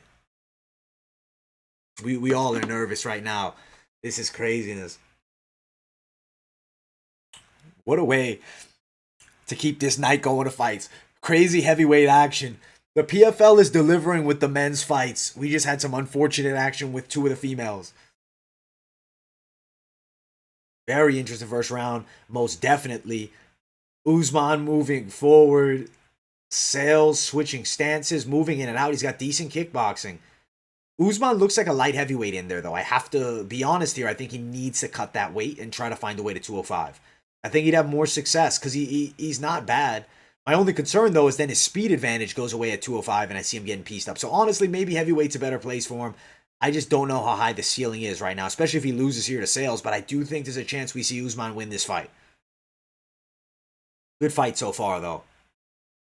Sayles is very game, and he's getting a huge opportunity in PFL now. He's throwing some really nice leg kicks. He's very technically sound with his striking. I like Sayles' style. I like his patience, and I think he's a pretty damn good fighter. Nice leg kicks that he's throwing. Nice body jab there. by Sayles, but Usman lands a straight up top. Usman has that weird tendency that Kamaru does as well, where they like kind of like fade away from the punches, but like bring up their shoulders and arms. But oh, big straight lands for Usman. Sayles definitely felt that shot, guys. I'll be honest, Sayles felt the power of Usman there. Usman is an athletic specimen, even if he's not super technically sound. He has a lot of knockout power, and he's figuring boxing out. And he does also seem to take a decent punch. Even though Sayles has landed some clean shots, he doesn't seem to be too wobbled here. Very good fight so far between these two. Sayles lands a shot of his own with the left hook. Usman and him are going tit for tat. Excellent fight in the heavyweight division. Truly anybody's fight at this point. Usman had a big straight in this round that landed, but man, Sayles just knocked him out. Sayles just knocked out Usman. That's it. Usman's in big trouble. Usman might be finished, guys. Usman's deep on the single. Sayles just dropped him. This is crazy. Sayles looking to set up a front headlock. He's looking for a choke from here. I don't necessarily think he has it. He has the front headlock position. This might actually be a mistake because he can let Usman recover, but he may have it locked in. He has the guillotine choke. If I'm Usman, I'm going to sleep here. He's not tapping, I don't think. Wow, this is crazy fight right now, guys. This is insane. Damn, this is craziness. What a crazy fight I'm seeing right now between Sayles and Usman. Oh my God. Sayles just had him nearly unconscious, lands the takedown on Usman.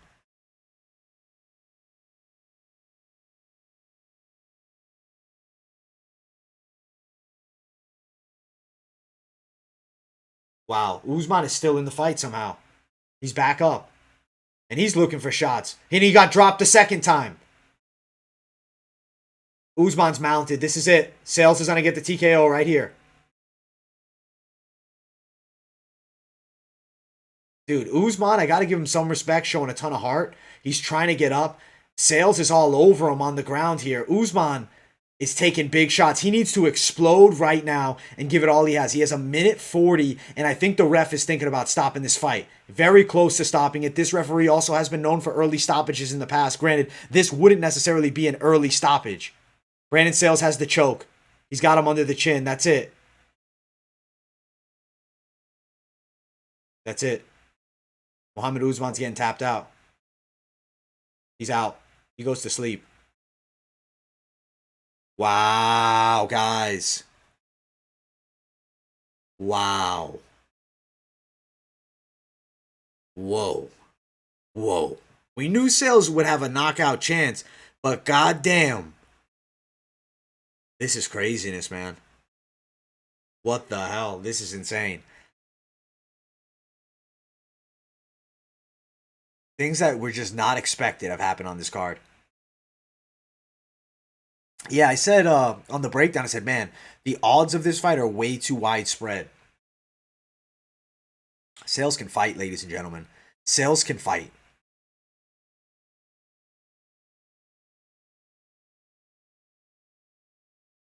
Can you imagine Sayles somehow wins this tournament? Can you guys imagine that? Crazy. Crazy, crazy, crazy. You think, honestly, Sayles does look very good. Brandon Sayles looks capable. You know what it is? He's not super active, but I do think he's good. The dogs are coming out like fire tonight.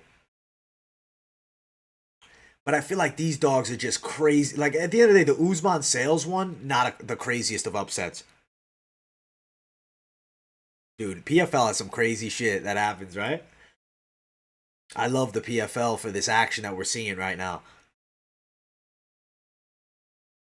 Well, Brandon Sayles now makes a name for himself with this win. This was his first marquee fight that was ever really televised at a high level.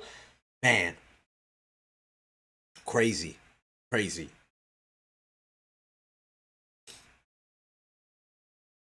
Sayles came out like a savage. He's old as hell too, which is crazy.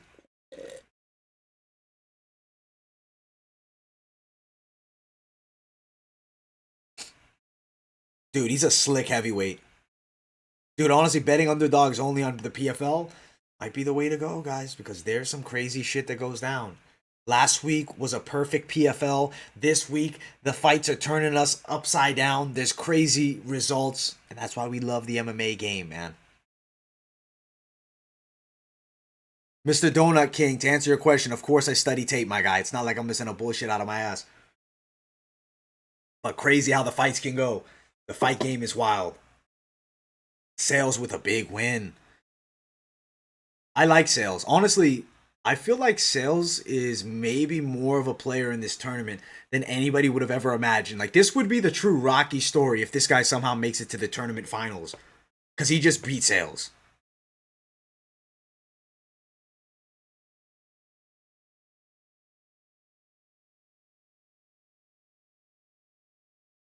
Wow. Dude, that's, you know what, he did it for Weidman, man. The soul of Weidman was inside of him, man. Weidman got screwed, the leg broke, he gets the W. What a night! What a night of fights so far. We've seen Bruno Capaleza shock the world, starching Ante Delija. I will say, Usman less skilled than Ante Delija. We did expect this to be a potentially competitive fight. Brandon Sayles more than delivers with the win.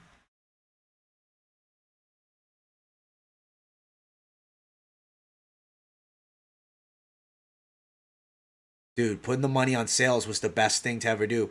Usman, yeah, he doesn't have the technical skills, man. He really doesn't. I think definitely his name value, but honestly, man, it's it's crazy. The stuff is crazy. The fight game is wild.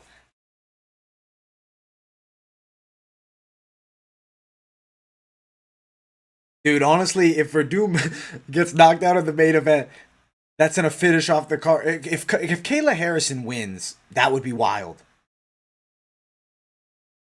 Yeah, TJ Kill, you can't win them all, bro. That's the fight game, and that's why we love it. And that's why we cover it, right? Because it's all different opinions. Everybody throws in their take, everybody sees it differently.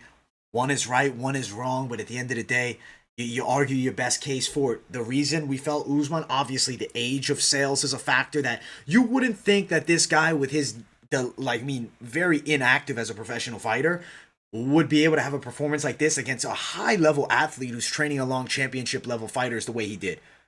Brandon Sayles is just that good and probably would have been a UFC fighter for a long time if he would have kept at it. But instead, he chose to do, military active duty, not training full time MMA, or rather, he's training full time martial arts, but not training, for MMA competition. But he's very good, excellent, excellent performance, and he definitely, at least in his prime, would have been in the UFC.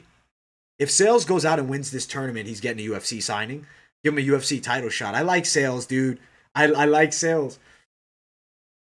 Sayles got himself a new fan in me. I'm very impressed by him. And now the main event's coming up, heavyweight division. That's gonna be wild stuff, man. What a card, dude. At the end of the day, for your sake, I hope Ferreira finishes Werdum, man. That's the biggest thing about heavyweight MMA, especially one shot, one shot. Like the locks of the week. We thought Deliha was one of them. Got destroyed.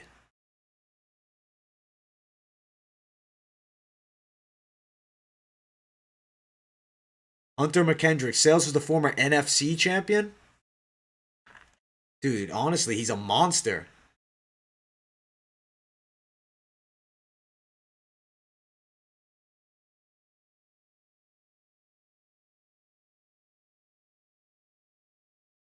That's very cool, man.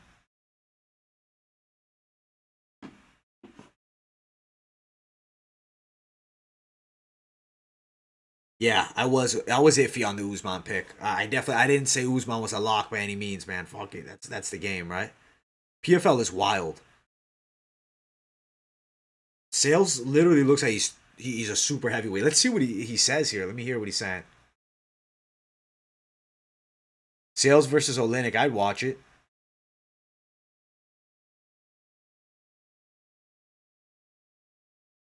Interesting. He only wanted to fight Hardy. That's interesting.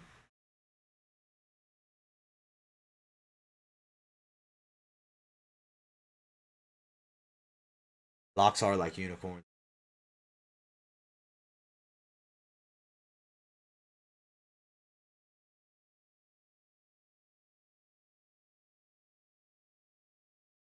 Dude, Brandon Sayles can fight, guys.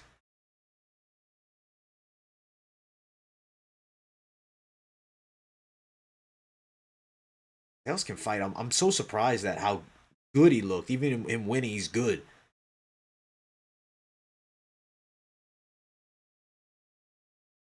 He can take a shot.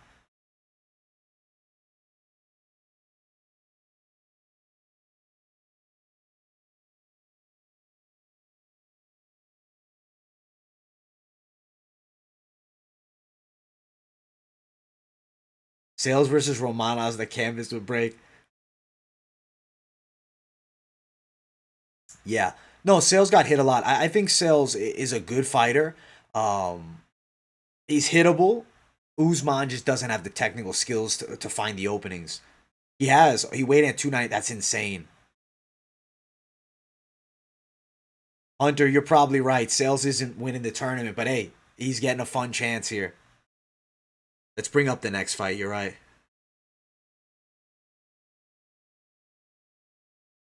That's still my boy. Yeah, Usman, the motor was in trouble, man.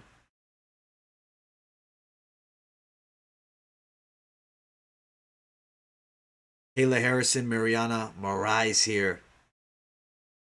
Kayla Harrison is definitely going to put on a good performance. At the end of the day, there is a lock that exists in Kayla Harrison. If she loses, that would be insane. I think she's going to probably work towards getting this fight to the ground and work a lot of ground and pound.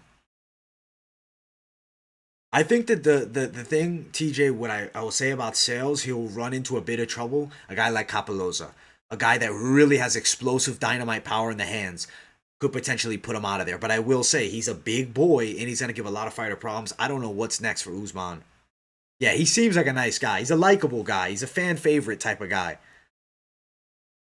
We're about to get to the co-main event. Dude, if she loses, I'm just gonna say this is just some crazy fluke event, guys. Like that, I would have no comment on that. Like I wouldn't know what to say if that happened. If she loses, the world will go mad. I don't believe we'll necessarily see her lose, but if she has a subpar performance, I mean, it could happen. It has happened in the past with high level fighters, but what a crazy night of fights, guys. What a crazy night of fights.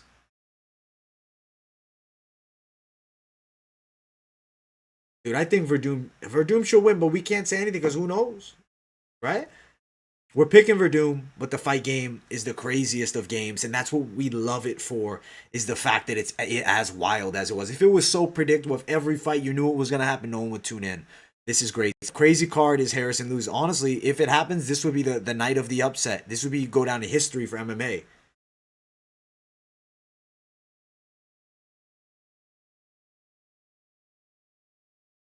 It's funny, you guys talking about the Floyd Mayweather versus Paul altercation. One thing I'll say about that, the only thing I'm gonna say is some other MMA guys are talking about how it was a fake fight, and they have some images and whatnot. So it definitely is possible it was fake. Yeah, he moves well, man. Sayles is pretty good. Like I have to give Sayles his honest due respect. He's pretty good. He moves well, as you said. He's got some power in the hands, and he eats. He can eat a shot. The thing is, will he eat a big shot from some of these other heavyweights? I don't know. I think Golosov destroys him from the outside. You sprinkled Morais just because the odds. Honestly, if she won it with this crazy night of upsets, maybe you'll be shocking the world, man. Craziness, man. Craziness. Honestly, it's not impossible. We just seen some crazy stuff, so it's definitely not impossible that we see a win for for the girl here, Marina Morais here taking on Kayla Harrison, but Harrison's the one. Yeah, PFL one was insane. I remember I was like, what's going on with this week of MMA? But yo, that's what we love about it. I love the craziness that we get. Harrison submission is definitely possible. Definitely possible, guys. Guys, if we could, 82 likes. If it's possible, we got some new viewers in here. Pump it to 85. If you guys are feeling like smashing it, smash the likes.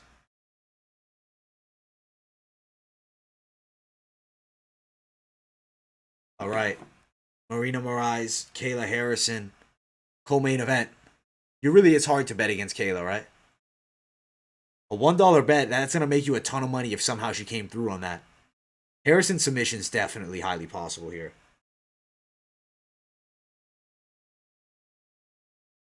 We'll see. We'll see. Getting into it very soon, guys.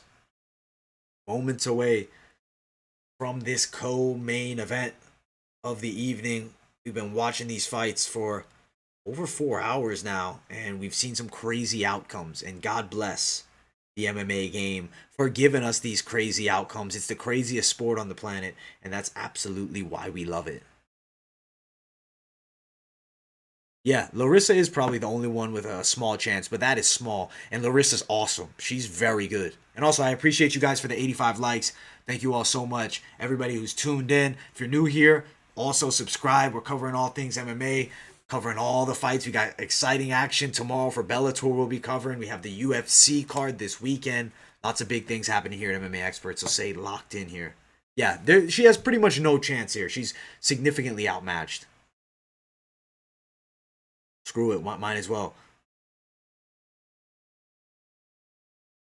No, I don't think she was, man. I think she's just very masculine female. Has that high level testosterone for a woman inside of her, I guess.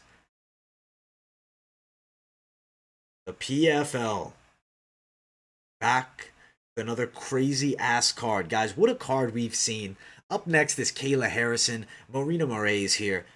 The end of the day, I think that we have a mismatch, but we have to acknowledge some crazy shit has happened tonight. Still, we should see Kayla Harrison winning this fight. You put 50 on Clay Collar, dude. That was a great pickup. He pulled it off, man. Clay Collar can fight. He can fight. Let's get into these big fights, guys. Come on now. PFL likes to take their time, man. I wish it was just back to back to back. Shields is very thick. 9:52 where I'm at. We're waiting for these main fights to start. Looking forward to the action on this main card as well. PFL delivering with firefights, man. The PFL delivers, guys. I really like the PFL, I have to say. I'm generally enjoying the product the PFL delivers. Even if some of the fights decisions are a little bit wacky and there's sometimes some crazy calls, you still gotta love the PFL. I'm just excited for Bellator tomorrow too, so keep it locked in here. We're gonna be doing the full card tomorrow. We'll be doing this all day tomorrow, breaking down the card as we go. Kayla Harrison should dominate here. She probably should get a finish in 2 rounds or less. We'll find out when the cage door closes. Her opponent is tough to put away and has gone the distance with UFC caliber names recently. But how will she fare against Kayla Harrison? It's definitely a different game than what she's been used to over fighting in Brazil and whatnot. 7 more minutes, man. They got us waiting, dude. They got us waiting. We'll wait. We don't mind waiting. I don't mind waiting. I'll wait it out for the money cards.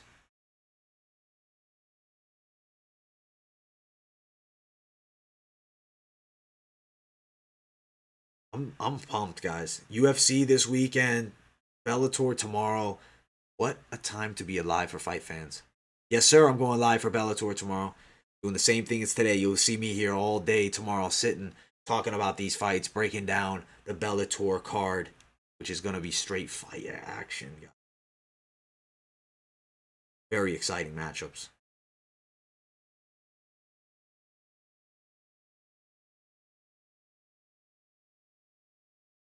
Should be getting into this momentarily here.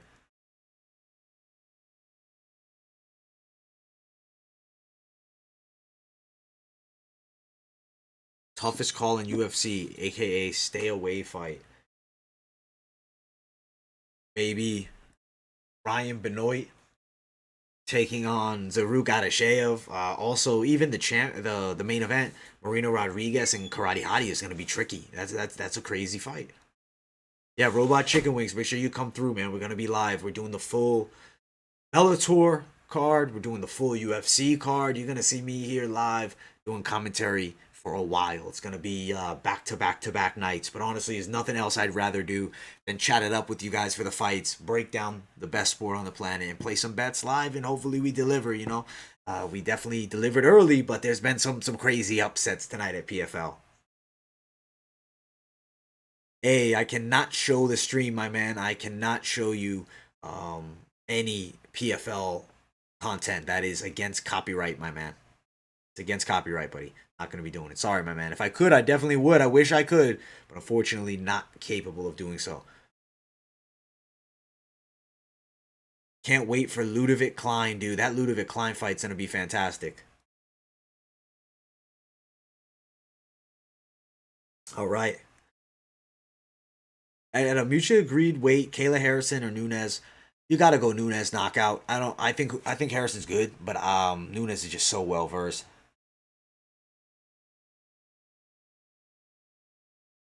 It's not pay-per-view, show the stream.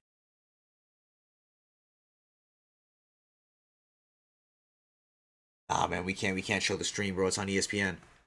Nah man, there's no chance we're showing the stream in here, my guy. If you want to watch it, pull up, dude. There's other ways to watch it. I can't say the ways to watch it, but there's people in the live chat that maybe could help you out. That's all I'm saying. There's ways to find it, but I can't show it here on YouTube. YouTube has strict rules against doing such a thing. If I play a second of audio, they could potentially ban my account. So that's not in the intentions, guys. If I could, I would, man. If there's something they set up eventually, like a deal where I could do like play-by-play with the fights on screen, that would be fantastic. I'd love to do that, but unfortunately, we cannot. Kayla Harrison making her way to the cage at the moment, undefeated, 8-0, has looked like an absolute phenom as of late.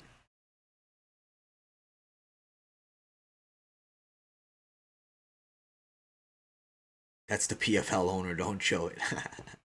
Yeah, no way that we're doing that, my man.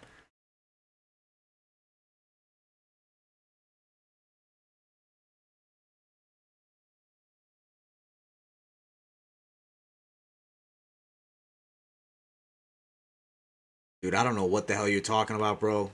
You just kind of being a little bit like a pest, bro. So we're not gonna show the stream. If you're looking for the stream, look elsewhere. Ask somebody else, man.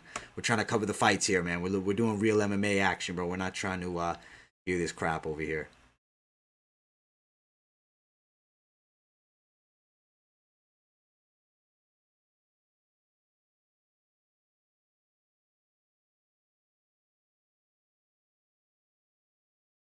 Dude, why's MMA got you sad, bro?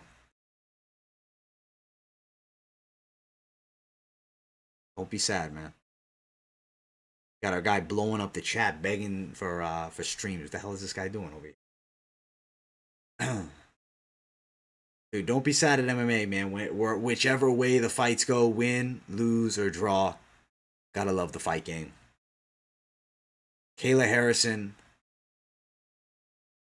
taking on Marina Morais here. Let's get it.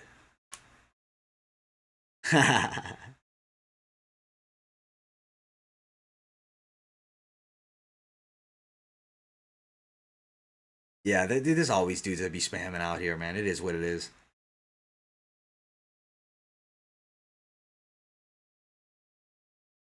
Bellator starts, dude. Honestly, off the top of my head, I don't know.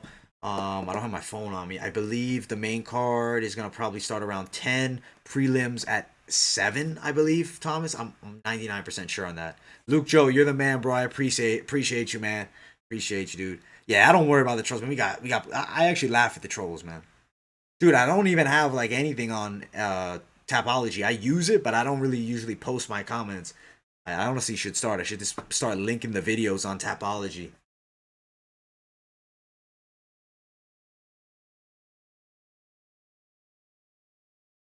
I get it, dude. You gotta even make the. I get it, bro. PFL. I gotta like add a like a discretion. PFL. Crazy shit happens, man, in PFL. So it is what it is, man. Dude, I'm sorry you took that big L on Usman's brother. Bro, he let us all down. We expected high level MMA from him. He got beat up by a big man, Brandon Sayles. Tyson Fury versus Joshua was a great fight. All right, the fight begins, and Kayla looks like she's going to touch gloves and then throws a head kick out there. Southpaw stance. Nope, she switches. This being Marina Morais here. Southpaw for Kayla Harrison. Kayla's looking to clinch up. If Kayla can get this fight to the ground early, definitely a good sign. throwing some nice knees to the body. Looking for the judo throw. As of right now, Morais still on her feet, but how long will she survive on her feet for against someone with the throwing ability of Kayla Harrison? And overall, just, I mean, she has a well-rounded game now. She's not a one-trick pony much anymore. She's actually gotten a lot better with the striking. Win over Larissa Pacheco. Morais, I mean, if Morais is able to stay on her feet here, this is a good sign, but we'll see just how long she lasts. As of right now, Kayla Harrison looks like she's working towards getting her down. Yes, she does. She gets side control immediately as she lands the takedown. The trip there with the leg from the body lock. Beautiful work by Kayla Harrison here. She's looking to pass and get on top. Looking to pass and get into a more dominant position like full mount, and she does get it. She's already mounted Morais here. This is huge. I think this just proves how good Kayla Harrison is. If she gets a TKO this early of a girl that's gone the distance with some UFC names, I mean, this is what Kayla Harrison needs. She's a monster from the top position. Look at this.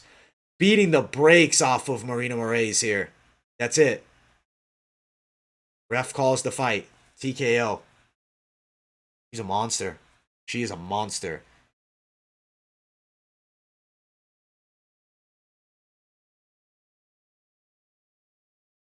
Kayla's destruction. She wants that million for sure, man. She's going to get it. And Tyson Fury versus Anthony Joshua, you got to go towards Tyson Fury. The movement's unmatched. He's huge. And Anthony Joshua, he's not chinny, but he can definitely catch a shot. Dude, yeah, she beat the hell out of her opponent. Quick TKO. Quick TKO. Like, that was quick. That was one-sided as it gets. I mean, that's rough stuff. Granted, her opponent was a bit smaller. And I'm not trying to take anything away from her, just something to note. I would like to see her fight the highest level of competition. She's over at PFL. The best she's going to get is Pacheco, who's a monster. And she's probably going to earn herself a decision on that one.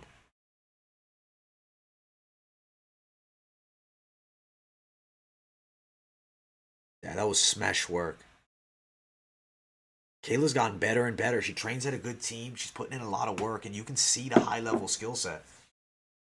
What I'm really looking for now is just, I guess, a tournament championship again, and then a call to a high-level fight. I mean, top-notch.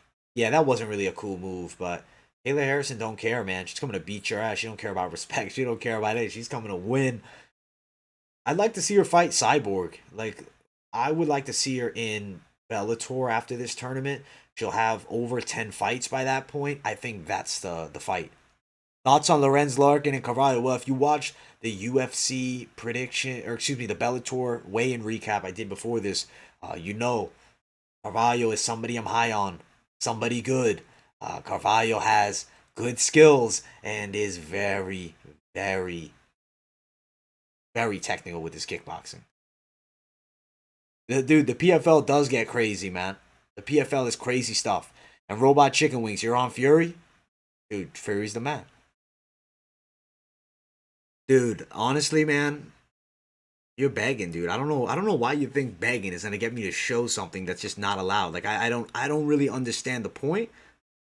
If you want to watch the fight, the stream here and enjoy, you can. But dude, if you keep complaining, man, I'm gonna have to let you go, man. And I hate letting people go. I'm a nice guy, you know. But at the end of the day, chill with the begging here, man. Kayla versus Nunes, please. It's a fight I'd like to see. Werdum getting knocked out, dude. I have a bad feeling. I have a really bad feeling. Billy Joe versus Canelo. I did predictions on that as well. First ever full card boxing predictions if you guys are looking for that. But I will tell you, Canelo Alvarez is a very tricky guy to deal with. You see the fights that he's won as of late have been very impressive.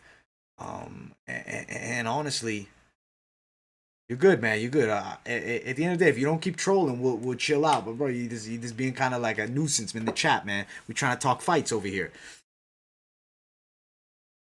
I'm your favorite channel, sir? Okay, good. So act like it, man. I'm going to discipline you, bro. Act like it. Dude, Billy Joe and Canelo, I did the prediction that it's going to be a good fight. It's going to be a good one. Who you got in the next one? So we talked about this early in the week, right? Renan Ferreira definitely has a striker's chance. He's very dangerous with the hands. He's got good kickboxing skills from the outside. You look at Werdum, not the best of strikers, but at the end of the day, has decent Thai skills, but on the ground is a wizard. So we'll see. Wizards Raptors game is insane. Dude, I don't know anything about basketball, but man, I bet it's a good game. Honestly, I'll tell you about I played basketball growing up, but at this point, I don't know anything about the sport like NBA. I don't know anything what's going on. But that's good. It's a good game. Who they playing?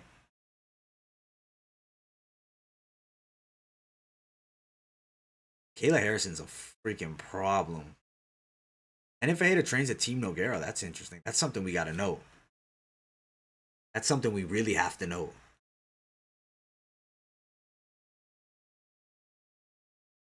Right, we got some action coming up very soon. PFL number 3, Werdum versus Fajita.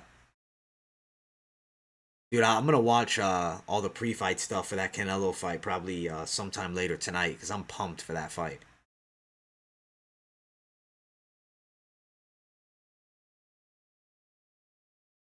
I like, dude. I mean, Canelo's definitely gonna have the judges on the side, but I think he'll earn himself a good win, man. You think this fight ends in the first round, MMA 2020? I think it's possible, man. 4 screens is the way to go. You need to see every sport on the planet. I have double screen up for that Canelo fight. That's gonna be crazy. Be covering UFC as well. I gotta say, I don't see anybody out of those 10 names beating Kayla Harrison. Like, do you guys think anybody in the women's lightweight division has a shooting chance at Kayla Harrison? Like, I don't think anybody has a shot by any means against Kayla Harris. I think she destroys every. And Pacheco is excellent. She's the only one that probably goes the distance. But I mean, look, Kayla Harrison at the top with Pacheco. You match her up against any of these other girls, you're gonna see a serious mismatch, and it's probably gonna be worse than the fight you just saw. Somebody could get seriously hurt. Yeah, Canelo definitely, if it goes the distance, is probably gonna lean his way.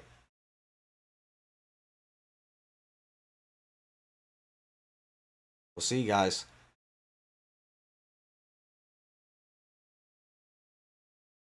Main event in 30 minutes, dude. I hope not. I hope they show it soon, man. I hope we just get right to it. I don't feel like waiting around for this main event. Kayla Harrison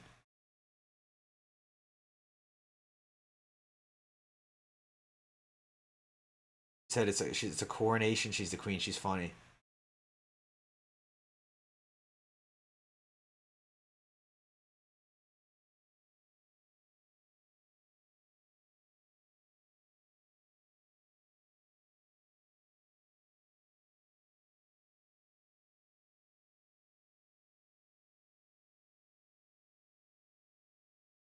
Kayla Harrison said she's the baddest woman on the planet. Kayla Harrison says she's the baddest woman on the planet. Then she mic drops it. I mean, Kayla Harrison's definitely really good, but to call yourself the baddest woman on the planet, beating Marina Morais, I say no. You want to beat Amanda Nunes? Okay, we'll talk. You want to beat Cyborg? We'll talk. Even if you beat Julia Budd, all right, we'll have a conversation. But I don't know about that. Dude, if Henning gets the knockout, that will be crazy. It is possible. There's potential that maybe it does happen somehow. Fights are going to be wild, guys.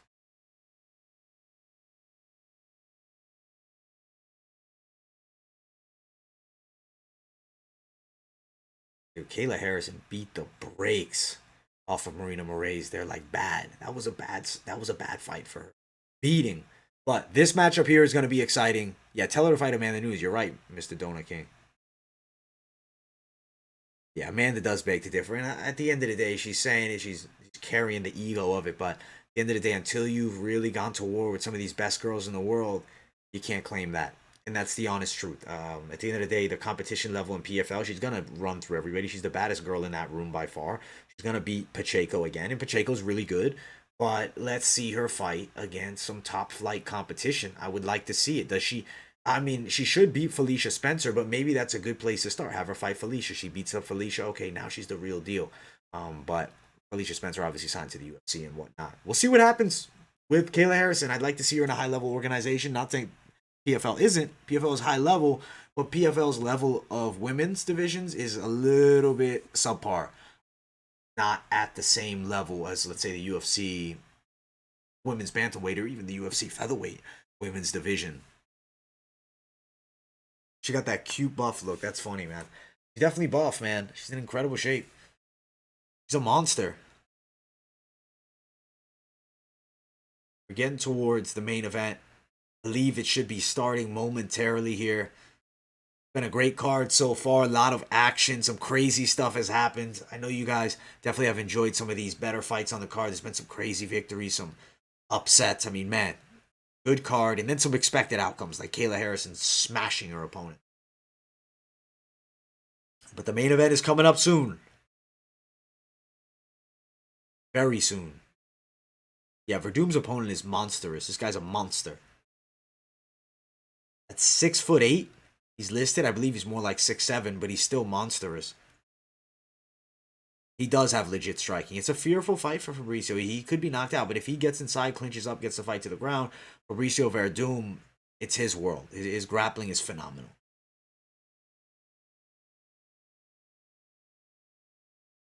Man, I wish they moved it along quicker. I just want to see this big fight. I mean, there's some real hype in this matchup. Fabricio Werdum, one of the all-time great heavyweights, and in Ferreira, who wants to be the next big thing. He's on the rise. He's somebody with a very legit skill set. You bet Ferreira by KO at plus 275, dude. It may deliver. It definitely might. It's possible. Yeah, no, I don't think Julia Budd's beating Kayla either. What happened to Muhammad Usman? Dude, Muhammad Usman got knocked out. No, he actually got choked out, but he got dropped twice, and then he got choked out by Brandon Sayles. Big moment for Sayles. He's a lot better than we all could have expected. He's very technically sound. Werdum is getting KO'd. He definitely might. He definitely might. I'm nervous for this main event, guys. It's going to be a crazy, crazy main event.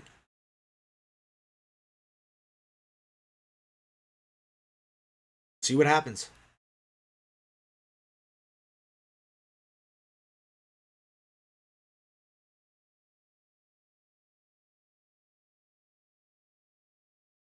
Werdum wins. You like Werdum to win.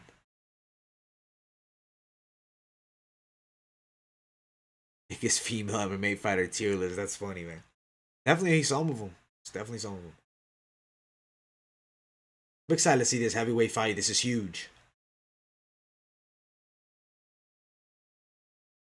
So Ali Asayev and Hatif Moli both are minus 1 point because they didn't fight and they take a loss now. That's kind of a big disappointment. So they're going to have a hard time making it to the next round.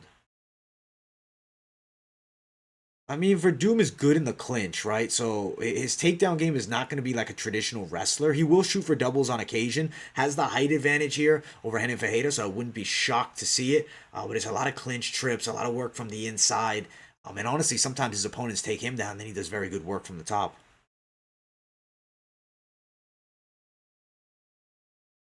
Yeah, he definitely, Werdum could get caught on the end of a big punch. He did, dude. Dominic Trujillo, you're right, dude. He tapped him out fast. And that's the thing. If Werdum gets the ground to the fight to the ground similar to that, has that type of jiu-jitsu flow, he definitely could win here.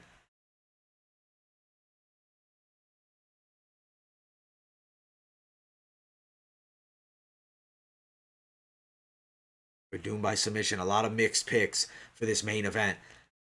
Some people like Ferreira by knockout, others like Werdum submission. We picked Werdum submission, but we acknowledge there's a legitimate chance of Renan Ferreira catching him if Werdum is unsuccessful on takedown attempts. You could, if Werdum gets his takedown sprawled early, and then Ferreira starts landing some strikes, and then Werdum gets sprawled again, that could be downhill from there. But we'll see. Werdum by submission is definitely possible here. This is a crazy fight, and whatever happens, the best sport in the world, MMA, we're seeing some action.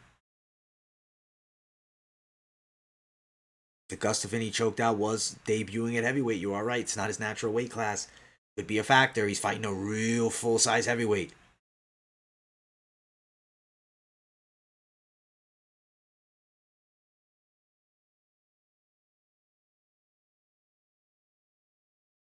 You like it Werdum round 1 or Ferreira knockout round 2? Honestly, could be Ferreira knockout round 1. We'll see, man. I think this fight might go around. Might not go around. It might go around and a half. dude, if I have to pick it, I'm going under. If you like, you said me, yo, pick it. What do you think's more likely? I'm going under 1.5. He definitely looks like he hasn't worked with somebody that big, that tall, that technical. Definitely possible. And that's probably why Usman got knocked out. But he needs some work. And at the end of the day, it's not the end of his career. He's still developing. He still could have some success. But Sayles is just big dude. They might rematch. Who knows?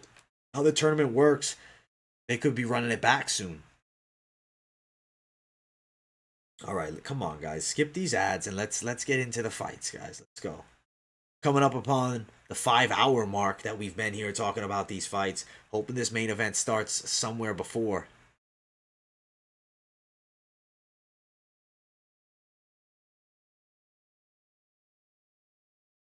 We'll see, man. Either way, the fights are excellent tonight. Hey, anytime, Josh. The main card has been something. Quick finishes, dominant performance, upset. I mean, excellent stuff so far. Excellent stuff. And I think the main event could be crazy. Could be the craziest fight of the night in this main event. They're about to make their way to the cage right now. This is exciting stuff.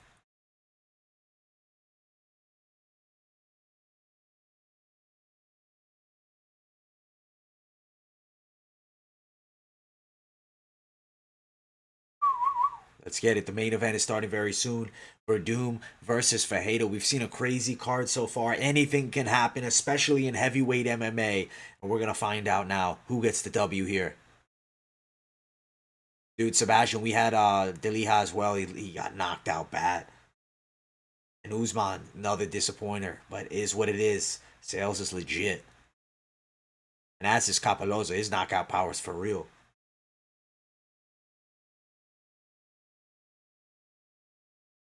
And in Ferreira, I'm excited to see how this guy fights because at 6'8", I mean, he could be, if he wins this fight, he could be an early favorite to win this whole tournament. You like Werdum KO round 1? Definitely is possible here.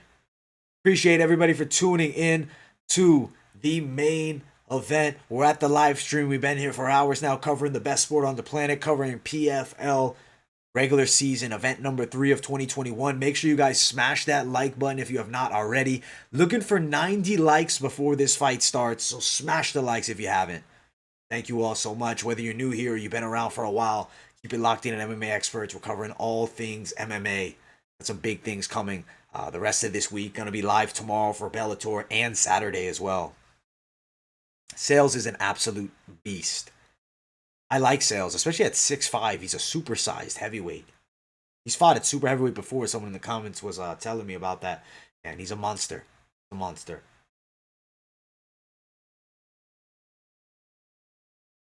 Fabricio does look good. This looks like prime Fabricio form, to be honest with you guys. I have to give some respect where it's due. Fabricio looks in very good shape.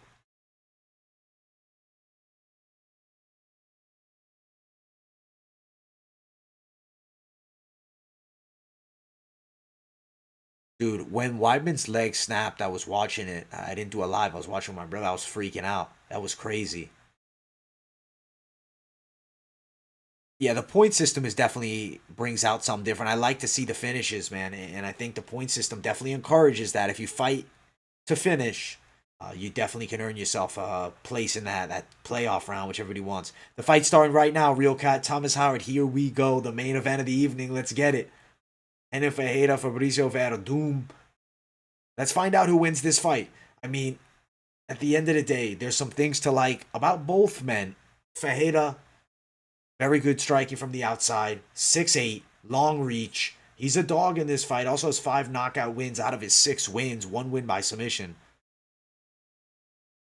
Fabricio's drinking his orange juice, my man. Werdum is on the sauce. That's funny. You put a little on the dog on the under. Hey, yeah, I think it's possible, my guy. I think it's possible. Werdum at 43 is by no means a lock, but he has the technical skills to win. But at the end of the day, if Ferreira is, a future decent heavyweight, I think he could beat Werdum here. There's definitely a high potential he does so. Damn, dude. If Werdum gets knocked out here, I'm not going to be shocked, to be 100% honest. If he wins by submission, I'd be impressed. If he gets knocked out, I wouldn't be shocked. I don't know. I'm just having this weird feeling. But at the end of the day, Werdum by submission is definitely possible, but he could get stopped here. There's definitely a possibility. This is crazy, guys. Let's get into this fight. Main event of the evening. Keith Peterson, referee.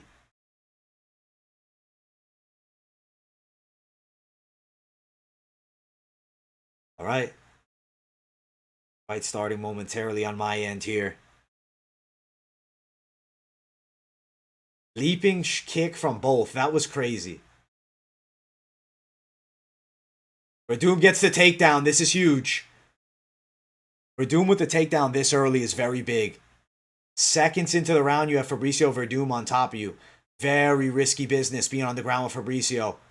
The way that he gets on top, the way that he passes, I mean, it's extraordinary. It's jiu-jitsu in its purest form and at the highest level. But I gotta say, Renan Ferreira is scrappy on the ground. He's scrambling well, and he might be back up to his feet. Nope. Werdum back on top. Bit of a side leg position here, not really fully on top. Definitely doesn't have control of Ferreira just yet, but he is working towards moving into top position. As of right now, Ferreira, one of his legs is through Werdum's. Werdum now looking for like that Dagestani leg climb that you see some of the fighters do. And now he's moving towards full mount. He's trying to move towards mount, this being Werdum. He's in the top position. He's on the legs of Ferreira under the knee, though. He's on one of them now. Ferreira now has outside position, more of a open half guard-esque position at the moment. Werdum on top in half guard here now. Werdum with an early takedown. Very impressive, though. I mean, he's now in side control, but Ferreira very physically strong. Have to give him some respect here. Werdum now in half guard. Got to give Ferreira the respect for getting out of that side control position. Very, very good. He's very strong. Yeah, Alistair Overeem is a different specimen for doing that to Werdum. And in Ferreira, though, definitely in a tricky position. Ferreira looks to roll over on Werdum. He almost does. Werdum now in the guard. This is the most dangerous position you can be in with Fabricio Werdum. Ferreira's unloading shots from the top, though. Looks like Werdum may be near an armbar. Renan Ferreira is a live fighter, but man, Werdum has the arm. Ferreira's so tall, he's still able to land ground and pound as Werdum nearly has him in the submission. This is crazy. I think Ferreira's getting out of this.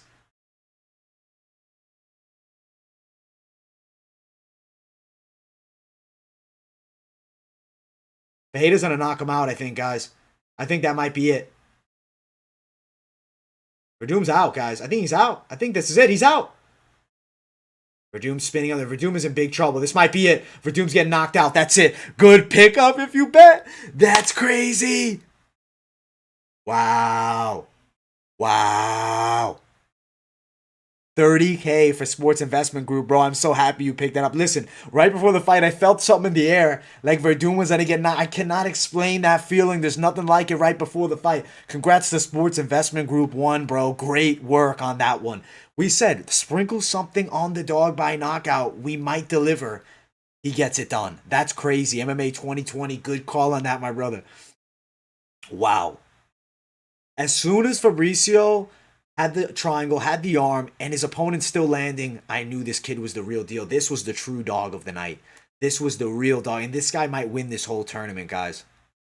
I'm happy, you guys, if you did put a little something down on Ferreira by the knockout. It was worth the risk, and we did deliver on it. So, great work there. I mean, I am extremely impressed by Ferreira. He gets the knockout of Werdum.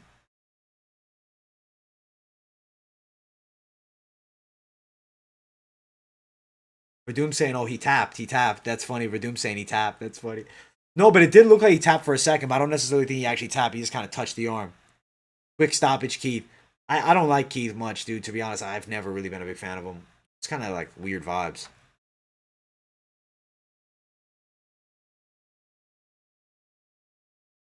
Sayles versus Ferreira, that would be crazy. I think Ferreira beats him by knockout.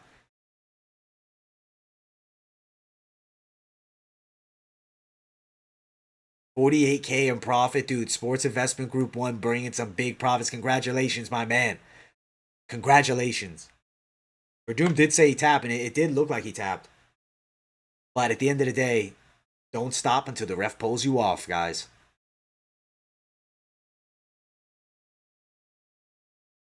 Crazy stuff. See you tomorrow, Thomas Howard. Did he tap, really? Dude, can they overturn that? Let's see.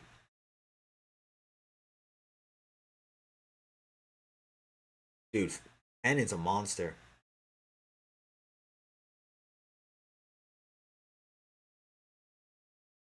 He did tap twice.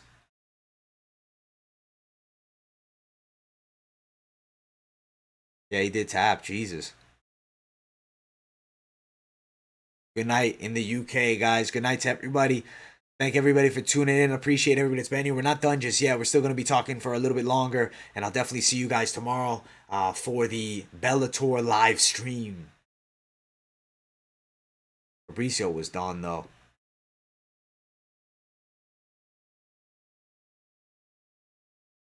It's like he tapped for a second, but then he started punching. I don't know. Werdum's always been, yes, he's always been a bad loser. I feel like even whether he tapped or not, I don't think Werdum let up on the submission. Yeah, honestly, it probably is just slow-mo. I don't know. Either way, he gets the finish, so it's not like I don't think Werdum lessened up on the submission after the tap. I think Werdum still locked it as tight as he could. Did he start letting up? I don't think so. But did he let up? Let's see. Hold on. Let's see if Werdum lets up if there's a tap.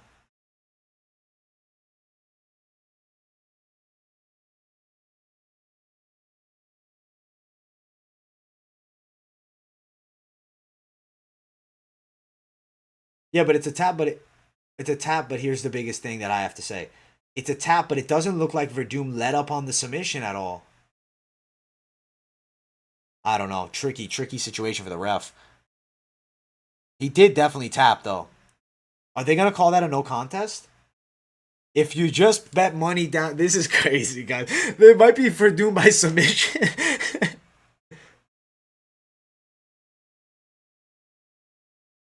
Werdum's freaking out.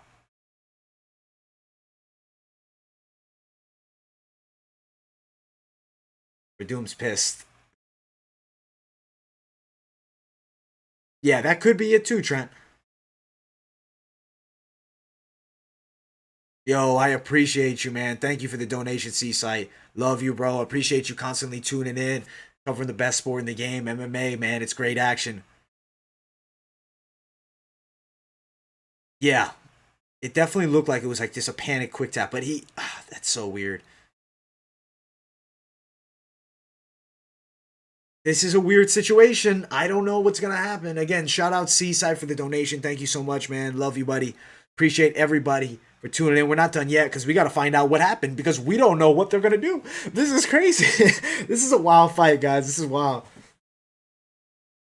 They're taking a while to announce the decision, which gets me like really nervous. Let's see.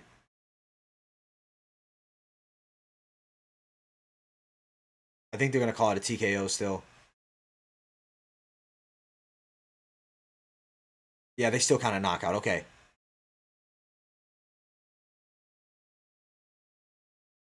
Yeah, man. I mean, I honestly see. Here's the thing with PFL: they have a lot of guys that don't have a ton of high level fights. So even the film we'll see, it's maybe not the best footage. Now we get to see him at the highest level. I promise you this: the predictions on PFL as the season continues are going to get better and better. Strange situation. They're going to talk to both fighters and find out what is the thoughts here. Yeah. No, at the end of the day, he did win though. He got the stoppage. Even if he tapped, the ref didn't call it yet, and I don't think Werdum necessarily let up on the submission. I don't know. Weird. Very weird situation. He did tap. It's crazy. Crazy, crazy. Crazy, guys. Because the prop bets, there were two of them. I said maybe sprinkle Werdum submission or sprinkle knockout for Ferreira. And we kind of got both.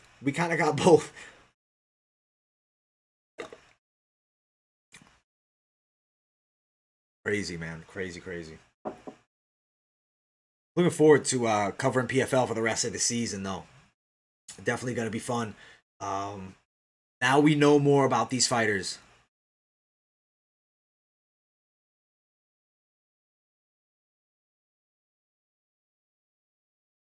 Good night from Yemen, dude. Sports event. Should you give it? That's funny. Sports Investment Group 1. Shout out to you, my guy. I love you, man. Okay, so let me say what happened. We saw a big TKO for Henifeda, but it seems like there was a tap. Very confusing situation. Shout out Sports Investment Group 1, man.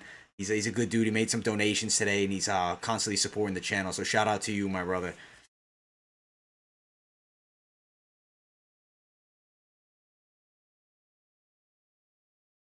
Hey, Sports Investment Group, if you feel I'm worthy, always we appreciate it. It's whatever you like, man. We love you, man. No matter what. Yeah, the PFL, they look for that finish, man.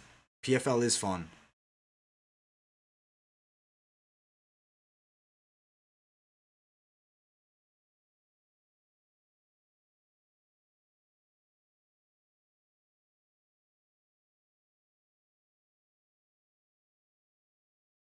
I know. Interesting stuff, guys.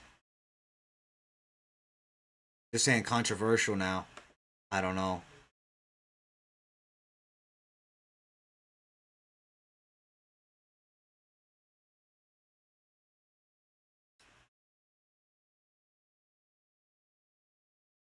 Werdum's pissed, guys. Werdum is very upset.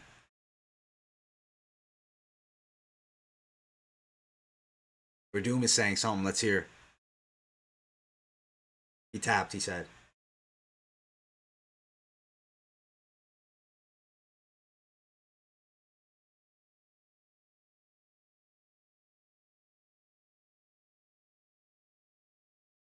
Dude, he wants to see the video. Werdum's pissed.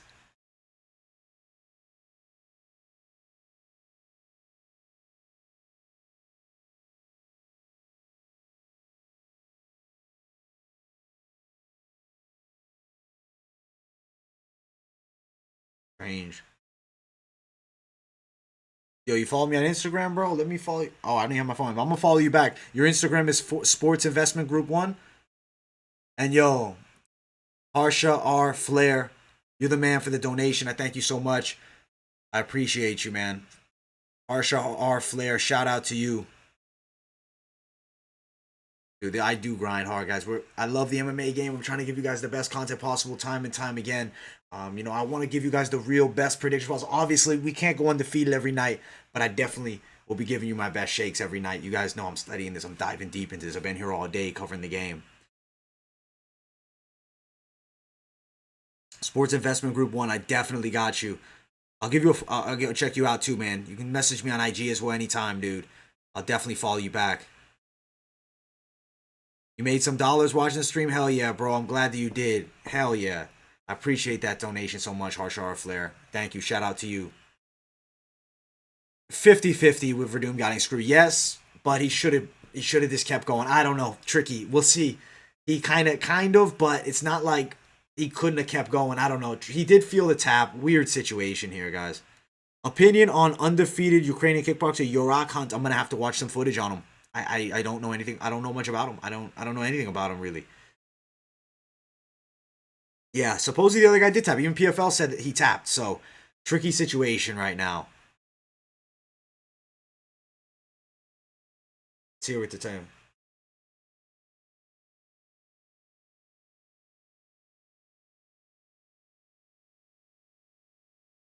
See what he's saying. Yeah, he probably released a little pressure and then went for the ground. It's a dirty game sometimes. No, no, Aiden Matthews, you're right, dude. We did. We took a disappointment on Usman, and we also took a disappointment on Werdum. MMA now 27. Shout out to you, man. You're the dude. I appreciate you with that donation, bro. It's always good catching up on Twitter too, man. Appreciate you, my brother. You're a good man. MMA now 22, 27 rather. MMA now 27. Shout out to you. Thank you, brother. I appreciate you so much. I know that was the fight game's crazy, right? And that's what I love though, because if you got every prediction right, then it wouldn't really be, a prediction, a hypothesis. Great stuff and crazy stuff. MMA now. The game is craziness, dude. What a fight that main event really delivered. Wow, wow. What a card we saw. I'm gonna be doing some post-fight coverage very soon. You guys, I'll keep answering the live chat for a bit longer though, because I am enjoying talking to you guys as always. And we are gonna listen to Renan Ferreira's interview, which will be up next. And then we'll give our thoughts on that. As of right now, I can't really argue with Fabricio, but strange situation. Again, shout out MMA now for the donation, man. God bless you. Shout out to everybody who donated tonight. You guys are fantastic, and I really appreciate you guys. Sebastian, I appreciate you, my brother. Thank you so much. Thank you, guys.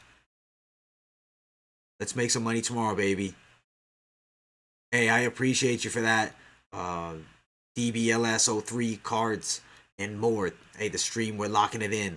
Locks for tomorrow. I like Dog Pickup Carvalho, Michael Venom Page, Storley's a lock, Patchy Mix, Corrales, and I think Rumble could be good to go, but definitely tricky. No, I think Aiden, I think you're right. We might see it overturned. I definitely think. Aiden Matthews, if you are looking for a breakdown and really want to, get deep into it, I have a full breakdown that I did today of the weigh-ins. And we talked about the weights, we talked about the face-offs, we talked about the matchups. So check that out on the channel if you guys want.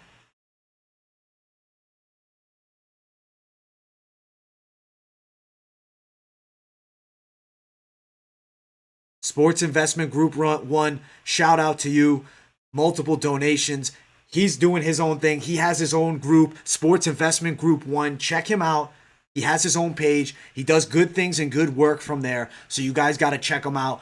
He's a really good man. He helps us out, donating to the channel with plenty of money. He's a very generous guy. Thank you all so much. And listen, man, the work, we love you too, Aiden Davis. Love you, bro. At the end of the day, sometimes you can't pick it 100%, but we do our damn sure best. Shout out again, Sports Investment Group 1. Shout out everybody that donated, man. You guys are awesome. I don't think Werdum's done. I think Werdum is still competitive in this tournament, but that was intense.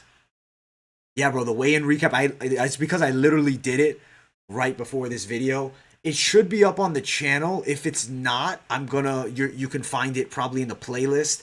I don't have my phone on me right now, but immediately after this video, if you don't find it on the channel, and it's not there, it will be if you go in playlist, weigh-in recaps, I put it in there. I got 2 Aidens in the chat. That's funny, man. Again, thank you so much, Sports Investment Group 1, MMA Now, everybody who donated throughout the stream, anybody who ever just tunes into the stream. I appreciate all of you guys so much, and I'm really grateful that you guys enjoy the content. And we get to cover the best sport in the world, MMA, and sometimes crazy shit happens, and that's why we love it so much. We love this game.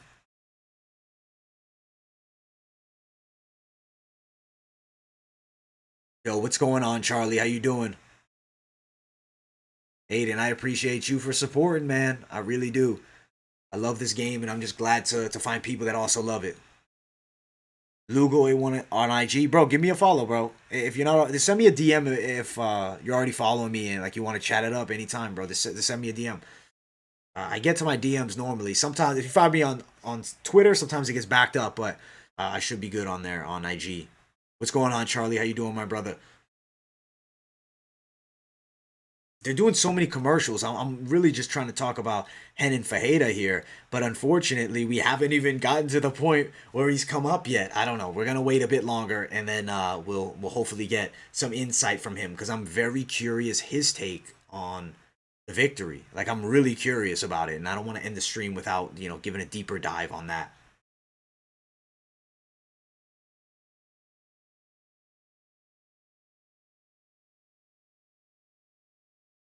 Bro, Charlie, that's money pickups. Good thing that you played some of the dogs, man. There were some big dogs that came through. Good work, Charlie. Dude, a lot of upsets, Zach. A lot of upsets tonight. Crazy night of action. Excellent night of action, I should say. Love upsets.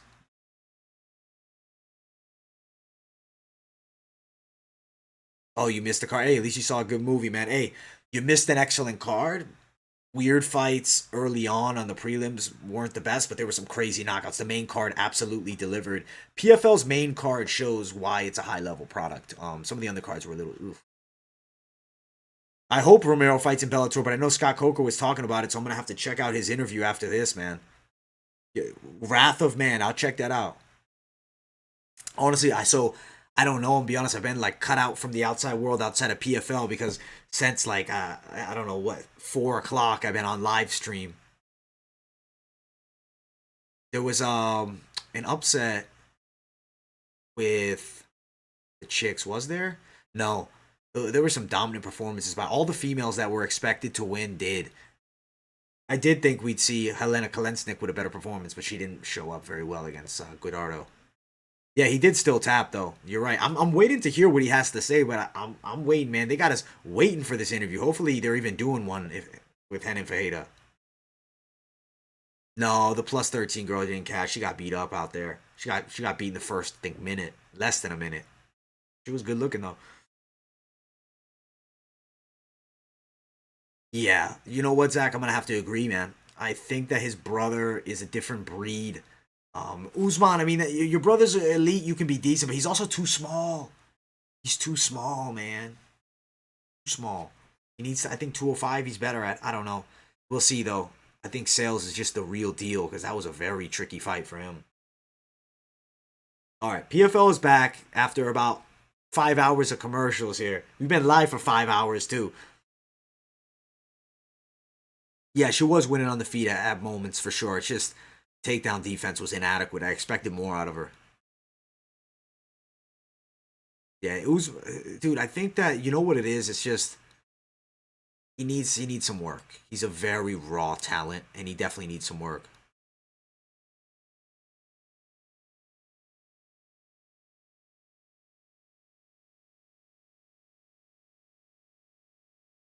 I'm excited to see what they're saying, dude. Deliha got fucking destroyed. That blew my mind. Yeah, that size was real, man.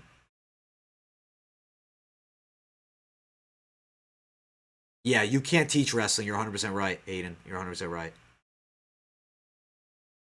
Yeah, he did definitely defend the best of his ability.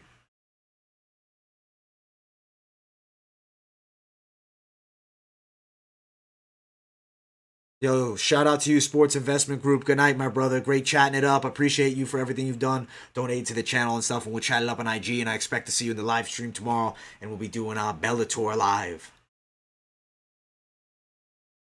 Dude, the tennis parlay, bro. I don't know the tennis game. Okay, there's no interview with Henan Fajeda. I don't know. They didn't talk to him. Very weird. That's making me think they're going to overturn the result. Weird.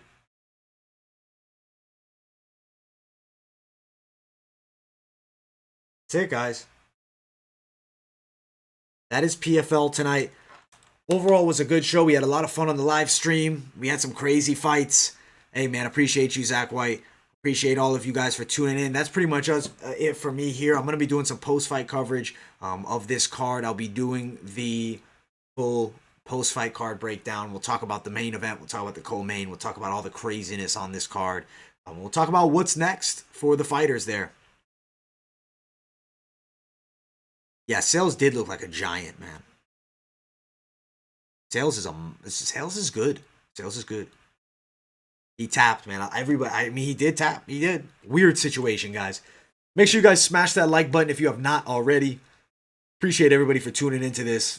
PFL delivering with some good cards. I 100% agree. If you guys haven't yet, you need predictions for Bellator, check out the weigh-in recap and just the full card predictions. I already have the full card predictions for the UFC, but I will also be doing tomorrow the weigh-in recap for the UFC and be going live for PFL. You guys are going to see a lot of live action of me. So come lock it in here at MMA Experts. Have a good night, everybody. Make sure you subscribe if you haven't already. Like this video. I appreciate you all so much for tuning in. Thank you all so much. And we covered a fantastic PFL card. Good night, and thanks for the love. Christopher, shout out to you, my brother. Everybody in the chat, shout out to you. Everybody have a great night, and I had a lot of fun chatting it up. See you guys tomorrow.